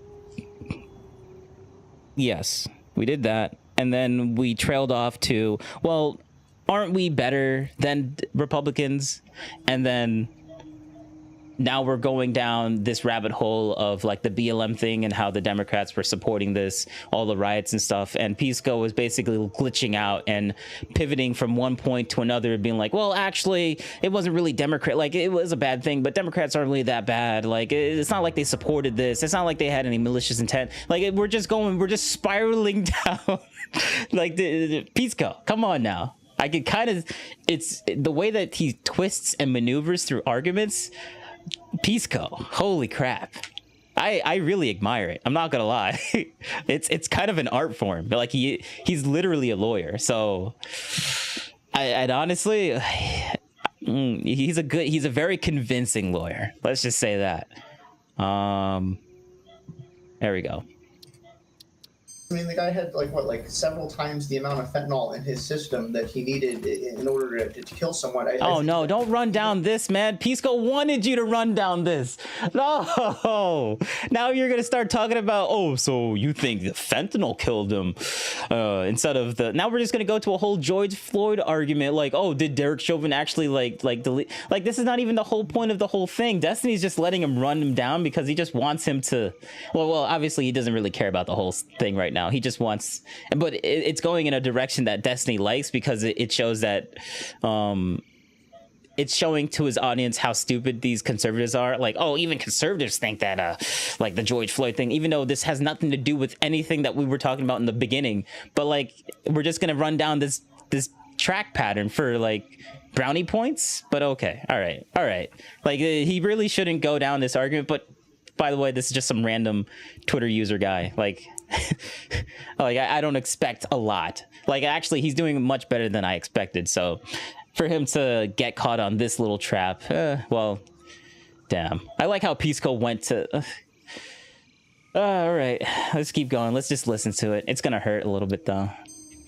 I think Derek Chauvin, I think he acted stupidly. I think that he shouldn't have, had the knee on the neck for as long as he did. But I also think that if George Floyd, if there was no contact at all between Derek Chauvin and George Floyd, I think George Floyd would have died anyway. You acknowledge the trial court went through the issue of causation, don't you? I actually do believe that, because like he had a lethal dose of fentanyl in your system, which is not a lot, but fentanyl is very freaking scary. Like he literally could have, George Floyd could have fallen asleep in the back of the cop car going down and literally died because of like the amount of fentanyl that was in his system. It's actually really dangerous. Did you watch the trial? Yeah, I watched the entire People trial. die from fentanyl in their sleep. Like it's a crazy. Issues related to causation. And can you explain why you were convinced that he was going to die anyway when you were given expert testimony to the effect of it was absolutely the result of this sort of agonal breathing, that he wasn't able to get full airs because of the compression? Why is it that you were unconvinced by the expert? Why are we talking about this? Like, we went from giving 1 point and now we're down to the George Floyd thing. Come on, like, Pisco, like, what? Like, all of this is just a red herring. He's running him down to a specific point, and honestly, he tried to do a good job at trying to stay on point, but Pisco is like, nah, we need to make this guy look stupid now. So you actually think George Floyd is bad? Like, what? For testimonies brought to bear by the prosecution, and why are you not deferring to the jury's decision in terms of who is it guilty and where the causation actually was? Yeah, no, those are all very good questions. The reason I disagree with the verdict is, I mean, the medical examiner, they had the report. I mean, the guy had several times the amount of fentanyl in his system that you would have needed to kill someone. I mean, like, can we just ignore it? You're just going to completely ignore that? Or yeah, exactly. What? Yes, yes. You're not going to answer. Yes, yes. Oh, yes. Let's go. Call him out. He's just not going to answer. He's just going to pivot. Oh, man. Oh, yes. Random Twitter user. You did a good job at basically fighting Pisco. Fighting Pisco. Let's go. Let's go. I love it. I love to see it. I'm about to answer it. That yes, people have died with that dose of fentanyl before. Several times. Not like he might have died. Several times as much. Yeah, look at him. Look at Pisco trying to downplay it. Evidence was presented to the effect that in George Floyd, it was not the cause of death because it was the reactions to depression, and you could see he was short of breath and unable to get for air, and his movements and his speech. What do you think fentanyl does? What? Okay, I'm not saying the compression part, but like the lack of breath, like the lack of breathing. Fentanyl literally stops your heart. It stops your breathing, right? It slows down your heart and breathing to the point to where it literally stops. And no amount of and it's a chemical stop. It's not a physical stop. So like you could physically keep pressing the chest and doing the I forget what you call it, to the Heimlich maneuver or whatever. The thing that you do to compress the chest and CPR, I think, probably. Yeah, that thing. But I'm losing my train of thought, but at the same, let me go back. Let's go back just a little bit, because my thought disappeared as I was trying to figure out to be correct, but then I lost my train of thought. Evidence was presented to the effect that in George Floyd, it was not the cause of death because it was the reactions to the compression, and you could see he was short of breath and unable to get for air, and his movements and his speech indicated that he was not going through a fentanyl-based death situation, and it was... Well, no shit, Sherlock. Like, there was obviously a knee there. The knee didn't help. The knee obviously exaggerated, but the guy would have died anyways. Maybe not as soon because the knee wasn't there. If that's the claim, I guess. But bro, you're just playing word games. The guy would have died anyways with the amount of lethal, and this is the autopsy, what? Hours from this point, and he still had lethal doses of fentanyl within him. So at the time, and literally as soon as he came Like if you watch the video, the full 20-minute, 22-minute, 21-minute video, you'll see that the George Floyd puts like a something into his mouth, and you see that there's something specifically in his mouth. So I think literally the time he decided to put all of that stuff into his mouth, it probably was laced with something. And then this guy. And this is not the first time he said that. There was actually another video of him getting arrested and George Floyd saying, "Oh, I can't breathe. And he's like up against a car. And I think it was a woman cop that was arresting him at that time. Forget what he did, but like, he says, like, bro, that's why I'm very skeptical on the whole George Floyd thing. Let's just say that.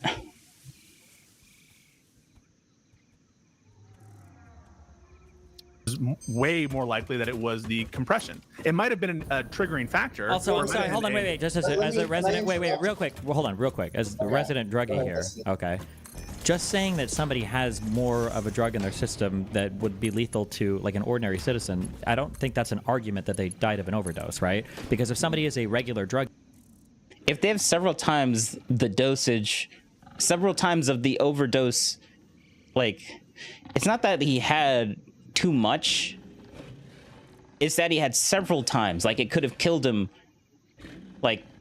Like there was, even if he just put the thing in his mouth and just started walking away, like that was a death sentence. That, like, there's no coming back from that. Like, is like, in a way, George Floyd kind of deleted himself, if you were to like think of it that, like, the amount of the levels that he had in his body. Like, it didn't matter what you did. He could have went to sleep. He was not waking up. He was literally not waking back up again. It didn't matter what was going to happen. So, like, for Destiny to even bring this up is kind of like a cope, honestly. But what is he going to say? They build a tolerance to a drug. They can handle more in their system. I mean, it's not necessary. Not fentanyl, bro. Do you not like fentanyl, man? Like, come on, man. You're going to get resistance from fentanyl? Like, you only put too much once and that's it. And too much is like, we're talking about micrograms. Like, you need a tiny, tiny amount to be lethal. And he had several times more than that. So, bro. I forget what the exact autopsy was. But you can handle more in your system than what would ordinarily kill a person, right? Yeah, maybe 1 or 2 times, but not several times over. Come on now. Like, you're just pretending. You're trying to make it seem like you're just talking to people that don't actually know the facts of the situation and making it seem, well, you know what, whatever. I'm not gonna try and insinuate what he's trying to say. Yeah. So okay, so let's go with that. I like that. So let's go with Destiny's argument. Let's go based off the premise that's the case that George Floyd can just handle like an ungodly amount of fentanyl, like no problem. He's like, you know. Do you agree that some people can handle that amount of fentanyl and not die? You agree with that? No. I guess it's possible. I don't know. I mean, well, hold on, wait. Just to be clear, like, yes. Okay. Let's go off the premise of yes. Let me just continue with that one. How about that? Let's just go off the premise that.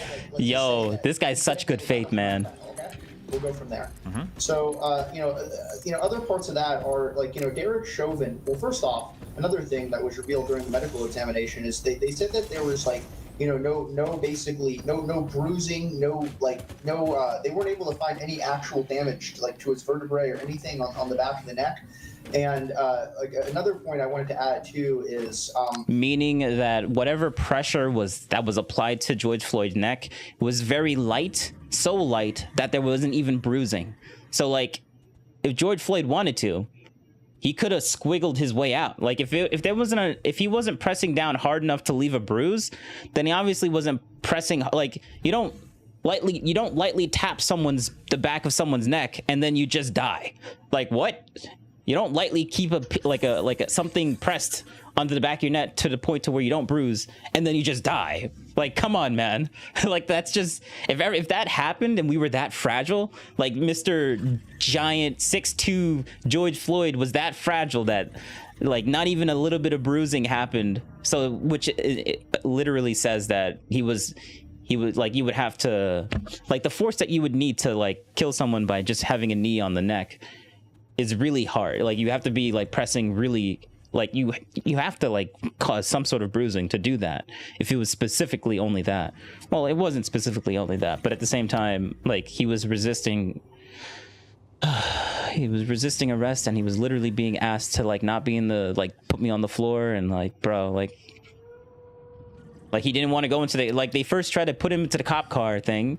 And then after 5 minutes of him saying, no, put me on the floor, don't put me in a cop car, they finally put him on the floor. And then that's when everyone starts throwing all the videotapes. Like you see it in the body cam footage of the entire thing, like when he gets stopped. But everyone just sees the part where he's actually on the floor, even though there was like literally like almost 20 minutes of footage that you guys didn't see of him just literally resisting arrest. And them just slowly moving him from the car and not going into the car and then onto the ground, and then he's on the ground. Like, bro, like, sorry, I have zero sympathy for that. Zero sympathy. It's just stupid. Just the way that Chauvin had the knee on the neck, it was on the back of the neck. In order to like incapacitate someone, I do jiu-jitsu, so like I'm very, very experienced with this. Like I choke people all the time, and I get choked as well. So like I know the mechanics. I know like choke mechanics like really, really good. And like there's two different ways. They have a blood choke and they have a windpipe choke. So a blood choke will cut off both the blood supply on both sides of the neck. Yes. This guy actually knows. Yo, Pisco. yo, Pisco's not saying anything. Oh man, because Pisco didn't think this guy actually knew how this stuff worked. Now Pisco's shutting his mouth, bro, because he was gonna run down the argumentation of like, oh look, see, even conservatives, these retarded conservatives didn't even know. Like, they even think that George Floyd, that was a whole hoax, right? But this guy's actually like an expert in how that specific situation works. Oh man. And now Pisco is quiet. He's quiet because this guy's not just some random dumb Trump support. Oh man, that's so good. That's so good. See, this is why I watch the stream VODs. This is why I watch. Oh, I wasn't even in the game. This is why I watch the stream VODs. Oh my god. Because you see all of the non-propagandic edited BS that he puts on his on Destiny's channel. Oh, that's so good. It's so good. I love how this situation went from let's show how stupid these conservatives are, brings his first person on. This guy actually knows his stuff. This guy actually knows his stuff, and he's actually being reasonable, and he actually is talking about something legitimate. But like, yeah, let's continue. But like what he's talking about with the blood choke and a physical choke. A blood choke can only happen here, literally on the neck, because like you just gotta stop the two. I think one of them is a vein, one of them is an artery, or maybe they're both arteries. But like you just block these two parts, and then you're slowly like stop the you stop blood going to the brain, and then your brain after like maybe 30 seconds or to a minute, I think your brain like just shuts down because like there's no blood coming down, so we need to turn off to reserve power. And then there's a physical choke when you literally like break the windpipe, or you physically constrict the windpipe, which is like right here. So like anything that's happening back here, like there's no maybe I don't think you can blood choke someone from the back of your neck. Well, maybe he'll talk about it because he's supposed to be some expert.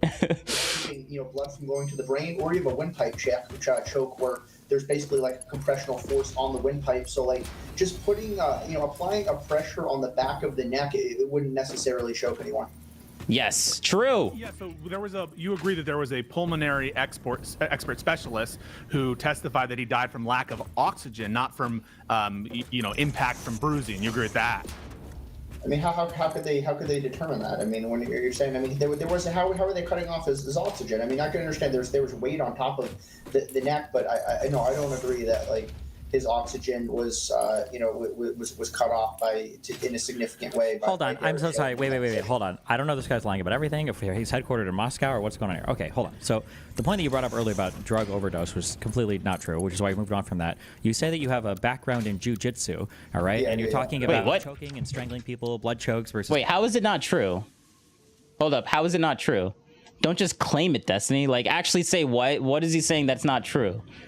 Like, and then like disprove it right then and there. Just claiming it doesn't say anything. So like, Destiny's saying, oh, it's not true. Well, what Destiny just said, nah, that's not true either. So there we go. Argument one. If that's all you have to say to like disclaim someone. Air chokes, you know that people can suffocate without ever touching their neck, right?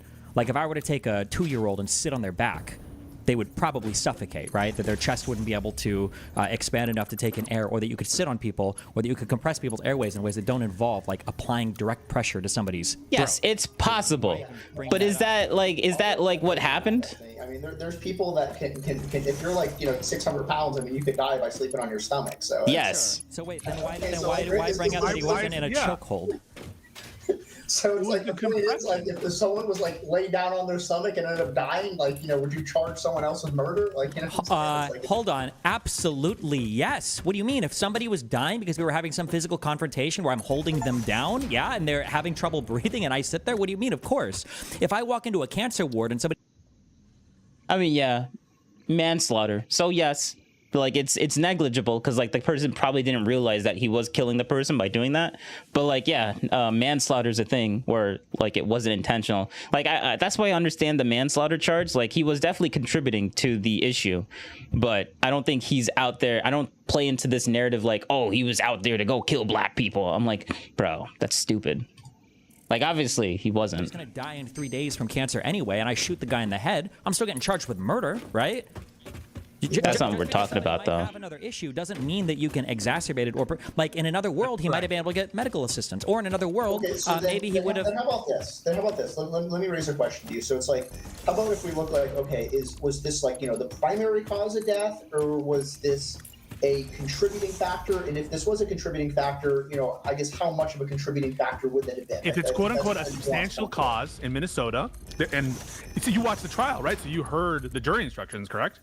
Yeah, I watched the trial. I mean, okay, so then it doesn't need to be. It needs to be a but-for cause. It needs to be a but-for cause, and if it's a substantial cause in Minnesota, that's enough to show legal fault. And here we have, yes, absolutely, George Floyd had a prior heart condition, absolutely had fentanyl, but because the police officer obviously knew that. No, that's not what happened. Police officer didn't know this. Like manslaughter, yes, I agree with that. Like you're negligent and you killed someone because you're not like that. There's manslaughter charges right there. Like you didn't intentionally went there. That's the thing that I keep trying to drill into people. Like this wasn't intentional, but let's keep going. Heard the testimony from Dr. Tubin, I think that's his name, and Tubin. Compression that he was the full weight of Derek Chauvin on the neck, and that compression would be plenty to kill somebody who was being prone. That George Floyd was trying to. Yeah, but that's obviously not true because if he had his full weight on him, there would be bruising. Like, bro, like the Chauvin is not a light person. He's a heavy guy. He's a heavy guy. So if he was putting his full weight on someone, there would be bruising, but there wasn't. How do you explain that, Pisco? Like, I like how he just says, oh, this, like, that's what they said. So therefore, but they also said that there wasn't any bruising. So how do you, like, Pisco just ignores the fact that happens and just keeps on going, I guess. To move and complaining that he was having difficulty breathing, and then he has this spasm after he's not having enough oxygen from his breaths, these very, very shallow breaths that indicate that the death was due to lack of oxygen. Why are you discrediting that? Why are you saying things like he had enough fentanyl in his system? Actually, hold up. Okay, I just found out a reasoning for this. Yes, that is true. It is true that he died from the lack of oxygen. But do you know what a lethal dose of fentanyl does to your body, right? Like fentanyl doesn't actually kill you. It is the lack of oxygen that kills you. Fentanyl just tells your heart rate and your breathing patterns to slow down to the point to where it stops. And then you start suffocating. So when you have fentanyl in your body, you still technically could say, yeah, he died because of suffocation. Like he was sleeping and his breathing stopped and he just died because of the lack of oxygen. Yes, that is true. Fentanyl can do that. Having a lethal dose of fentanyl can do that. But people just they're like, oh, the knee on the neck. Oh, we gotta be sympathetic. Oh. Like, bro, it's on video of him putting that thing in his mouth. and him saying that he wants to be in that specific position. Like the most thing that I would be sympathetic for is the manslaughter, because like we have laws in the book for manslaughter and unintentionally deleting people. So like, yeah, he should be charged and jailed for that. But like saying that the way that Pisco keeps insinuating as if like he deliberately did this, but like I know he's not saying that, so I just got to keep saying it. It's like the 5th time I've said it. I'm just gonna keep going and ignore the fact that Pisco is like, this is the last time I'll say it. Yeah, let's keep going. In fact, there are heavy fentanyl users who can regularly use above those levels. Why do you say he must have been killed by the fentanyl and not other things? Like, above those levels. He downplays it again, above those levels. We're not talking about just some levels. We're talking about like what, orders of magnitude higher? Wasn't it like basically it could kill 10 horses the amount of fentanyl was in him? Like, bro, what? We're not talking about little bits of levels. We're talking about a whole order of magnitude, which is like impossible. Like, yeah, bro, like you can have people drink water all the time, or people drink coffee all the time, so people prevent resistances. But like, and that's Pisco's argument. But what we're talking about is the guy took like 10 coffee beans and like shoved it down his throat. Actually, no. Maybe people can like, instead of like took thousands and thousands of milligrams of coffee beans and just threw it into a coffee and drank that, like extra super like. You can never build a resistance to the point to what he's talking about. Like he's downplaying. He's basically downplaying the whole thing, and it's annoying. Okay, so that's a good question. So let's look at like the nuance. Yo, this guy's super good faith to this guy. Contributing factors that led to his death. So it's like, okay, like was Derek Chauvin like did he contribute like 0 to his death? Like let's just say no. Obviously no. More than 0, but I don't think he was the primary cause. Wait, hold on. Wait. When you say this, hold on. Do you have a child? I know I don't have a kid. Okay, imagine there's somebody that's having an asthma attack, and they go to get their inhaler, and you grab that person, and you just like throw them on the floor and you sit on them. The primary cause of death is probably the. Bro, you think Derek Chauvin knew that this guy had fentanyl in his system? Like what? This guy's a cop that just came onto the scene. Oh, but Destiny's is falling into a fallacy, like being hindsight is 20/20. Like, bro. Man, like, what is this? What is this? It's okay. All right. Yeah, that was a perfectly good analogy, Destiny. Perfectly good analogy. 100%. That cop just knew that he had fentanyl in his system, and that's why he put the knee over his neck. Because the cop knew exactly what fentanyl was going to do. He was going to delete him. Like, yeah, obviously. Bro, the conspiracy theory with this guy is just... It's going rampant. Right? It's going rampant. In a situation, that person might not die at all. But let's say that you know that they're having an asthma attack. You've got a reasonable. Another thing that's inconsistent, having the doses that the dosage of fentanyl that was in George Floyd's system, he would have died regardless if the guy was on his back or not. Like he would have died if no one, like people just left into his devices. And he was about to drive away and putting that thing into his mouth right before he was going to drive off. Like, he literally could have passed out. And then as he was driving, like, bro, what? Like, this is just... I don't think Destiny remembers the first part of that entire video. The full video of the whole thing. And he's just spouting garbage out of his mouth, honestly. Expectation that something really bad will happen to them if you sit on them while they're having an asthma attack. Would that person be at fault for murder? No. So I mean, you're saying that it was in this situation. Actually, yes, right now, because they know, but that has nothing to do with what we're talking about. There would be, they say, a minimal contributing factor that was kind of, like would have pushed them over the top if someone were to like kind of throw them down and be rough with them. You're saying. What were you suggesting, or like in the hypothetical? I'm just saying in the hypothetical that there's an inhaler across the room and they go walk and grab the inhaler and now they're dying, but the person's not like choking them out, but they're just sitting on them so they can't go and grab their inhaler, and then the person dies due to an asthma attack while the person's on them. Okay, then fair enough. Then how about this? I'll agree with you this. So then like if we were to look at your if you were to look at the example that you gave, for it to be equivalent, you would say that the fentanyl was say a major contributing factor in what Derek Chauvin did, obviously, contributed to a degree, but he was already on his way out because of the fentanyl. I mean, Why do we think? Wait. Why do we think he was going to die because of the fentanyl? Because I mean, he had several times the amount that would have been lethal. Hold on, wait. But we don't know what the lethal limit for him taking fentanyl would have been. Him, yeah. And we also don't. I don't know if we saw evidence. We used a general assumption. Wait, does Destiny think that like several times the amount that could kill a horse? You think people on average, or even for him, do you think a person can, even on the extreme side, could have the amount of body mass as like a horse to like absorb most of the fentanyl so it doesn't actually like affect them to the point of death? But the amount that he had was able to kill like what, tons of horses? Yeah, I think Destiny just doesn't understand the magnitude. Like he's like, why do we just keep assuming that the fentanyl would just kill him? Oh, because he had several times the lethal dose. But but for that person? Yeah, he's being overly pedantic on this. Like for that person, like, bro, what? Didn't you read the thing? Okay, Destiny. All right. I mean, like, there is, like, it's not like we have, like, zero idea. Like, okay, there's people that have higher tolerance than others, but, like, at the same point, like, it's not like he's, like, a different species of exactly! Like, bro! You've already granted that some people who take... Like, yes, thank you! Yo! Good conversation. Let's go. This guy's actually good.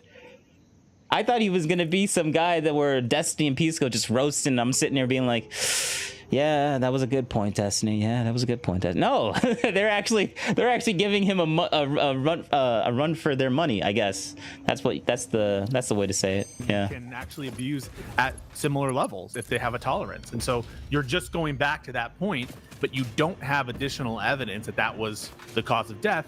But Dr. Tubin, the expert, provided additional evidence about why the compression with the weight of Derek Chauvin was a substantial cause in the death of George Floyd. And to bring it back a little bit, bro, he already conceded that yes, it was a substantial cause, but it's not the primary factor. The guy is talking about the primary factor, not something that could have contributed. Like technically every single thing, every person in the area contributed. If you want to be overly like super pedantic on that, but like, bro, like, come on now. He's already conceded that. Stop making it seem like that you won something when you actually didn't.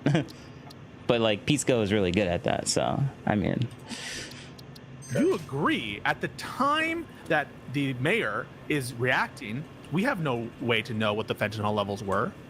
It appears to obviously it was a lot higher. Very minimum in the month or two after this period, there was no reason for us to assume. And even if you were to buy your causation theory, there was no reason for us to assume that fentanyl killed him. It seemed obvious to people watching that it was the knee. You agree with that at the very minimum? Oh yeah. Like when the video first came out, yeah, it looked very, very bad until we obviously found out about the evidence after. And it looked less bad after that. I think yeah. I mean, no, it still looks bad. It's just that now we have more of a like an actual like hey, something is not right here. Like now people are a little bit like skeptical because like everyone kept saying, oh, the knee on the neck, knee on the neck, knee on the neck. And then he did have the lethal dose of fentanyl, but we don't talk about that. Like, yeah, obviously it's gonna, like, you get new facts, it's gonna change the story. No shit. Like, what? Also, wait, real quick. Do you? And this is I like your phrasing though. Come on now. Wait, this is a very specific question, and if you don't have the answer, that's fine. But I'm curious. Do you know the levels that were found in his blood? You keep saying it was many times the levels that would kill somebody. Do you know like how high over? Oh, do I know like exactly how many like my... Wait, does Destiny? Wait, either Destiny knows the answer to this question, he's about to own him, or he doesn't know the question, and he doesn't even. That means or he doesn't know the answer of the question, which means he has no idea what he's talking about. So anything that he says after that, I'm just gonna write it off. Obviously, let's. What does he say, Destiny? You're making fun of the fact that I'm asking this question, even though I just told you I don't expect you to necessarily have the answer. So I even gave you the out. I understand you're uncomfortable. Okay, but that's fine. You don't have to answer then. So that's okay. But because I was curious, because I don't know like what can a tolerated person like handle in terms of, say like morphine. So I just looked this up. Oh, okay. All right. This is from a medic. Or wait. This is from Talbot Recovery, which I assume has to do with people that are addicted to drugs. But this says, on the other hand, morphine, the normal dose of medical morphine is between 20 to 30 milligrams. At this level, a patient who legally uses morphine may experience... Why the fuck do we care about morphine? We're talking about fentanyl. There's no such thing as medically induced fentanyl. Right? Right? Like, the fentanyl can't be used medically, right?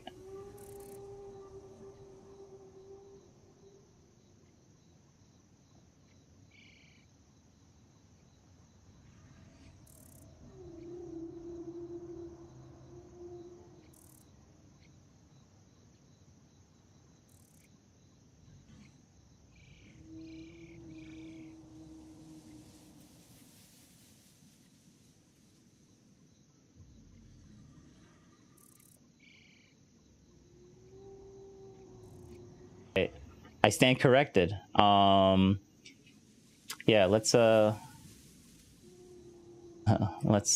take this. We'll boom. And here we go. We found it, boys. Actually, might as well just throw it here. Yeah, true. Actually, can fentanyl be used medically? Yeah, fentanyl is a synthetic opiate typically found to treat in patients in chronic, so I stand corrected, in chronic severe or several pain following surgery. Fentanyl is a Schedule II controlled substance that is similar to morphine. Okay, that's why he's comparing it to morphine, but about 100 times more potent. Yes, 100 times more potent. Come on now. Like, are you really gonna compare morphine? This is like... Fine, compare morphine, but it's 100 times. It's an order of magnitude, like, more dangerous. Come on now. All right, Destiny. Fine. You can... He did his research, and he's looking up morphine. What does he have to say? Side effects, slowed breathing, mental disorientation, etc., etc. On the other hand, morphine addicts can grow to tolerate over 2 grams a day, though it normally only takes 200 milligrams to induce a fatal response. So, that 200 milligrams. So now we got to multiply that by 100, because fentanyl is 100 times more potent. So so this is like an exponential type of thing, which is, so are you really, is this like a really good comparison? Like at a specific point, like, fine, okay, they're kind of like the same thing, but one is 100 times more potent. So like, you did give an order of magnitude higher where people could get a fatal response, but now you got to multiply that exponentially because of how, well, fentanyl is 100 times more potent. So like, even twice the amount is probably to the levels of where you could probably get deleted. Like, come on, man. Come on, man. Like, it's like the scale of how little of the multiplier is a much higher factor from something that's 100 times more potent than what the multiplier factor on something that's 100 times less potent. Like, the multiplier on those two things are just different. But like, his comparison, fine. I understand why he's comparing it, because they're both opiates, but one is just 100. Like, bro, come on now. Like, get a better article. Maybe he does do a better job. So that shows 10 times a morphine addict can tolerate 2 grams, right? 10 times the lethal amount for a person. So that was a snack. That was a snack for George Floyd. So if we assume, which is real quick, so then we don't have any good reason, because blood levels definitely aren't it. We don't have any good reason to assume that he died from overdose. Do we agree that if his neck wasn't... Wait, what? How does that disprove any of that? What? Hold up. Let me listen to that one more time. Species altogether. Like, he's still a human being. Like, you've already granted that some people who take fentanyl at those levels can actually live and can actually abuse at similar levels if they have a tolerance. And so you're just going back to that point, but you don't have additional evidence that was the cause of death. But Dr. Tubin, the expert, provided additional evidence about why the compression with the weight of Derek Chauvin was a substantial cause in the death of George Floyd. And to bring it back a little bit, You agree, at the time that the mayor is reacting, we have no way to know what the fentanyl levels were.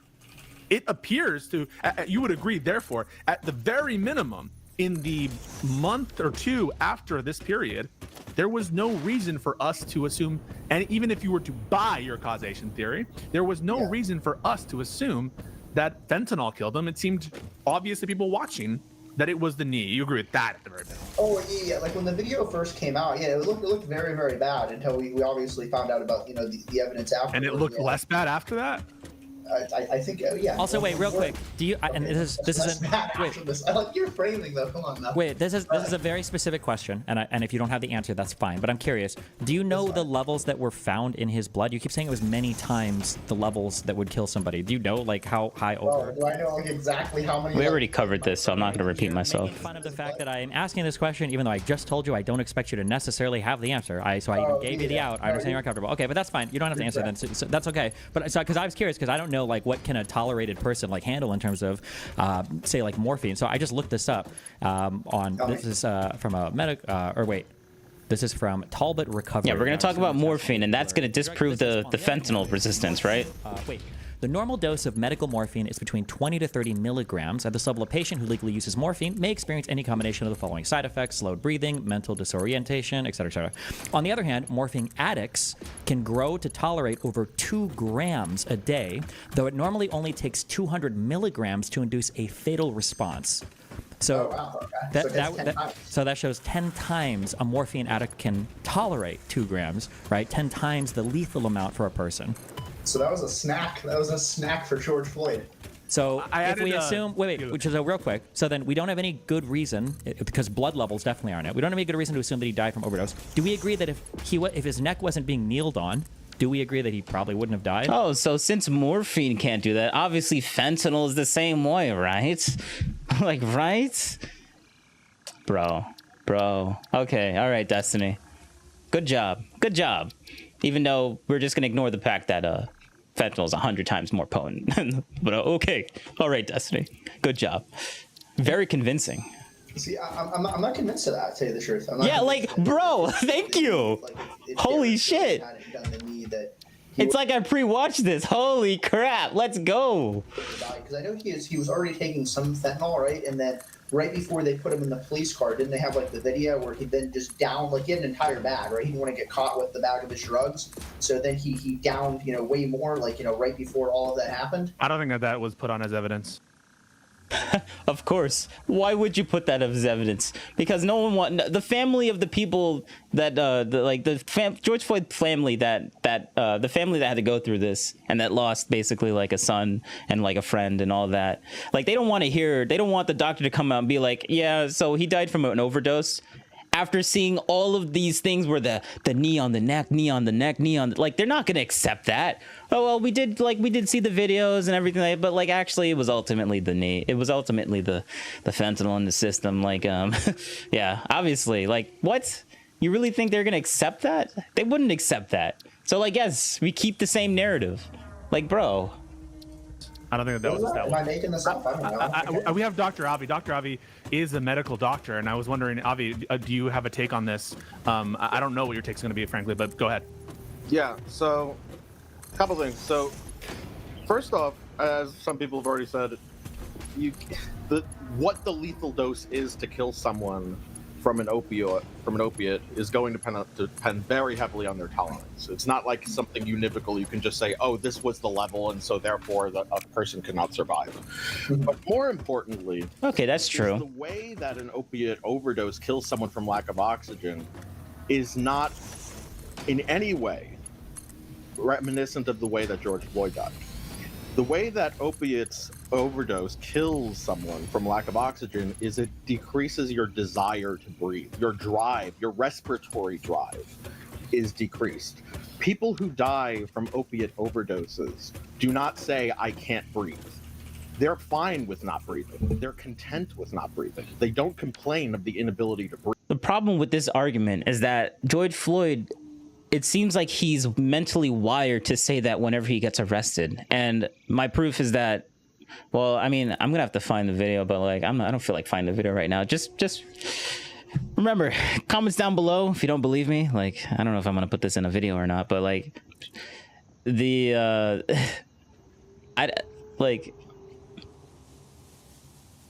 there was a video of him.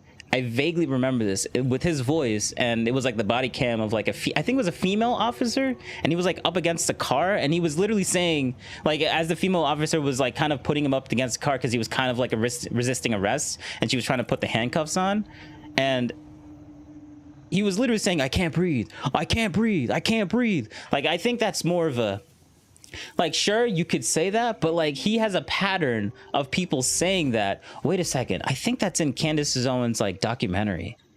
I'm gonna have to rewatch it just so I can get it. And I'm like, oh, people are gonna cringe. Oh, Candace Owens' documentary. I think she does a good job at actually pointing out the critics. Like, what does she have to gain pointing out her own like people? Like, bro, like what? It's like Candace Owens doesn't like people like cringe at Candace Owens. Oh, he talks about the black community. I'm like, she's black. Her whole family, like most of her family's black. She married a white guy, but like, does this mean that she hates the rest of her black family because she criticizes black people all the time? Like, bro, it's just stupid. It's stupid. Like, she says some dumb stuff sometimes, but like, and she could be really harsh on the black community. So I can understand why people like to cope and say, oh, well, don't listen to her about that. She's like a white supremacist or whatever. Like, it's okay. All right. But yeah, I lost my train of thought, so we're just going to continue. Breathe. They're not trying to breathe. That's what kills them. Mm-hmm. Yeah, I mean, but George Floyd was complaining about. Yeah, that was my point against the guy that said that. Like, yes, what he said is true, but like the guy had a pattern. Like, George Floyd had a pattern of saying that he can't breathe in other situations, other similar situations. So like, sure, true. But I doubt that was the case this time, honestly. If I'm being fair, I guess. Or being more... I'm giving a little bit more of a nuanced take on this part. Not being able to breathe while he was still in the car. I mean, right? It's like he was having... So, I mean, there was some sort of drug with that. Yes, that is incompatible with an opiate overdose mechanism. So then what do you attribute, I'm curious, Avi, like what do you attribute that to? Where George Floyd, he has no compressional force on his back and his neck, he's upright in the back of a police car, and he's screaming hysterically as he's gasping. Wait, hold on, just as a quick thing to clarify what you mean by that. When you say no compressional force, there was literally weight on him. How is nothing being compressed? What? No, Destiny, I think you're confused here, because I'm not saying he was on the ground. Obviously, when he was on the ground, there was compressional force on him. I was saying that George Floyd, when he was in the back of the police car, first he had been sat down in the back of the police car. He was upright, sitting. There was no compressional force. There was no one pushing against his chest. No one pushing against his back. Oh, he actually calls it out. Hysterically screaming. He was gasping for air, saying, I cannot breathe. Yes! Yo! Yes! Oh man, yes! Dusty didn't even watch the video. He didn't even watch the full video. And he's coming into this with no idea what the fuck anyone is talking about. Look at his face. Wait, actually, hold up. let's move over there. I'm too excited. Delete that. Yeah. Look at his face. Look at him. He's like, what? What? This is the first time I'm hearing this. Oh, I love to see it. Oh, you love to see it. Oh man, it's just so it's so good. It's so good. Oh, it's so good. Breaking down Destiny's worldview. Oh man. Well, let's see. How is he gonna cope from this one? How he's gonna cope from this? I want to see it. I can answer how that's. Let me. Oh, or maybe this other guy helps Destiny cope with it. There was no one pushing against his chest, no one pushing against his back at the time, and he was hysterically screaming. He was gasping for in the back of the car, just sitting upright. While he was still in the car. You're aware of this, right? Or no? I can answer how that's actually very consistent. Okay. That's true. So. Oh, he's gonna say what I said before? Compressed, even though he wasn't being compressed at that moment. Prior, when one is being compressed, they have an inability to perform respiratory exchange to exchange oxygen with carbon dioxide. It's the carbon dioxide buildup that increases respiratory drive. If you have been compressed and you are not able to exchange oxygen with carbon dioxide and you have a carbon dioxide buildup, you're going to have very heightened respiratory drive and have the feeling that you can't breathe or you're not respirating enough. even if you don't have a compressional force. It's not just compressional forces that give you. You don't need somebody to be choking you on the neck to feel that. Also, there could be a million things going on. He could be. Wait, so like what? Oh, now this is his cope. Oh, it could be a million things. It could be a million things. So now it wasn't the fentanyl that literally slows down your breathing. No, it wasn't. It was a million things. Oh, I love it. I love to hear it. Oh, I love to hear it. What do you have to say, Destiny? He having a panic attack. He could just be out of breath from like fighting with cops. He could just be saying random shit so that they don't lean on him or so that they give him a break or whatever because he's trying to get out of getting arrested. There could be a million things going on. There's all sorts of things that could be going on. One thing that is not going on. Cope some more, Destiny. Was not the cause here was an opiate overdose. You would not expect any of those things to happen. Yeah, or to be more clear, maybe there could have been one going on, but we have no good evidence to suggest that this is like a primary thing causing him to die at that point. It doesn't seem like there's good evidence. The way that it causes that opiate overdose cause people to die is exactly the opposite of what you're seeing. It's they are not complaining. They are not having an increased respiratory drive. Everything you're seeing here suggests an increased respiratory drive. Does that move you at all? I just want to ask Brian, has that moved you even 1%, what you just heard from Avi and Destiny? I think of everything in terms of like likelihoods. Like, is there a likelihood that he would still be alive had Derek? Has that moved you, yes or no? No, that hasn't really. Yeah, that doesn't move me either. Like just to summarize, there's nuance. Not even 1%. So what? Oh, he could be. It could have been a panic attack. It wasn't the thing that was lowering his respiratory system. It obviously wasn't something that he like. There obviously was zero pattern of him saying that in other prior events in the same situation, but still came out alive because like. It's like something he says whenever people are like, I need to find that video because that would disprove this thing so quickly. So quickly. I don't feel like finding it. I'm too lazy right now. Was not at all convincing. What rebuttal do you have to what Avi said? Well, there's several things. Okay, so like what Avi was specifically commenting on, or say the effects of say the opioid. Or actually, no, there is one thing that what moved me actually to move me slightly in a direction was more what Destiny had said. I think Destiny made a good point. I don't even think it was brought up during the trial at the time. So, but credit to Destiny, he did bring up a good point, and that was saying that maybe George Floyd can just handle way more drugs than the average man. I mean. That's certainly a possibility. Yeah, that actually. Wait. I'm so sorry. Hold on. Just because I'm so tired of dealing with bad faith conservatives. Okay, you're making this sound like it's incredible. This is standard behavior. You build tolerances to pain. Like when you make this sound I think it's kind of impressive. Yeah. What? Yeah, what do you mean? Well, it's not impressive. It's like it is an expected response to these types of drugs. It's one of the reasons why people becoming hooked on painkillers coming out of hospitals. Like you're laughing and giggling now because it has to do with some black dude that died that you don't give a fuck about. But like this is a huge issue. What? It's one of the big issues putting people on painkillers. Like somebody coming back from the hospital saying like, "Fuck, I think I have like an addiction to painkillers." Like, "Oh my god, like you're just taking them for fun?" Like, bro, that's fucking crazy. Like that's just a really stupid thing to say. Like people. When did anyone ever make that argument ever? Like he's literally coming up with something just so he can get mad of it and then assume that this guy is actually, and then his audience would be like, yeah, that's exactly what he was saying. Look how dumb he is. Look at him. He's acting like this is like not so serious because he laughed like once. Like what? And I don't even think the guy even laughed. He literally said that Destiny made a really good point, and now Destiny's like, well, you're not taking this seriously enough.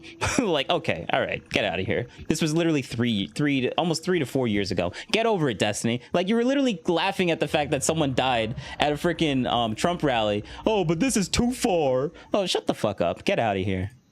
People that get addicted to drugs develop higher tolerances. This is why they need more of them. It's why they sometimes eventually overdose and die. Just putting that out there. Yeah. It would be convincing to me, actually, no, but like Destiny, like I said, I want to give you credit because you made a good point.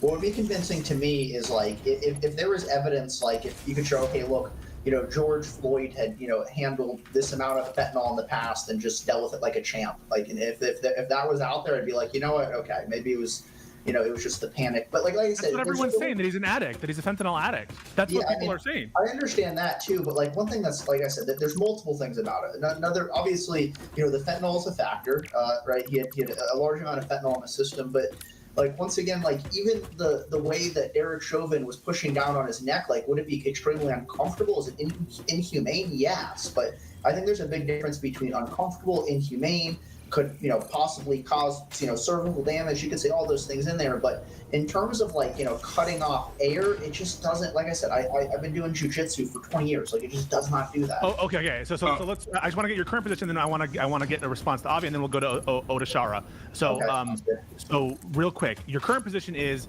it is more likely than not that he died of opioid overdose. That's fair. True. I believe that. Yeah, I would say so. Yeah.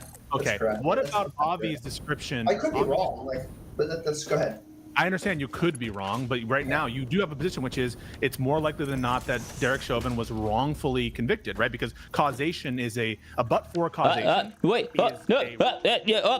Nope. He did not say that he was. No, what, bro, Pisco. Oh man, I caught him. I caught Pisco. He was about to pull a fast and dirty one right there. Wait, listen to this one more time, because like people need to hear this. Could be wrong, but right now you do have a position which is it's more likely than not that Derek Chauvin was wrongfully convicted, right? Because wrongfully convicted. When did this guy ever say that? When did this guy ever say it? He didn't say any of that. Wrongfully convicted? No, I don't agree with that. He was wasn't he convicted with like manslaughter? Or was he? Well, if he was convicted with murder, then I would disagree. But if he was convicted with manslaughter, or maybe second-degree murder, I would. Second-degree murder sounds kind of like first-degree murder means that you intended on doing that. Second-degree murder, I mean, but adding the word murder implies that you intended on doing that. But at the same time, I think that's just third-degree murder is like negligence. So like it's like that's a manslaughter charge, I think.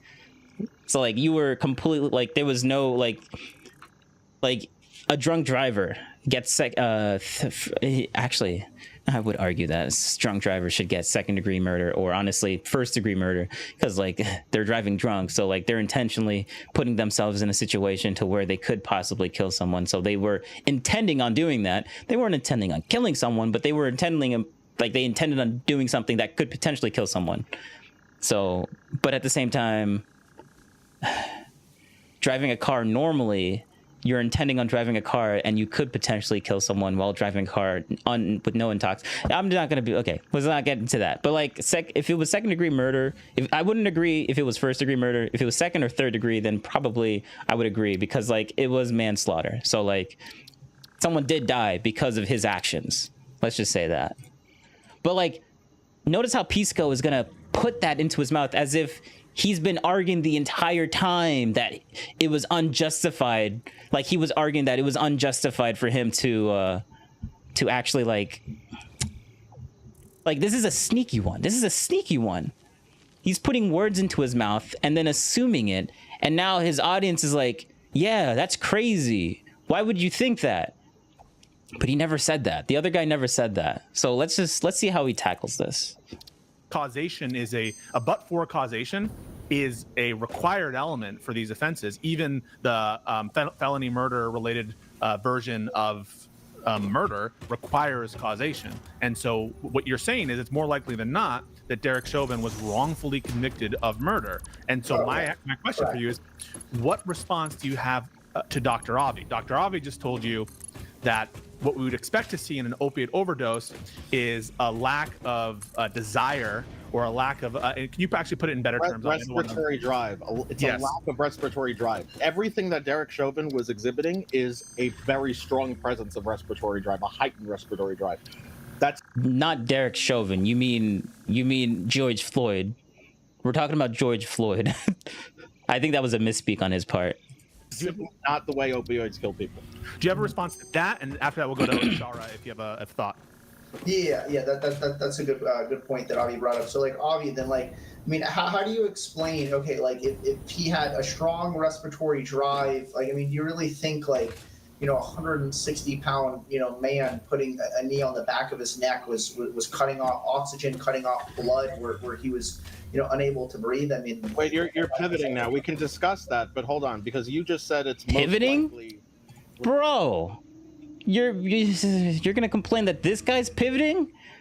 Like the whole reason why we got to this point is because Pisco asked for like a point on like, oh, so democratic things or they could do no wrong, and then he brings out something where democratic politicians, like this all stemmed out from like the democratic politicians being like supporting this, and now they're pivoting away from that, and now we're in an argument where he needs to like justify his point on like how he feels about George Floyd. Like what? And like the whole situation there, I'm like, it's the guy's fault to actually going down into this line of argumentation, but like, and completely changing the subject. But we're gonna say, oh, he's pivoting. Like, bro, this whole conversation started where like, oh, Democrats good, conservatives bad, and then he gives out an actual point.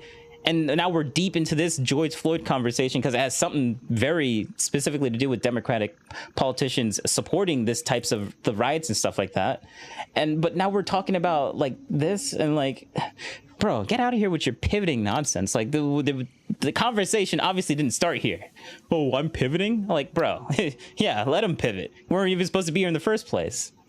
Look, there could be some third option, whatever. Maybe it's maybe it was the third. But right now, let's just do it one by one.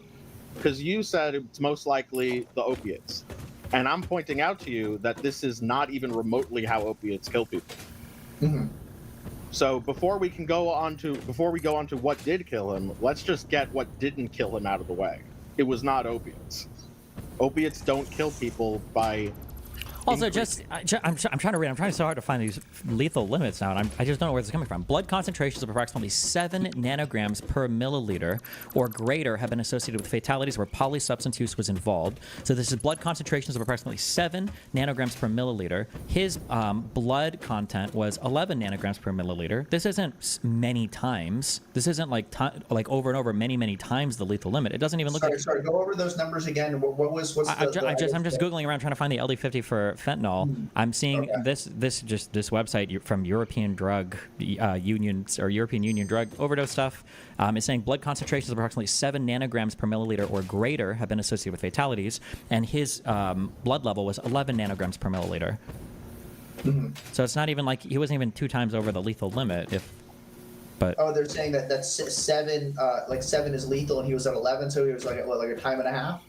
I guess. I'm not sure. I'm just trying to look. I'm trying to find more information. I thought it was like 3 or 4. I mean, that's a high. I thought it was like 3 or 4. But yeah, I thought it was 3 or 4 too. To hit on what Abby said, because this is frustrating, because it happens a lot. Do you do any recreational drugs? Oh yeah. I do plenty of recreational drugs. Yeah. Do you do downers? Somewhat. I mean, I mostly weed. I mean, I have a dab rig. Okay, I mean, like for people that are doing downers, like you typically take them and then you just kind of like sink into the couch and then you just kind of like chill. Yeah, or I just go on Twitter Spaces and have conversations. Yeah. So I don't have any experience with opioids, but I imagine the downer experience on opioids at certain doses is probably pretty similar. That when you're on downers, if you're ODing on downers or whatever, the idea of you like running around and screaming and stuff doesn't seem to be consistent with how you would expect somebody on downers to die. I feel like it'd be more like they're on the ground drooling and they roll over and they either suffocate on their own like tongue or drown in their own. Well, that was literally what was happening. He was slowly like slump, like he was saying that he was like the moment that you hear him stop saying things, it wasn't like he immediately just stopped and he immediately just died. No, it was slowly, and you could see the life leaving him as he was sitting there yelling, "Oh, I can't breathe, for like the past 20 minutes, even though he wasn't even on the ground 20 minutes ago, but he was still saying it anyways." Like, yes. Oh, they're just slowly going down and they're drooling. Like, he was already on the floor. So, like, you're not going to see him slowly pass out and fall onto the floor. If he was in the cop car and he stayed in the cop car and then asked to be on the ground, then yes, maybe the cops would be like, "Oh, he just slumped over in the back. Maybe we should like call for medical attention." Like, bro, like I blame. This is not the best take, but I'm very unsympathetic because of how annoying certain people. Like, I saw the video, and to me, the video just looked really... It looked bad at first, because all you saw was the second half, or the second, like, fourth of the entire thing. And then you see the full 20-minute video, and you're like, bro, This guy literally asked to be on the ground. Maybe we'll watch that video. Maybe we'll watch that video. I don't know. Because this is actually starting to bother me a little bit. Drool, or your respiratory drive is depressed enough that either your diaphragm isn't pumping enough or you're just not breathing, and then you kind of die that way. Running around screaming doesn't seem to be consistent with, for what Abby's said, and then my own personal experience with recreational drugs, doesn't seem how you would OD on downers. I mean, in the video, it looked like he just took it. So, like, as 20 minutes have passed, his body was slowly, like, excreting the fentanyl into his blood. And then he slowly, like, started going down. So, like, yes, this is consistent to, like, the entire 20-minute, 22-minute, 21, 22-minute video. So, okay, Destiny, Mr. Destiny, that didn't even watch the video. Like, oh, this is supposed to be some big own. But, like, that's literally what happened on the video. But, okay, all right. Question for Avi. I mean, like, okay, so in terms of contributing factors, you would say that the fentanyl and or whatever so the fentanyl you would say is in terms of contributing factors, you'd put that at 0, not even 1%. Wow. This is to Dr. Avi, and then we'll go to Otisara. Yeah, this is to Avi. Sorry, I don't know if you heard me. I was just saying that you would say that the fentanyl was 0% contributing factor. I don't even why it wouldn't be 0%, but it's like his obesity was probably a contributing factor as well. Okay. Like, I don't know if I had bad reception here, but what? And he had a heart condition. Why don't you have a? Why does that not affect you at all? What Destiny just said. Okay. I think sorry, you guys are cutting in and out. Can you please, whatever you just said? Am I cutting in for you, Destiny? No, you're not. You're fine. Okay. All right. Let's go to Otisara. What's your opinion about this? And let's try to tie it back if we can at some point to. Wow. Wow. Okay. All right. Damn. That was actually a good point. Like, what, you think it's less than 0%? Like, you think it's like less than 1%? And then Destiny kind of bites the bullet on that. Like, well, yeah, it wasn't just 1%, but like, I don't think it was like the main cause. But like, fine, you guys can have your uneducated opinions on this. Like, none of you, well, except for that one guy. But most of you guys aren't doctors, and I'm not one either. But hey, I saw the video. I got my opinion, and I'm gonna share it. If you don't like it, that's too bad. I mean, that's what the comments or the chat is for. So like, yeah, come on now. Implications here. Oh wait. What? On that last guy, I'm so sorry because this was your fault. Pisco. Yes. Sidetracked on this whole George Floyd shit. Yes. I tried to look up the Minneapolis mayor stuff. It seems like that he did call for the police to abandon one precinct. Now. Yeah. Yes. Thank you, Destiny, for coming back on track. Holy crap, man. Holy crap. Wait, actually, let me I gotta get this point out. Hold up. Oh no.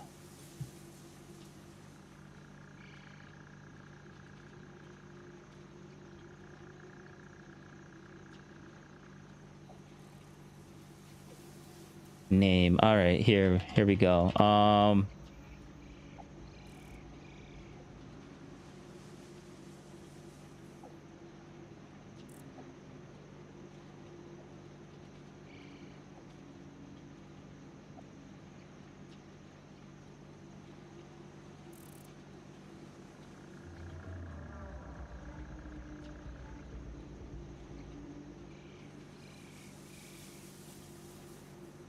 Perfect. There we go. Thought they didn't have the police to hold it down, or he thought it would exacerbate violence. I'm not sure. I haven't seen any articles or any indication that he thought this was a politically popular move. Basically, the day after, the next morning, and over the night when it happened, it was an incredibly unpopular move. And he literally had to do a press conference next morning to answer for what was going on, to figure out what was happening. This is before they eventually called in the National Guard. So I don't see any evidence what. Oh, look at that. Yeah, well, oh, wait. Yeah, this evidence doesn't count because they did it quickly. Like, it's overnight. They just happened to, like, fix it. Like, he backtracked overnight, 100%. So this doesn't count as evidence at all of Democrats being bad faith. Like, why would they even do this in the first? Like, why was that even a thought in the first place? Why did he think that him telling them to back down in the first place was going to be a good thing? Like, what? Like, oh, there's riots in my city? Oh, let's tell the police to stand down. That's not, that's zero. Now since it happened overnight in Destiny's brain, he's like, well, now it doesn't even matter because it happened overnight. Like, it happened overnight. Like, come on now. He did a bad thing, and I don't understand why he even came to that decision in the first place, but he backtracked, and it was overnight. So we're better. Like, okay, all right, Destiny. Not convincing, but okay. Good job at writing it off so quickly. Whatsoever, that he intentionally called the police back just because he wanted to watch the city burn. Yeah. What are we saying here? That these mayors wanted more chaos because of why? How was that beneficial? Also, wait. I mean, one real quick thing. I said George Floyd was obese. That was totally wrong. I'm so sorry. For some reason, he's obese coded in my mind, but he wasn't. He was shredded. My bad. Go ahead. Continue. But he had a heart condition. So he might have. Yeah. Go ahead. All right, Brian, respond. We're gonna have to go to Otisara. My bad. Okay. Sorry. All right. Well, let him respond because I just said that. Unless he's got a response to that. Yeah. I do. Yeah, like Destiny. No, one other thing I wanted to add, because I mean, the whole point was we were just trying to talk about, okay, like, you know, this kind of whole started with like, you know, Mark Robinson, and look, like, Republicans are not coming out and condemning him, and I was like, yeah, like, I understand they're extremely partisan and they want to win at all costs. And yes, you know, bring him back on point. Like, Democrats do not have moral high ground on this. And, yes. You know, you would ask for an example, and then the example I brought is like, look, they're willing to like let their cities burn because they felt like it was politically advantageous. And there's another part of that too. I mean, you keep in mind. I mean, this was like what, May, or was it June of 2020? And this is right at the height of COVID. And I remember, you know, you had. I mean, I remember there was protests that were like, you know, a month earlier about, you know, protesting lockdowns, and they were dealt with like pretty swiftly. And then exactly, bro. You know, maybe we should, you know, COVID's a thing, but you know, you should, you know, this systemic racism is so bad and so. When you say scary, protests dealing with lockdowns were dealt with swiftly. Yeah, they were. What the hell are you talking about? They were like. Of course, these lefties would not know anything about that. Okay, all right. I already wrote them off now. I already wrote them off in the whole George Floyd thing. Like, they memory hold all that stuff, or they weren't even paying attention back then. Honestly, I feel like it's the latter. They weren't even paying attention back then. Like, come on now. They weren't even paying attention. Yeah, there was a whole. What the hell are you talking about when you say they were dealt with swiftly? Just answer. Let me explain exactly what I'm talking about. So, for example, like when people were protesting lockdowns, there was a big freak out about like, oh my God, you know, like you're gonna spread COVID. Gonna, you know, spread COVID. No, exactly. Dealt with. Did they make protesting illegal? Did they arrest people who were protesting? Did they? Yeah, they stopped the protest. Like, what the fuck? It's not like the way that they were covered was way different. Okay, so like, nothing happened, is what you mean. Oh my God! You should have just said yes. They stopped the protests. Like the police came out and they literally stopped them. But if they're protesting for George Floyd, no, we can you just keep going, keep doing your thing. But like he didn't know. He didn't know. Damn, that kind of hurts though. That kind of hurts. Oh, whatever. Let them have their win because of ignorance. You not agree with my point at all? No, it doesn't. The point. It's not. No, we're not going to agree or disagree. It doesn't matter. The point is irrelevant. The original question was: is there any person you can think of that is the equivalent to this abdication of morality, of character, of responsibility for a guy who's being endorsed by an ex-president who's running for president? And the first example that you could think of, maybe the only example, the best one, was the mayor of Minneapolis, which is still an important position. And then it was because you said that he intentionally allowed a city to. Well, he said in general first, and then they wanted him to be. Yeah, see, I think I called it from the beginning. Yeah, they're gonna run him down to a very specific thing. Like he did say in general, like Democrats from. I said this in the beginning. Yeah, the Democrats in blue states, like there were issues with them just letting people just do their thing and kind of like like the riots, like it's fine, but then they didn't want to accept that general answer. Like, yeah, the blue cities were getting destroyed, and remember the Chaz or the CHOP or whatever they want to call it, the demilitarized something zone, the demilitarized zone or whatever. Like they seceded from the U.S. for like 2 weeks or something, and then like, but we don't want to talk about that.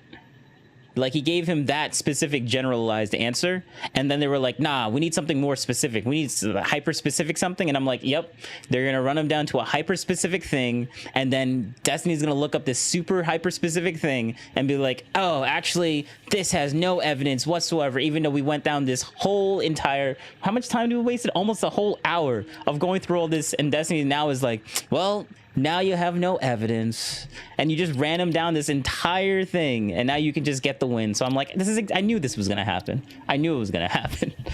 But there was some really nice owns in this entire thing. Let's just keep going. But it sounds like he called the police out of a single precinct that I don't see any evidence to suggest that he did this because he thought it would be advantageous for his career, and he caught heat for it basically immediately and the next morning. And yeah, if this is the comparison, we're not even remotely similar here. Okay. Well, you agree, right, that what you just said, that is not remotely comparable to Mark Robinson. Do you agree, yes or no, that it's not remotely comparable? I mean, no, it's remotely comparable.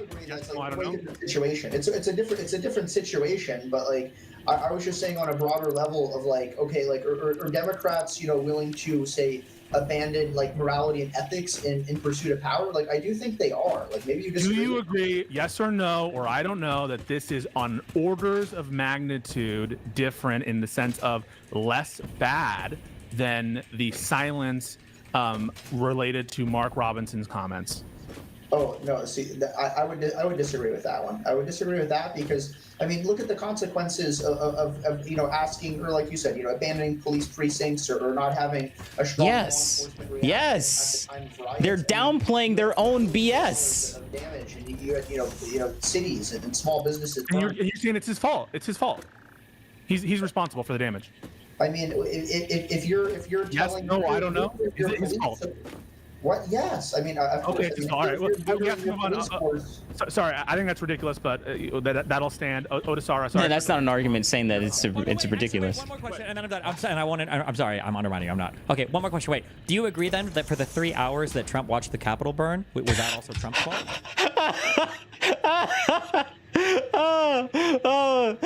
Destiny's like so Trump bad. I knew he was gonna say something. This is his cope. Oh, this is his cope. Let's see. How does he twist this one? Ooh. He honestly, he really shouldn't have bit the bullet for downplaying.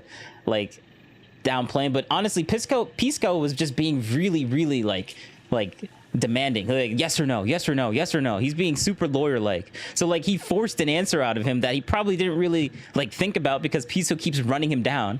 But now Destiny is gonna piggyback off of Pisco's bullying on this one dude, and now he's gonna be like, oh, so you think now that Pisco just bullied you into giving you an answer that you probably didn't want to give, do you support the 3 hours? Yeah, the 3 hours, remember that? The 3 hours. Yeah, so that it's his fault, right? But how is he gonna respond to that? I don't think he honestly, he shouldn't really need to respond to that because he was bullied into that yes or no demand basically from Pisco, and now Destiny's piggybacking off it because he loves it. He loves this type of stuff. He just loves this is a form of him piggybacking off of Pisco's bullying. So he's a all right, Destiny. You saw him smiling during January 6th. Yes. Yeah, he could have acted more swiftly, for sure. It's his fault, right? You said that it was the mayor's fault for causing it, for failing to respond quickly. So it's also Trump's fault, yes? Well, okay, the equivalent would be like Trump asking law enforcement to stand down. Did he do that or no? Oh my God. Okay. Yes, get him! Yeah, this was supposed to be Destiny's own. Yes, give him that non-answer. I love it. It is a non-answer, but this was such a bad faith question for what just happened. You literally just bullied him into giving him an answer, and now you expect him to give you a good faith response. Get the fuck out of here. Let's go. That's why Destiny's mad. I didn't get my my chip clip of this guy supporting or saying something unhinged. Good job, guy. Good job. You hold your own. What is this guy's name? You're trying to be elusive. I mean, you're saying that the equivalent would be the mayor just, not saying anything, right? So, you're saying, okay, Trump didn't say anything, but he didn't actively say, hey, look, do like stand down, like do not arrest these people, right? I mean, that was what some of these mayors were doing. I thought it was, I mean, it was crazy at the time. I don't think you could. Well, hold on, you're generalizing after you failed to prove the specifics, so I'm guessing this probably never happened, but. Actually, he was generalizing from the beginning, but then you wanted him to do a specific. So, nah, whatever. Like you were forcing him to do some sort of specific instead of being good faith and be like, you know what? Yeah, that did kind of happen. Like the evidence is that there was a lot of protests, and it happened in a lot of blue cities, and they kind of just were negligent and just let it happen. And you do have some evidence of people saying that, yeah, they did tell him to stand down, but they did backtrack. But at the same time, do you see any red mayors saying like, hey, police, you should stand down and not fight these guys? Where's your evidence for that now, huh? Oh, none? Oh, okay. All right. But we're not going to look that up because it disproves the entire point that these guys were trying to have this Twitter space in the first place. Like the whole point of this Twitter space is to make conservatives, people that are on the right, look stupid. And this guy was holding his own. Holy crap. Dan, just for now, I appreciate the comment. Otisara, sorry for the delay. Good talk. Yeah, now you got to leave. This guy that was talking about Brazilian Jiu-Jitsu, apparently he never gets tired and never has to gasp for air. I was going to say the same thing Dr. Avi was saying. That's all. Oh, thank you. Do you do Brazilian Jiu-Jitsu too, or you just know about it? No, I'm a nurse and I was an EMT, first responder. So when this guy was saying that, why would you gasp for air just because he's not like cutting out the oxygen supply or brain supply, he's never heard of like being tired or panic attacks. Well, I'll let that comment stand. I think Brian Thanos did have a response. Well, yeah. We're not. But I appreciate that he's here. We're not gonna attack that because like we obviously agree. It plays into our narrative. True. Like obviously it's just true, right? Giving his ideas. And that's obviously what the guy was saying. Shush is a conservative, and I believe a Trump supporter. So Brian Shush, give us your take on Mark Robinson and MAGA. What's going on with this degenerate movement? I'm not really a MAGA supporter, so. Oh, sorry. Okay. I wanted to bring up one point. You guys were talking about something that the Democrats did that's just as bad. I would say Bob Menendez would be an example of that. Yeah, what you mean? The fact that he was called out like immediately by Democrats, or at least within some reasonable period of time, he was called out, and he. What the fuck is your definition of a reasonable amount of time? Like, get out of here with your bullshit. Like, oh, a reasonable amount of time. What's your definition of a reasonable amount of time? I don't like what. No one knows that. Like, bro. Like, how? Like, okay, if it's not reasonable to you, then argument lost, I guess, right? Okay, all right, whatever. Like, it's such a weak argument. Oh, within a reasonable amount of time. Yeah, he stayed in office. They didn't have the votes to. I agree, by the way. I think that the Democrats should have gotten rid of him. But do you believe that it's on the same level as the silence and the same kind of uniformity in failing to call out? I don't agree that it's silent for Mark Robinson. He's been getting people to tell him to step down. He's refusing. Do you agree that he's getting people to tell him to step down? No, I'm not aware of major conservative or MAGA figures telling him to step down. I'm not aware of that. Well, I don't know what you mean by MAGA conservatives. I don't know what that means. Officials. Are there any politicians, number one? Well, this is a breaking story. Right now, I'm not aware of any, but I have no idea. I mean, when we say breaking, are we 3 days old now, or how long? Yeah, that's pretty breaking. How long does it take them to comment on anything relating to the Bidens, or anything related to Harris, or anything related to the... Talking about Trump? Or anybody. It doesn't have to be just a lawmaker. I think a lawmaker would be good, especially a federal one, although a state one could be good as well. Or also like any major mainstream or alternative media figures, right? Like a Sean Hannity, or a Ben Shapiro, or a Tim Pool, or any of these people, yeah. Well, I mean, your question is pretty hard to prove because it's been only 3 days. I don't watch every single one of their segments to see if they've ever condemned it. It's hard for me to say condemned it because it's been only 3 days. Should it be condemned by Trump? Yeah, it should be. But let me tell you this. Let me ask you this. My understanding of this issue is this is something he posted on a porn website 10 years ago. Oh, what? That's correct. Oh, oh, yeah. Oh, we need to condemn something that. Oh my God! Wait, Yo, look at okay. Yo, look at Destiny's face. Look at Destiny's face. I didn't know this. I thought it was something that he said recently.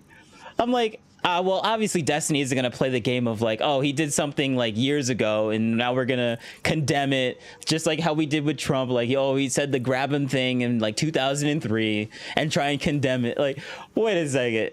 So not only did Trump like not say this, it was some random lawyer person that supported, like, I'm assuming he supported Trump, and that's why they're even bringing this up in the first place. But it was 10 years ago on some random porn site, bro. What? Oh my god, man. Destiny, this is the type of dirt you're trying to find. Like, this is this like, it's like, this is the face of someone that tried so hard to find dirt and this is all he could come up with. so disappointed. Oh, it's good. I love it. Oh man, it's great. It's great. Oh man. Actually, hold up. Give me 2 seconds. Give me 2 seconds.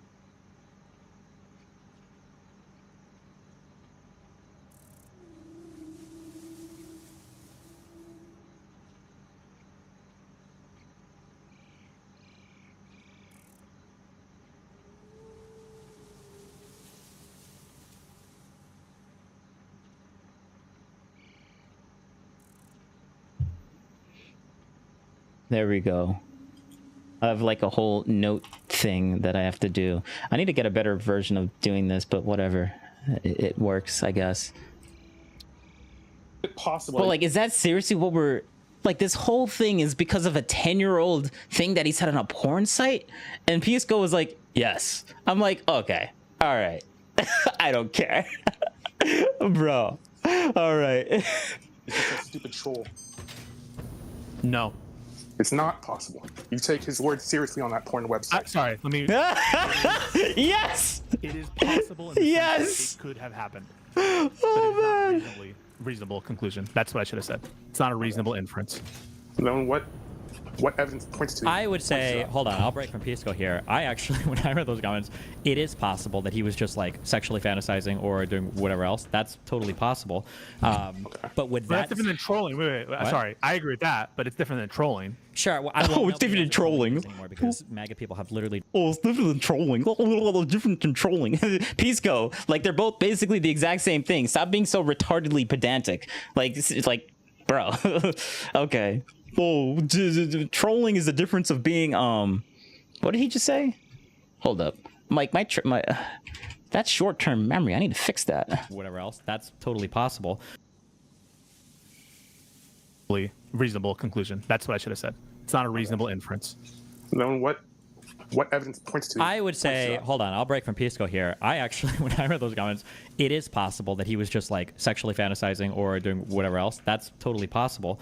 But would that's different than trolling. Wait. Sorry, I agree with that, but it's different than trolling. Sure. Well, nobody knows what trolling means anymore because MAGA people have literally destroyed the fucking word. Say things you don't believe to get incitement out of other people. Or could have just been sexually fantasizing, right? Or that too. Sure. Yeah. But I would distinguish that from trolling. I agree with that. Okay. Yeah. I don't think he was trolling.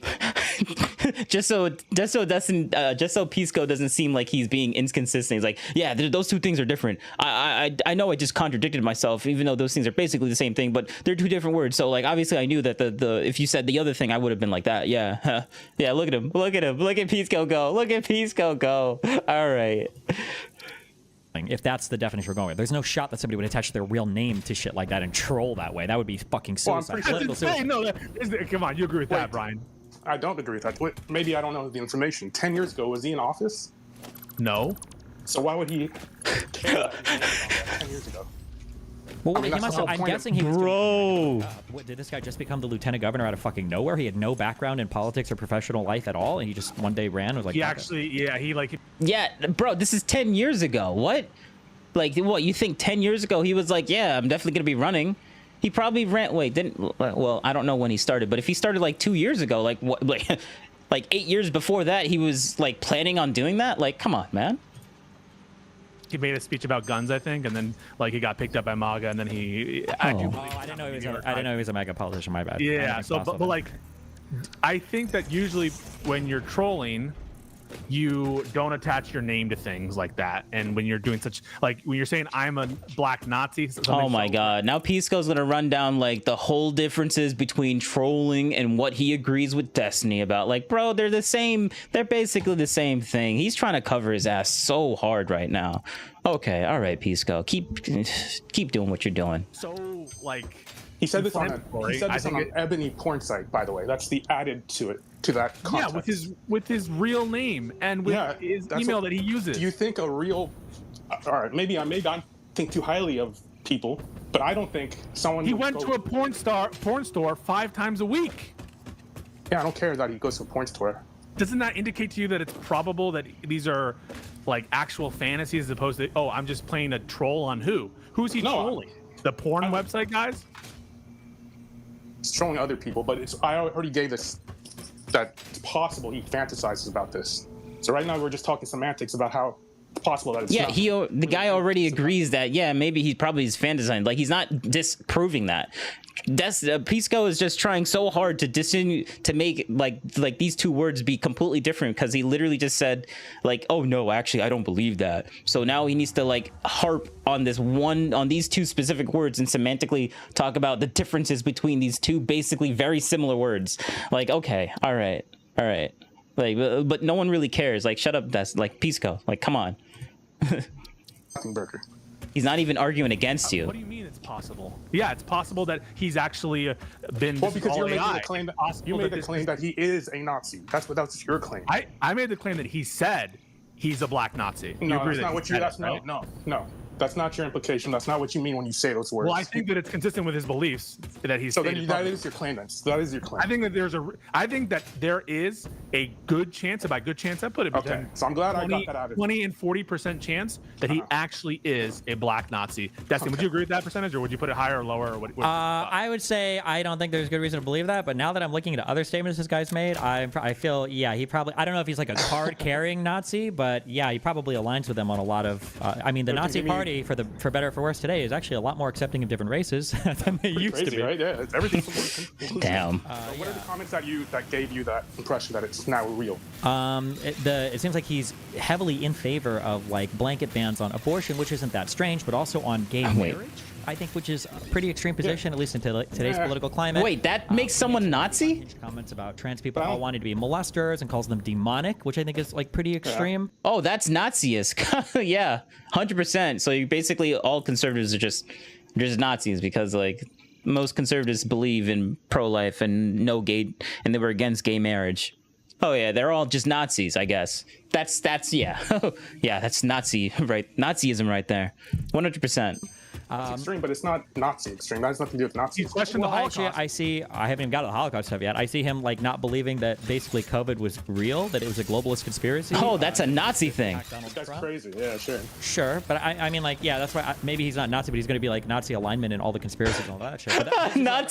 Nazi alignment. What the fuck is that supposed to mean? Okay, that's a new Destiny word. Nazi alignment. Okay, all right. There were 2 articles. I don't know. Let me. That's what I'm saying. Breaking news. No, these aren't breaking news. Bro, Destiny just said, oh, look, but now that I'm reading these things, it's starting to seem like that he actually might be believing this Nazi stuff. And then he mentions a bunch of things that conservatives typically think. And I'm like, wait, are you just mentioning, like, you just said that your mind was starting to change because of things that he does that typical conservatives like think, like traditionally back then. But that makes him a Nazi? Like that helped convince you that he's might be a Nazi because he has conservative values? What? Are you, or well, maybe I shouldn't say values, but like views, yeah. This is an article from 2020, okay? So this is not breaking. Oh, okay. By the way, this is a Facebook post that Robinson posted in 2018. Hitler disarming, all caps, millions of Jews and then marching them off to concentration camps is a bunch of hogwash, close quote. What do you think about that? I think he's an idiot. You think that... Yeah, I think he has the Candace Owenitis, not gonna lie. Is that one can make a reasonable inference that he's a Holocaust denier? What was this on? It was on his Facebook? His his Facebook with his name. Yeah, I could say that he's at least a Holocaust questioner / denier. How about this? The center and leftist-leaning Weimar Republic put heavy gun ownership restrictions on German citizens long before the Nazis took power. The foolishness about Hitler disarming millions of Jews and then marching them off to concentration camps is a bunch of hogwash. Repeating that hogwash makes the conservative argument against the current attempts by liberal Marxists to push unconstitutional gun control measures in this nation look foolish. He put scare quotes around the word alien Jews. Now that you gave the full context of it, it just sounds like he's a fucking idiot again. He's interpreting that information from today's standards and saying, "Whoa, the left is trying to get rid of our guns. Look what they did before." It's Wait, gonna go the hold same on. way. He says that the popular movie Black Panther was created by an agnostic Jew and put to film by a satanic Marxist and was only created to pull the shekels out of your Schwartzy pockets, which is apparently a Yiddish slur for black people. Okay. Do you think it's a reasonable inference that Mark Robinson is an anti-Semite? Okay. I would say I question if he is an anti-Semite. Yes, I would question that. I would definitely question that. Do you think that it's reasonable? Yes, no, I don't know, or I get my answer as it stands. So no, I'm not sorry. I'm going to ask the question again. Do you think that it's a reasonable conclusion? I'll say a reasonable conclusion for someone to see those statements and conclude that Mark Robinson is in fact an anti-Semite? Yes, no, I don't know. Well, I guess the answer would be that I don't know. Only because while it's enough evidence for me to question, like, hey, this guy might be. Yeah. I don't see enough evidence for me to say he is. What would you need to see to think he is anti-Semitic? More than just stupid posts from 10 years ago. I would need to see like what? Like what? Yes. Holy crap. Oh, what evidence do you need to see? Yeah, stupid post, like more than just stupid posts from 10 years ago. Like, come on, man. Destiny, you're supposed to be smarter than this. Holy crap. Do you think it was anti-Semitic 10 years ago? He might be. 10 years ago, I could say that. Yeah, maybe 10 years ago he was anti-Semitic. So then, wait. What would you have needed to have seen? Can you give me an example comment or example comments or an example thing? You would need a repetitive process. Like one thing from 10 years ago doesn't say that he's anti-Semitic. If you could find like a pattern of him saying it over and over again, like throughout the years, then yes, okay, then probably he is. So like that's the answer to that question. But like I don't know if this guy's gonna say it. For what? 10 years ago or now? No, for either. For you to think like, oh, this guy might be like a Nazi. I just said 10 years ago he might be. Oh, I don't know about Nazi, but 10 years ago I would say that 10 years ago he probably was anti-Semitic. Yeah, but you're saying probably. What would move you to like 90% plus? Definitely. Like 90% plus. A signed affidavit saying I'm an anti-Semite. No, I don't. Because my thing is I don't know all the statements. Destiny was reading some, which you were asked what statements would you need to see, not what statements were. Hold on. Yeah, chill, man. See more of those statements then. Okay. I don't know. Josiah, any thoughts on this? Otherwise, we'll go to. How many of those statements would you need to see? Exactly. The only thing I was going to add to this. More than one. Go ahead. Can we get an answer to Avi's question? Wait.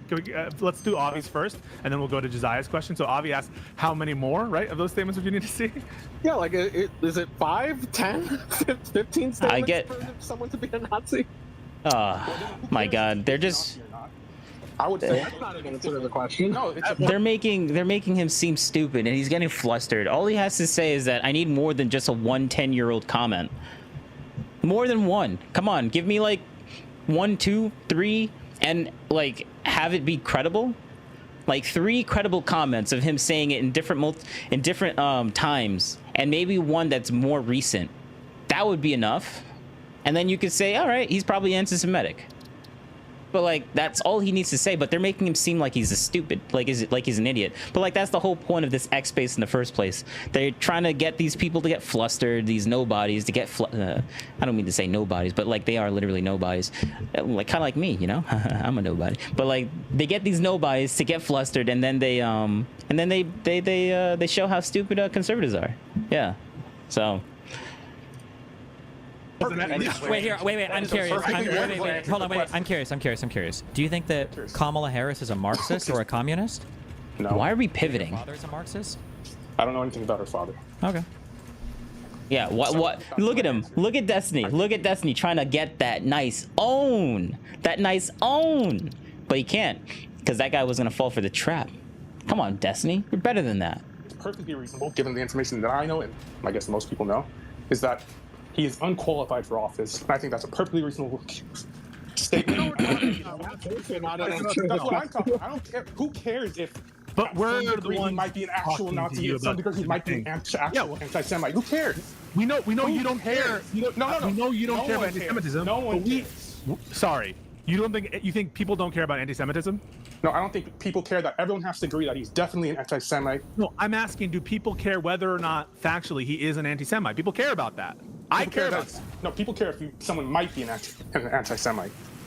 Whether it might be, I don't even understand. But we don't care if they are an anti-Semite. I didn't say that. Who said that? Who said that? Avi said. Avi was ridiculing you and saying it's preposterous to think that we care if he maybe is an anti-Semite, but not if he is. That's the standard. No, because how do you prove someone is an actual anti-Semite based on their posts? Apparently their statements don't count for anything. Yeah, apparently we can't look. Oh my God. Okay, try your best to get out of your bubble and listen to me. When someone says some stupid shit about Holocaust, does that mean they are anti-Semite or Nazi? It can be. Holocaust. Okay, it can be. That's my argument. At what level? But here, it's very clearly. At what level? Hold on. At what level? What is very clear? 1 10-year statement? Get the fuck out of here. Okay, hold on. Here, this is a red herring conversation. Here's the issue. It's not a red herring. This is their conversation. No. It's a red herring conversation because in life, all right, you don't. That's my point.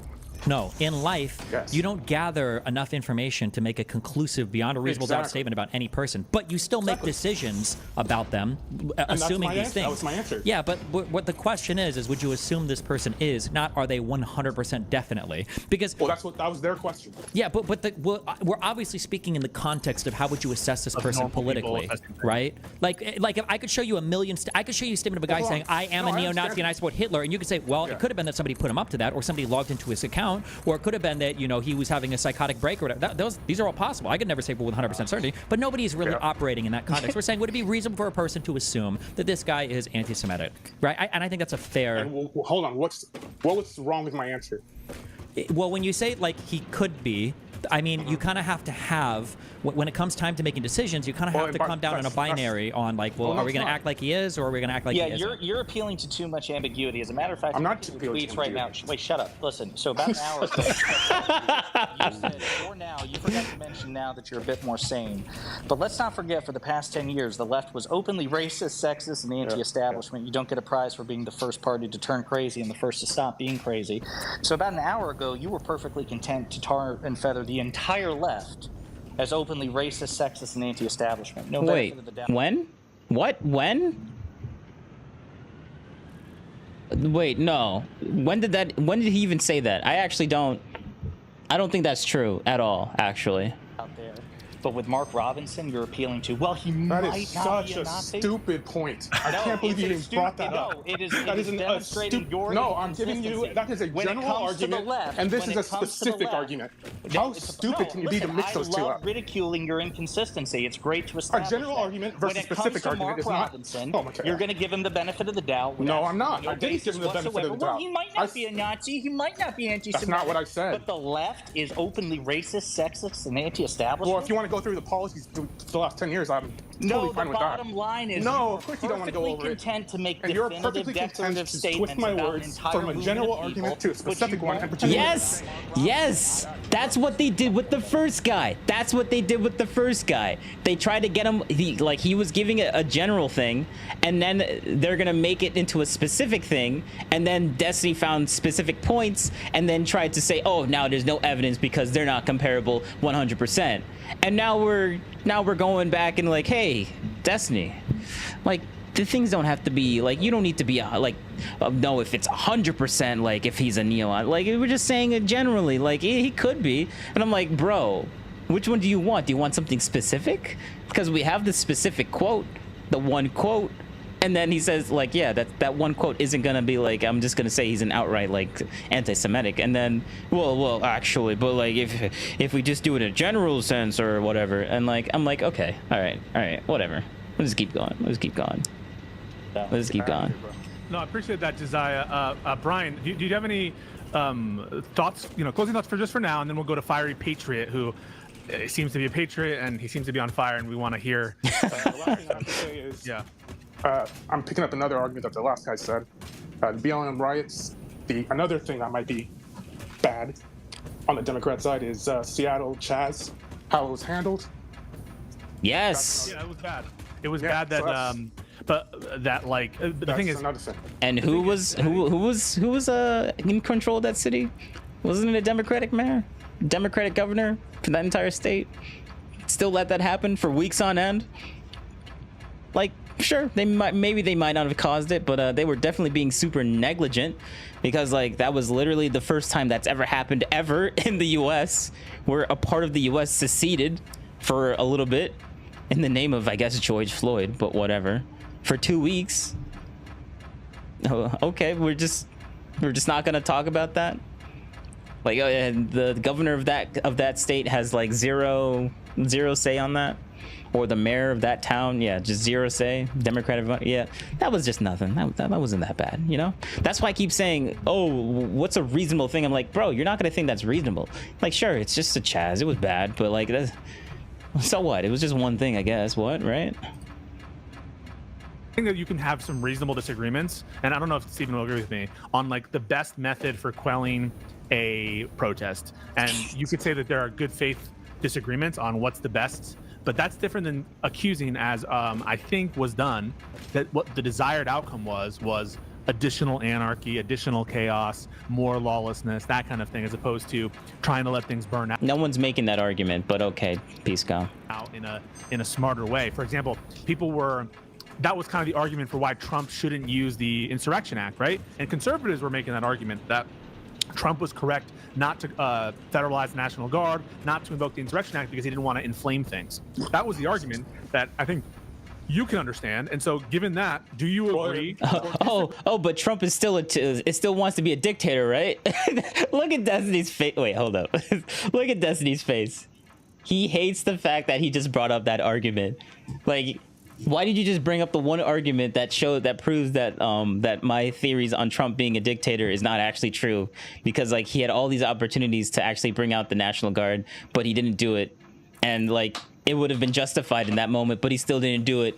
But Trump wants all this power somehow and everything, and like, okay, all right, yeah, this completely disproves Destiny's point. And I'm gonna do that right now. I'm gonna put that that point actually. All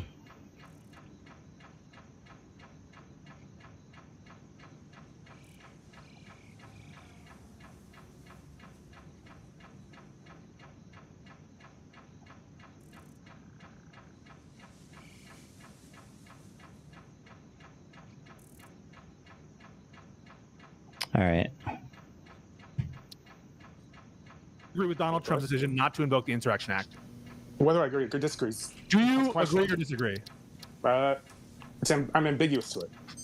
I would have been okay You're either ambiguous. way. Yeah, I would have been okay either way. The issue is I have problems with the governor and the mayor not wanting. But not the wanting president to of the call United for States was presiding over these riots and who had the authority to call the National Guard. Which one is better? Which one's better? The one where the state or the city calls for help from the federal government, or the one where they do it without the states? The buck stops with the president. Agreed? Yes or no? No. Answer my question. I'll answer yours.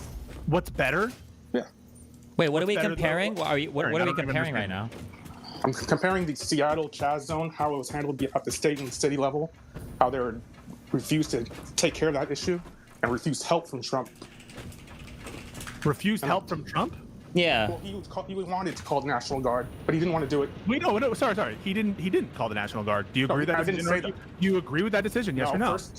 Do you agree with that? I'm ambiguous with that decision. I don't care. You're ambiguous. But why are you not ambiguous with respect because to the state and city local? should have called for help if they needed help, rather than doing nothing. In fact, they were sued because they did nothing by the residents. Wow. The president didn't have to wait for permission. Yeah, he doesn't have to wait, but agreed. Isn't it better if they call for help rather than? Yeah, but guess what? Trump's not a dictator. My God, he doesn't want to control everything. Oh my God, like they have this worldview of Trump wanting to control everything. Oh, he wants all this power, and like, bro. Like the simple solution to that situation is that Trump didn't want to meddle in that. Like, bro, he says his greatest achievement is like Roe v. Wade, and that's literally getting rid of power from the federal government and leaving it to the states. Like, my God, my this whole Trump evil dictator wants to be president for life. bullshit arguments is just retarded. But that's the world that Destiny and Pisco lives in. You don't know what I mean by it's better? No. don't think In the context here, like, would I prefer it if they had called Trump for help? To handle the issue rather than doing nothing, where they get sued by their own. What am I comparing it to? Trump unilaterally without checking in and doing it? Correct. Okay. I would prefer that they work in tandem as a team as opposed to, always. But that's not the question I'm asking. I'm asking whether or not you... Does Trump bear any responsibility for the chaos during Black Lives Matter? No, that's more of a state and local issue. He might have some because if you wanted him to say, screw state, screw the city, I'm doing it anyway. If you wanted to do that, then yeah, you would have some responsibility. I don't even understand. So you guys make the biggest deal out of the Black Lives Matter riots, and I agree, they were big deals. So you make agree. them big deals. Wait, you make them big deals because there was a lot of property damage, right? Billions. You guys are saying this is a massive and issue. loss of lives. How is this not a national issue? Of course it's a national issue, correct? It can be, yeah. It was. Yes or no? Hold on. Was it yes or no? Was it yes or no? Was it yes or no? I'm not going to answer Was it a national issue? I'm not going to answer that until I give you that. Why aren't you going to answer it? Because this God's context. Wait, sorry. During the LA riots. No. We're going to get an answer to this question. We're going to get an answer to this question. Do you believe that the Black Lives Matter riots... This is a comparable example. Do you believe the Black Lives Matter riots were a national issue, yes or no? It's more of a state, but it was so widespread that it could be construed as a national issue. Was it yes or no? I just said it could be construed as one, yeah. It could be isn't an answer. It is. In your opinion, Yes, it's an answer you don't like, Pisco. Do you understand that there's in federalism, there's responsibility on both sides? I understand that's not an answer to the question. My question was, do you consider it to be a national issue, yes, no, or you don't have an opinion? This is a context for my answer. I don't care about your context. Answer it first, and you can give Mr. Lawyer, Mr. Pisco Lawyer doesn't care about context. Interesting. Mr. Pisco Lawyer doesn't care about context. Oh, okay. That just shows how much of a good lawyer he is. Oh, well, we don't care about context. I don't care about context. Like, so what? We don't need context that proves me wrong. Like, I just want the context that proves me right. Because, like, we just reject reality whenever we want to, and then we put in reality whenever we want to. Like, it's just... Pisco, you're, like, such a bad faith actor in this. Like, holy crap. It could be a national issue. Anything could be a national issue. Was it, in your opinion, was it a national issue? That's a little yes, pedantic. No, I don't know. Well, I don't have an opinion. I just told you, it's both. So it was a national issue. Fair? It could, yeah. As I said, it's construed as a national issue. Okay. So since it was a national issue, since it was a national issue, why don't you put any blame on Donald Trump for not solving a national issue? Well, I don't put blame on him because I would say this: if they called for help and he refused, I would put 100% of the blame on him. It would be his fault, and I would say openly it was his fault. But they didn't call for help. Exactly, and actually, they didn't even want his help. Like legit. Like what? Help. They didn't. In fact, they said no, don't come. They said I don't want you to come here. So I would put the fault on them, on the state and local level, and the residents sued them for that, and they won on settlement. So wow. Trump should not have invoked the Insurrection Act, and he should have let the cities, in your words, burn. Well, no. So you're giving Trump all the responsibility and none of the responsibility to the state and local government. I'm just... Yeah, you see, look at Pisco. Pisco doesn't want to lie. So, like, instead of actually, like he dodges the question and just reframes it in the most retarded way possible. Okay, now I understand why Destiny says that. I understand why Destiny says that. Yo, I need to find a clip of Destiny saying that just so I can literally just put it quote for quote. Like, holy crap. Because I remember when when Destiny and him and Pisco were arguing, Pisco found... Destiny basically said to Pisco, this is like, you just reframed what I just said in the most retarded way possible. Like, in the most bad faith way possible. And that's literally what he just did to this guy right there. And Destiny's just all quiet now. All quiet. No insinuations of Pisco is just trolling. He's just trolling. Like, whenever Destiny doesn't want to answer something or he thinks Pisco's being in bad faith, he says, oh, Pisco's just trolling. He's just trolling. He's just trolling, 100%. Trying to follow your logic. No. If you're trying to follow my logic, you hear my argument. That the local and state responsibility weighs heavier. Okay, but Trump still has some responsibility, and he let cities burn on his watch. Yeah, he still has some responsibility. Called an insurrection. Do you feel? I just told you I'm ambiguous. Okay. Thanks. Fiery Patriot, any thoughts? Wait. Where do you stand on that? My assumption would be that the president has almost no responsibility there. That all the responsibility would be on the governor and the yes. Unless maybe there was like an exceptional thing where a narrow governor was like I'm abdicating responsibility because I want to watch the people die or something crazy like that. I would assume that all the responsibility is falling on the mayors and the governor there. No. Yes. So my opinion on what actually is that Trump should have stayed out of it. I was fine with that. I was fine with how the governors responded generally. I thought that they were trying to do a less inflammatory approach, but that's not their claim, right? No, hold on, Seattle. I'm talking about Seattle. Hang on a second. Their claim, again, I agree that the governors should be given latitude to try to address it in the best way. I don't think that we needed federal involvement, except to the extent that there were federal type insurrections, like what was going on at different courthouses, that kind of thing. I think that there should have been a federal response to that. But just to be clear, I don't think that there was that the cities were burning in the sense that they're talking about, where they're all being destroyed, all that stuff, such that we would need to have federal Insurrection Act invocation in those contexts. But what they're saying is that these cities were completely destroyed. This is not my argument. Sorry. It is the argument you've heard before, what I'm saying right now, but right? It's not one we're talking about right now. Okay, but I just want to be clear about my position. If the argument, conservatives say something to the effect of, or something approaching, hey, you let the cities be destroyed. If that's actually your opinion about what happened in BLM, listen, there was a lot of damage, there was a lot of bad things that happened, but if your opinion is it was so horrible that these cities were destroyed, of course Donald Trump should have stepped in. That seems to be a fair conclusion. Oh, never mind. Hold on. I half agree. I 100% agree. So what Pisco is saying is, actually, yeah, this is 1,000,000,000% true. If we truly believe, okay, and this is the claim that, okay, you conservative fuckers make, liberals never... Not me. Well, maybe. I don't know. If I check your Twitter, maybe. But liberals in this country never, ever make mistakes. Every bad thing that happens when a liberal does something is because they're intentionally trying to have like the country be destroyed, or they're intentionally locking down people to steal their freedoms.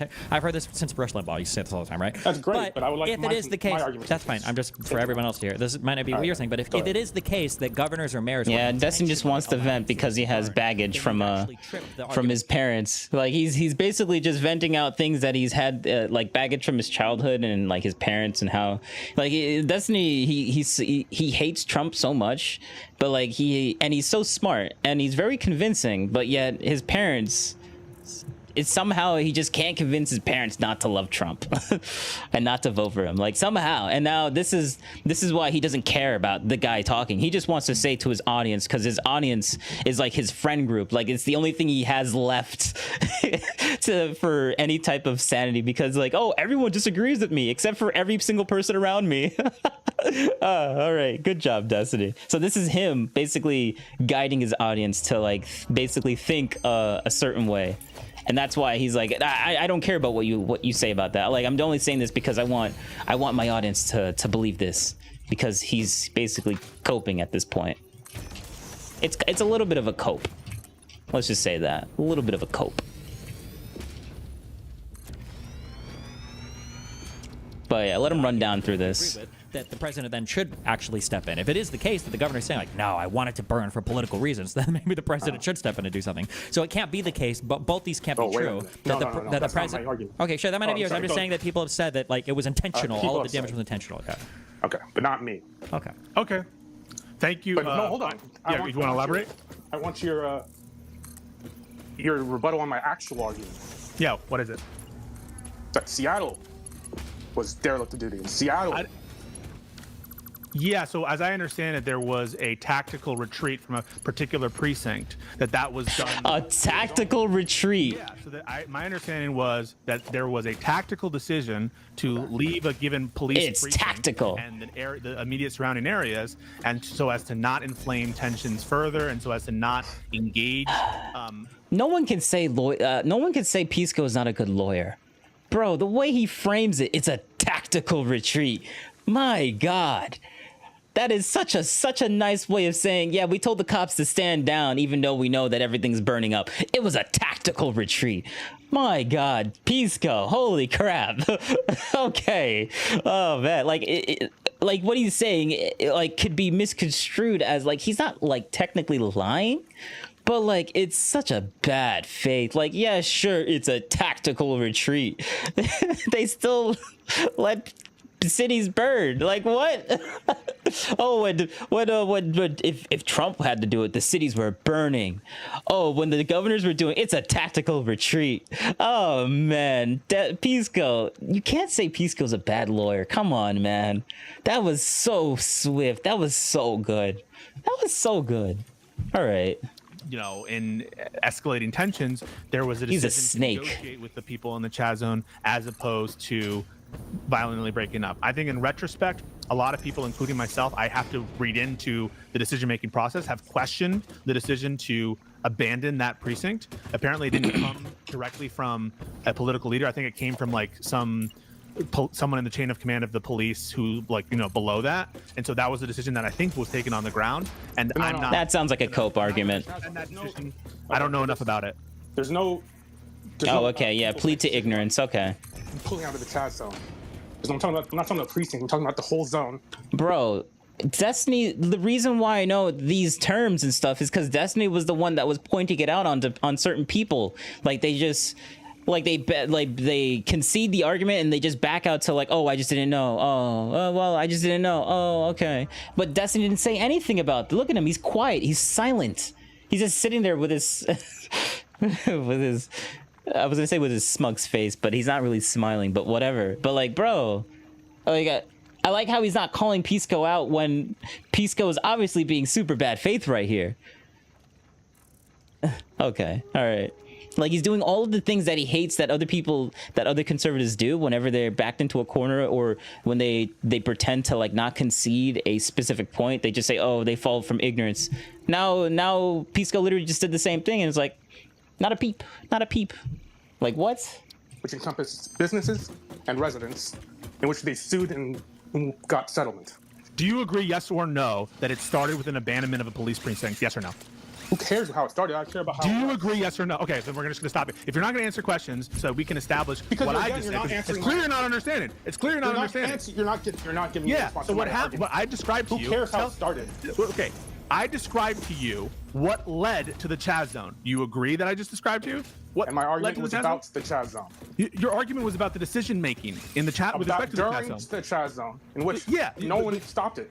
Okay, so you don't have a problem with letting the Chaz zone be established. Fair? You don't have a problem with that? I don't have a problem with pulling out from the precinct. I have a problem with once the Chaz zone was established, nothing was done to break it up. Okay, so you're saying that what they should have done is when the Chaz zone was established, immediately go in violently and clear them out. Fair? Yes or no? Yes. Answer a fucking question. He literally just said yes. Shut the fuck up. Take over 6 square blocks of Seattle. Of course you should. That's your thing. You shouldn't let just some hoodlums like let these people just literally just. They're putting Trump should have gotten involved, right? What? He should have. Trump should have gotten involved. Yes. The city should. Should Trump have gotten involved? Yes or no? Everyone should have gotten involved. Should Trump have gotten involved? I'm asking a question, Brian. Should Trump have gotten involved? Oh my God, yes. I would have preferred. I'm asking Brian a question. Yeah, can I just? All right, Brian Thanos, not Brian Shush. Let him finish what he just said. Brian, I know there's 2 Brians. My bad. That's my fault. Brian Thanos, not Brian Shush. Yeah. I would have. No. Don't. None. I would have preferred. That's a weak fuck answer. That's not a weak. That is an answer. No, it's you avoided the answer. The question is, should he have gotten involved? Not, I would have preferred it. Should he have gotten involved? They both share responsibility.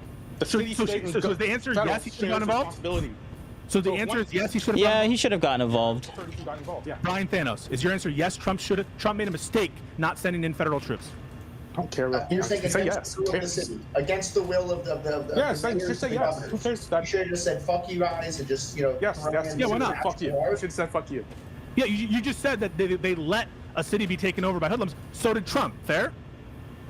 Well, you have a local police. Just say yes.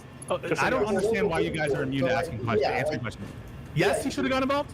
Okay, you could say there's multiple people who had law enforcement access. Should he have gotten involved? Yes or no? I mean, we can keep doing this. I'm saying he could have. I'm not asking if he could have. I know he could have. Should he have? What do you prefer? How about this? How about this? Just for the sake of argument, I'll say yes. But here, let me. I know that's what you want me to say, but here. No, I want you to say your opinion. Steven, what do you want? Do you want the opinion or what you want to hear?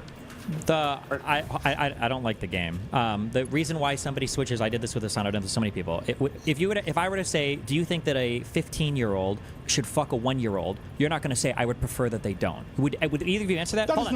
Let me try this. Wait, let me try this. Do you think a 20-year-old should have sex with a 5-year-old? No. Okay. Do you think that Donald Trump should have intervened in the Chaz situation? I just said for yeah. Okay, yeah, so it's not a real thing. There's not a real thing that's being done here. Okay, hold on. Can I just make one point? Ryan Thanos, answer it, and then yes. All right, and then you can answer your question. Okay, but real quick here. I mean, the entire that's disgusting. conversation was just kind of about, I think it's broadly just about ethics, like the ethics of Democrats versus ethics of Republicans. I don't know if you remember this. I'm going to ask this to Destiny and Pisco. Pisco. Was, right during the height of kind of the BLM riots, where, like I said, where a lot of the mayors and governors were taking a very, laissez-faire approach. And then at one point, I remember there was like this big, this big segment from Don Lemon where he was talking about, focus groups. They were talking about polling and focus groups. He goes, hey, look, this law and order thing, it's coming up. It's not going away. It's showing up in focus groups. People are really not happy about all of these riots. And then within 24 hours, Joe Biden was running for president at the time. He gave a big, law and order speech. All of the governors just did a full 180. And what that tells me is they are willing to abandon all ethics in pursuit of power. It was never really about, we don't actually care about keeping cities safe. It was just about, I'm just going to do whatever I think is politically advantageous. At the time, they felt it was politically advantageous to, ignore all COVID protocols. Should Trump have gotten involved in the Chaz zone, yes or no? Should Trump have gotten involved in the Chaz zone, yes or no? You already said yes. I didn't hear it. Brian Thanos, did you say that Trump should have gotten involved in the Chaz zone, yes or no? I think everyone should have been involved. So including Trump. So, right? Yes. He won't answer. Just to be clear, he will never answer because he won't, because Trump has no responsibility. He will never answer that question. Said yes. He said yes No, he didn't. He didn't say yes. He said I would prefer it. Yeah, What? No. You're not adding nuance. Hold on. You're not adding nuance. You're obfuscating. You will not say Donald Trump should have intervened. You won't say that. You will never. Yes. Do you want a very direct answer? Do you want a very direct answer? Yes. Yeah. Do you think Donald Trump should have intervened for the Chaz stuff? Okay, I'm gonna tell you my stance on this. He won't answer it. He won't answer it. No, yes, I'm going to answer. Give me 30 seconds. Give me 30 seconds uninterrupted. You have a defined answer. Just say yes and move on, honestly. I can say your answer. You're going to say there are a lot of people that should have been involved, and I think that at some point, if the other people failed to step up and act, and maybe I would have preferred if Donald Trump would have come in and done something about it. I don't care about that. It's bullshit. You won't say directly, yes, Donald Trump should have intervened. You won't say that. I don't need the long bullshit answer. We've already heard it like 50 million times. That's not a bullshit answer. Do you not agree with that? The first line of defense is the city, and then you have a state national guard, and if neither one of them get involved, yeah, you could send in federal law enforcement. I agree with exactly. Yeah, but there was but there was a failure. There was a failure at the bottom two levels. Do you agree that Seattle and Washington failed to respond to Chaz? I do. But why do you think there's a failure? Destiny, I want to point to this. No, wait. If you agree that they failed, then why not say Donald Trump should have intervened? Because of norms. I did. Do you agree that we should just disregard with norms? Do you guys agree that we should disregard with norms? No, that's a red herring. Nice. That's not a red herring. It's the whole crux of our argument. No. The question is, do you agree, yes or no, that Trump should have gotten involved? Yes. He already said yes. No, I'm asking Brian Thanos for a yes or no answer. Why can't he give it? Okay, yeah. So I'm gonna give you my answer. My answer is, since just say yes. Because they thought it was politically advantageous not to. I wish Donald Trump would have stepped up and I wish. I prefer so many words. I'm not gonna lie. This guy should just say yes. Just say yes. They're obviously looking for brownie points. Who gives a shit at this point? Just say yes. Every time when you don't say yes, it makes their side look better. See, look, I can't even say a little word called yes, even if you just lie about it. Just say yes. Don't give nuance. They don't care about the nuance. They're Trump bad all the way. They don't care about the nuance of Trump being a little bit good. What? Come on now. You're obviously playing in bad faith. Just say yes. Move on with the argument. Did he make a mistake by not doing it? What? What's up? Sorry, what was your question? He made a mistake. He made a big error by not going into Chaz. Fair? Yeah. Big error? I mean, yeah. Sure. Yes. Okay. So if yes, sure. and if what you're saying is no, hold on. Wait. If what you're saying, this is my point. You can ask me all the questions you want. If your point is that the Democratic governors, mayors, whatever, didn't intervene for political reasons, the same is true of Trump, right? Trump didn't intervene for political reasons under your own framework. Sure. Sure. Okay. Yes. Sure. Yes. Yes. That's great. But I wouldn't frame it like that, Pisco. And let's just, like, obviously the the governors have way more responsibility than like Destiny's point in the beginning, like the like that what he said. Like, obviously they have more like responsibility, a lot more responsibility than the president of the United States. Like, what is the president of the United States supposed to baby every single state in the entire United States to, like, oh, they did something wrong, oh, well, I need to throw the National Guard there. Oh, they did something wrong there, oh, I need to throw the National Guard there too. Like, what is that what Trump is supposed to do? Is that what the president was made to do? Like this is, it's retarded. It's actually retarded. And Destiny was perfectly saying it first in the beginning. And then he's like, well, Trump's kind of bad, so let's play the Pisco route. Because, like, Pisco is actually saying something I agree with, so, like, why not? That's basically just, like, the reason why Destiny changed this argument. To distinguish Democrat governors and mayors and Trump in this case. Because the responsibility doesn't rely with Trump first. Yeah. Hold on. Right. What are the norms when invoking the Insurrection Act? I don't know. How can I answer that in a way that would be satisfied? The norms are you have to write you write something out, you announce it. I don't understand what you're again about. Let me bring in an example. LA riots.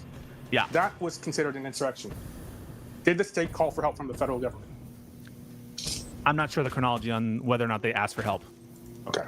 Of course, but you know the chronology of everything else, right?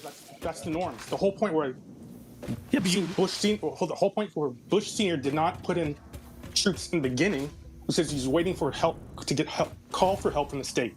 He wanted that norm to be set. He didn't want to do it only by himself. So they could have been killing thousands of people, and don't put it hypothetical. Yes, I want the statement of facts. But your position is it's unacceptable that this could have happened. That is the norm. Yes, there's extreme circumstances where the norms could be broken. I'm talking about this. This wasn't even that big of a deal, right? No, that is. Oh my God. Was it a big deal? Was Chaz a huge deal? Yes, it was a big deal. Okay, was it a big deal to break norms? It can be, yeah. It can be, yeah. Okay, so that's an unequivocal answer. Is Donald yes or no, Trump shy about breaking norms? Break norms. Yes or no? Yeah, why would we be thinking? Yes or no? Yes or no? Was it big enough to break norms? In this case? Yes. I think that it would have been inappropriate for him to invoke the Insurrection Act. Okay, so you agree with me? You're arguing for no reason? No. True. It's called an internal critique of your reasoning. I think that he should not have invoked the Insurrection Act. I don't agree with that. But I also don't think, I'm not bought into your version of this was the Chaz Zone was not an insurrection. Chaz Zone was an insurrection, in my opinion. Then why would you say that you shouldn't do it? That's neither then why, here. Then why would you give that's the answer neither that here nor there. Then why would you give the answer that you shouldn't call for the Insurrection Act? Why shouldn't you do that? Invoking the Insurrection Act shouldn't happen every time there is a definitional insurrection. Do you agree with that? Do you agree since it's so broad, yes, it can be, sure. Okay, so then we have no disagreement, and what you just said is completely stupid. No, we're gonna move on. No, what's the disagreement exactly? This is the last line, and we have to move on. We can't be stuck in your nonsense this whole time. Your nonsense. You agree that Chaz is an insurrection. You first agreed. I do, yes. You first said that the state and local government were wrong in their decisions. They should have asked. No, I actually didn't give an opinion on that because I don't know enough. I don't know enough about the chronology. Okay, you did say that. Yeah, I did say that. Well, after you gave an opinion, fucker. Wait, what opinion did I give about the response? Oh, wait. You said you didn't agree with their response. Well, you said did I ever say I didn't agree with that? Yes, you said in hindsight what they're. In hindsight, like, I don't know about the precinct. A lot of people criticize it. You said, yeah, they're open to criticism. But I'm not giving an opinion because I don't have enough fine. Whatever. Yeah. If you want to sidestep the answer, fine. Honest, Brian. That's Brian. Yeah, sure. Brian, shush. How about Destiny? How about you? Would you give an answer to that? What was the question? I mean, do you agree that the Chaz Zone was an insurrection, and then the state and local government failed at handling that insurrection? I don't know enough about looking at local insurrection stuff. If I had to guess based on everything I've seen of it, yeah, I think that should have been violently put down on day fucking one. That would be my position. True. Just based on a little bit I know about it, though. So. Yep. Okay, we're gonna move on. Thank you. The fact that he says that also undermines Donald Trump, and that's one of the reasons why the. Oh yeah, that's the only reason that Pisco has to bring. Oh, it undermines Donald Trump. Oh, that's the only reason why I agree with this. I'm not a partisan hack whatsoever. I mean, actually, that's probably Destiny's reason too.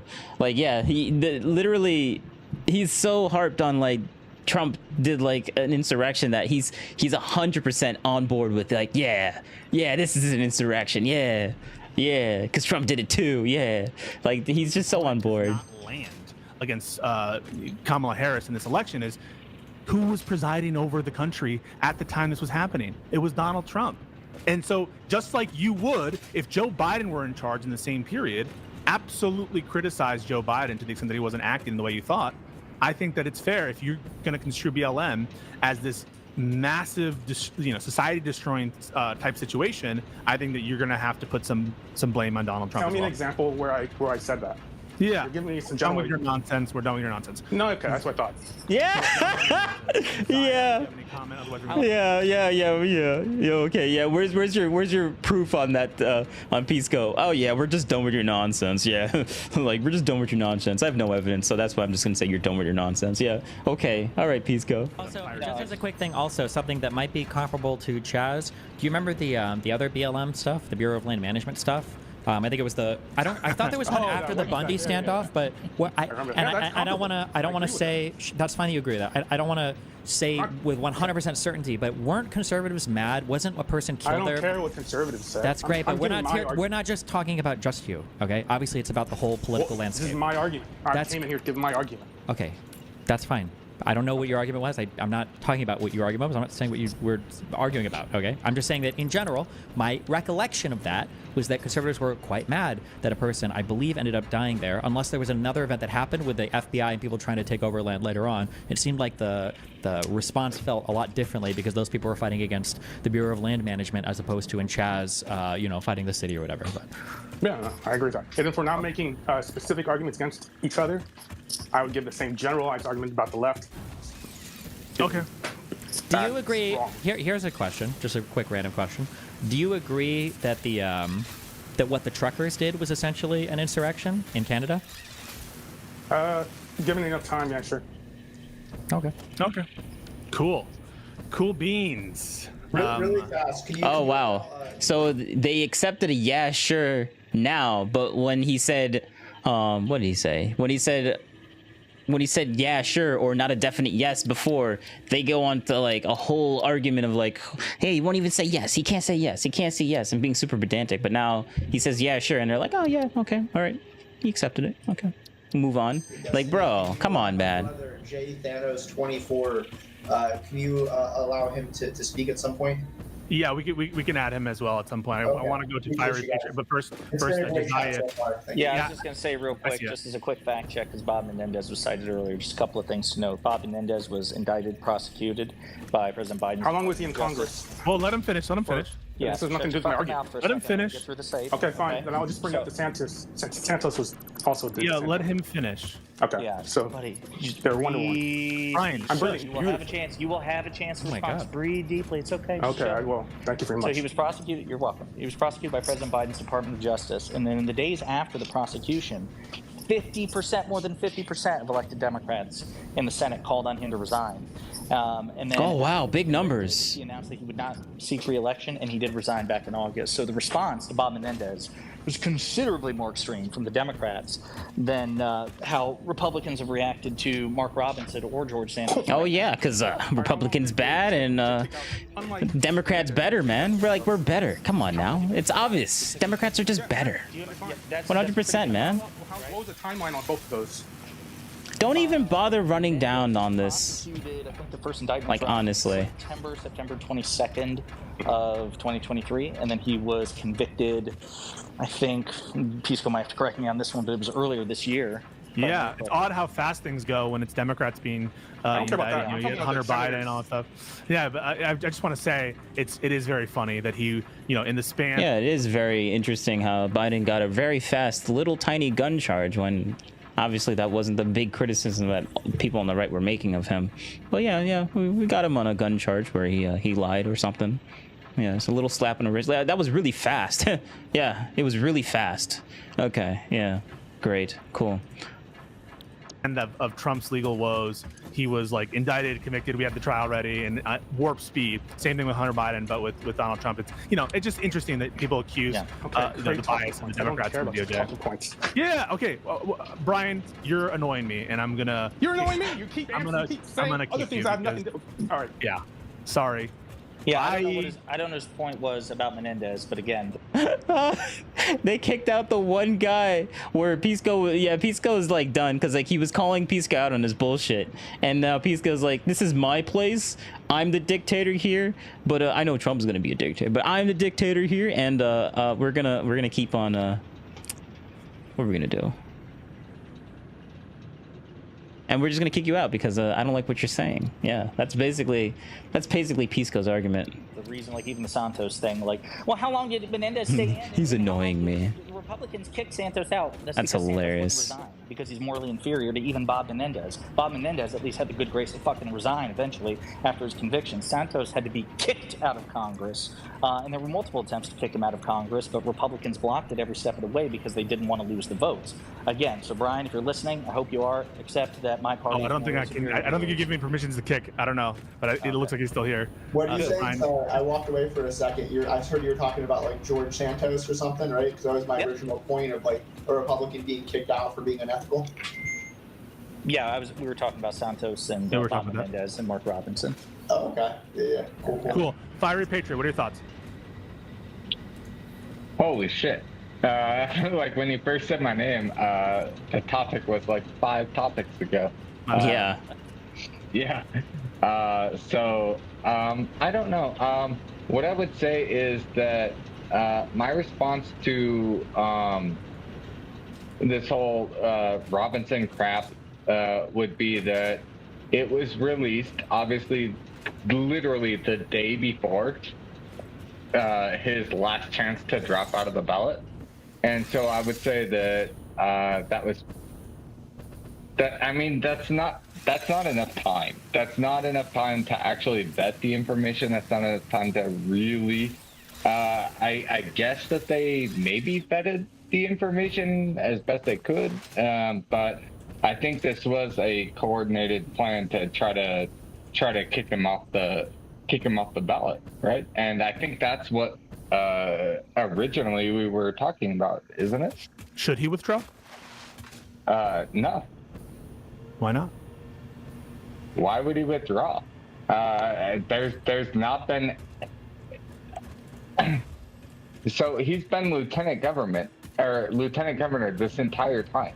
He's all this information has been available about him this entire time. People have looked into it, and then do you know Mark Halpert? He's a political strategist and a reporter, and he said that this information was released specifically accidentally a day early because they accidentally gave him a day to withdraw. But I think it was released that way specifically to get him to withdraw. Yeah, what I'm asking is, are the allegations in themselves enough that you think that he should withdraw or even resign? Yeah, how is the timing relevant at all? Well, the timing is absolutely relevant because if you think that you're a Democrat and you think that you actually love say Democratic principles, then you should have released that information as soon as you found it, right? Yeah, but now that we have it, anybody loves democratic principles. These guys are trying to win on both sides. Right. Yeah, I don't think anybody here would say, there's literally a term for this. It's called, for the presidential election, we call these the October surprise, right? The idea that you time releases to do maximum political damage, I don't think there's anything anti-democratic about that, though. Well, no, but I mean, it's anti the people, right? You're going to release that. So all of these elections have been in bad faith for probably 100 years at this point. What? Right. So this is obviously bad faith. Let's examine that for a second. What do you mean the elections have been bad faith for 100 years? People are not running to better the country. They're running to achieve better themselves. All right. I mean, if that's the definition that's for for like almost every election, even coming down to like state and city. Okay, you're saying that the incentives are self-motivated for politicians. I don't think that you'd get much disagreement. Fiery, can I ask you a question just to test your consistency here? See if you're being potentially, yes. Yeah. So are you a Trump supporter? Yeah, absolutely. Did you support Trump in 2020? Yes. Did you think it was unethical for the Trump campaign to drop the October surprise about Hunter Biden's laptop to try to undermine President? Oh my God! Then what's the issue here? Wait, so, hang on. Yeah. The Trump campaign didn't drop the Hunter Biden laptop. 100% they did. Rudy Giuliani gave that shit to the New York Post. Okay. Yeah. Okay. Bro, I've never voted for Trump, and I absolutely, and I'm going to vote for him this time, and I absolutely, of course, they did that on purpose. They're trying to make Biden look bad. Yeah. Right. So they did it, but they launched it early enough. It's like they launched it when they had it. Wait. You know what's okay. involved in October? Wait a minute. Hang on. Just let's be clear about this. Okay. And Pisco, you might have to refresh me on the timeline. Sure. But Giuliani had a copy of a hard drive with politically damaging information about Hunter Biden for months, right? For months, I mean, he could have dropped it. He could have dropped it months before October. Why do you think he chose to drop it in October?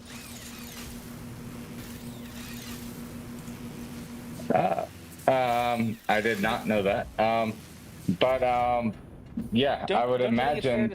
Don't you think it's fair to say that they dropped it? Okay, yeah, it's fair that we're dumping shit on people as they're running for office. Okay, so that's fine. Okay. So the point is that people did these things, not when it's released. If it's okay for Republicans to do it, then even if I grant you the premise that Democrats did it here, I would agree that it's okay for Democrats to dump this on this, but this wasn't Democrats. This was CNN. Is CNN a Democrat? That reminds your point even further.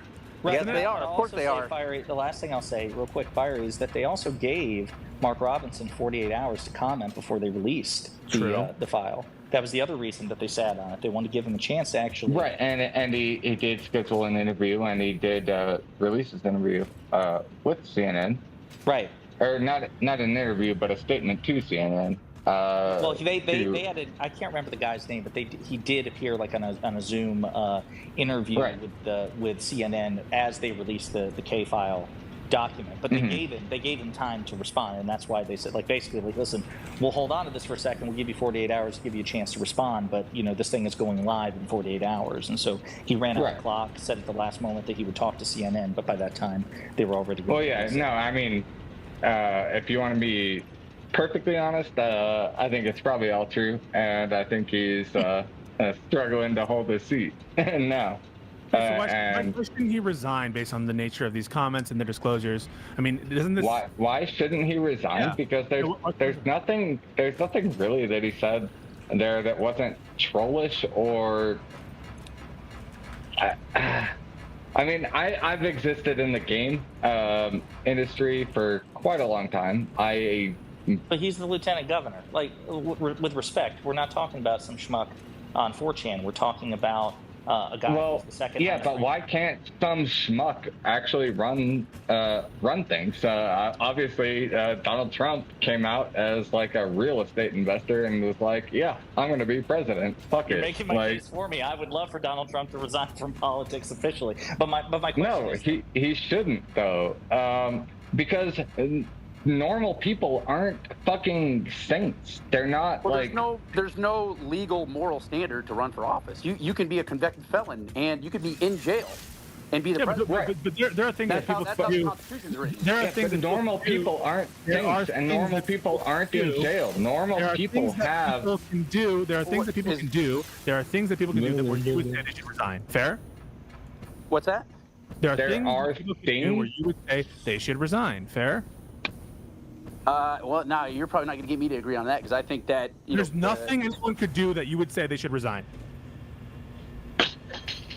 Yeah, I mean, yes, of course, yes. Actually, yes, of course, there's nothing, or yes, there are some. No. If you've already achieved office, and then something comes out that you've done something that is, reprehensible, then yeah, I think that yes, there should be. But if you're running for office, the people are going to decide, right? That's the whole point. This is a democracy, right? So sorry, I asked the question. Is there something dropping out of a race? You're saying? No. Resign from office. Is there something that would come out about a particular person who's in office, who holds office, where you would say they should resign from that office? Is there anything that could come out? Is it morally wrong, or are you saying like they committed a terrible crime?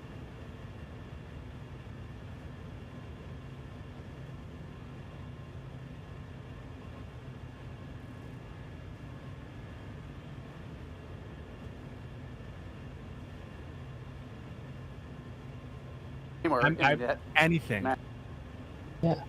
So I guess we're done. I completely lost track of time, but we're done. And thanks for watching. Remember to do what's on screen. Do what's on screen. Thank you very much. Like and subscribe, and comments great too. I just got enthralled, and we're gonna save the game because that's what we do. But thanks for watching. It was great. It was fun. Destiny's fun.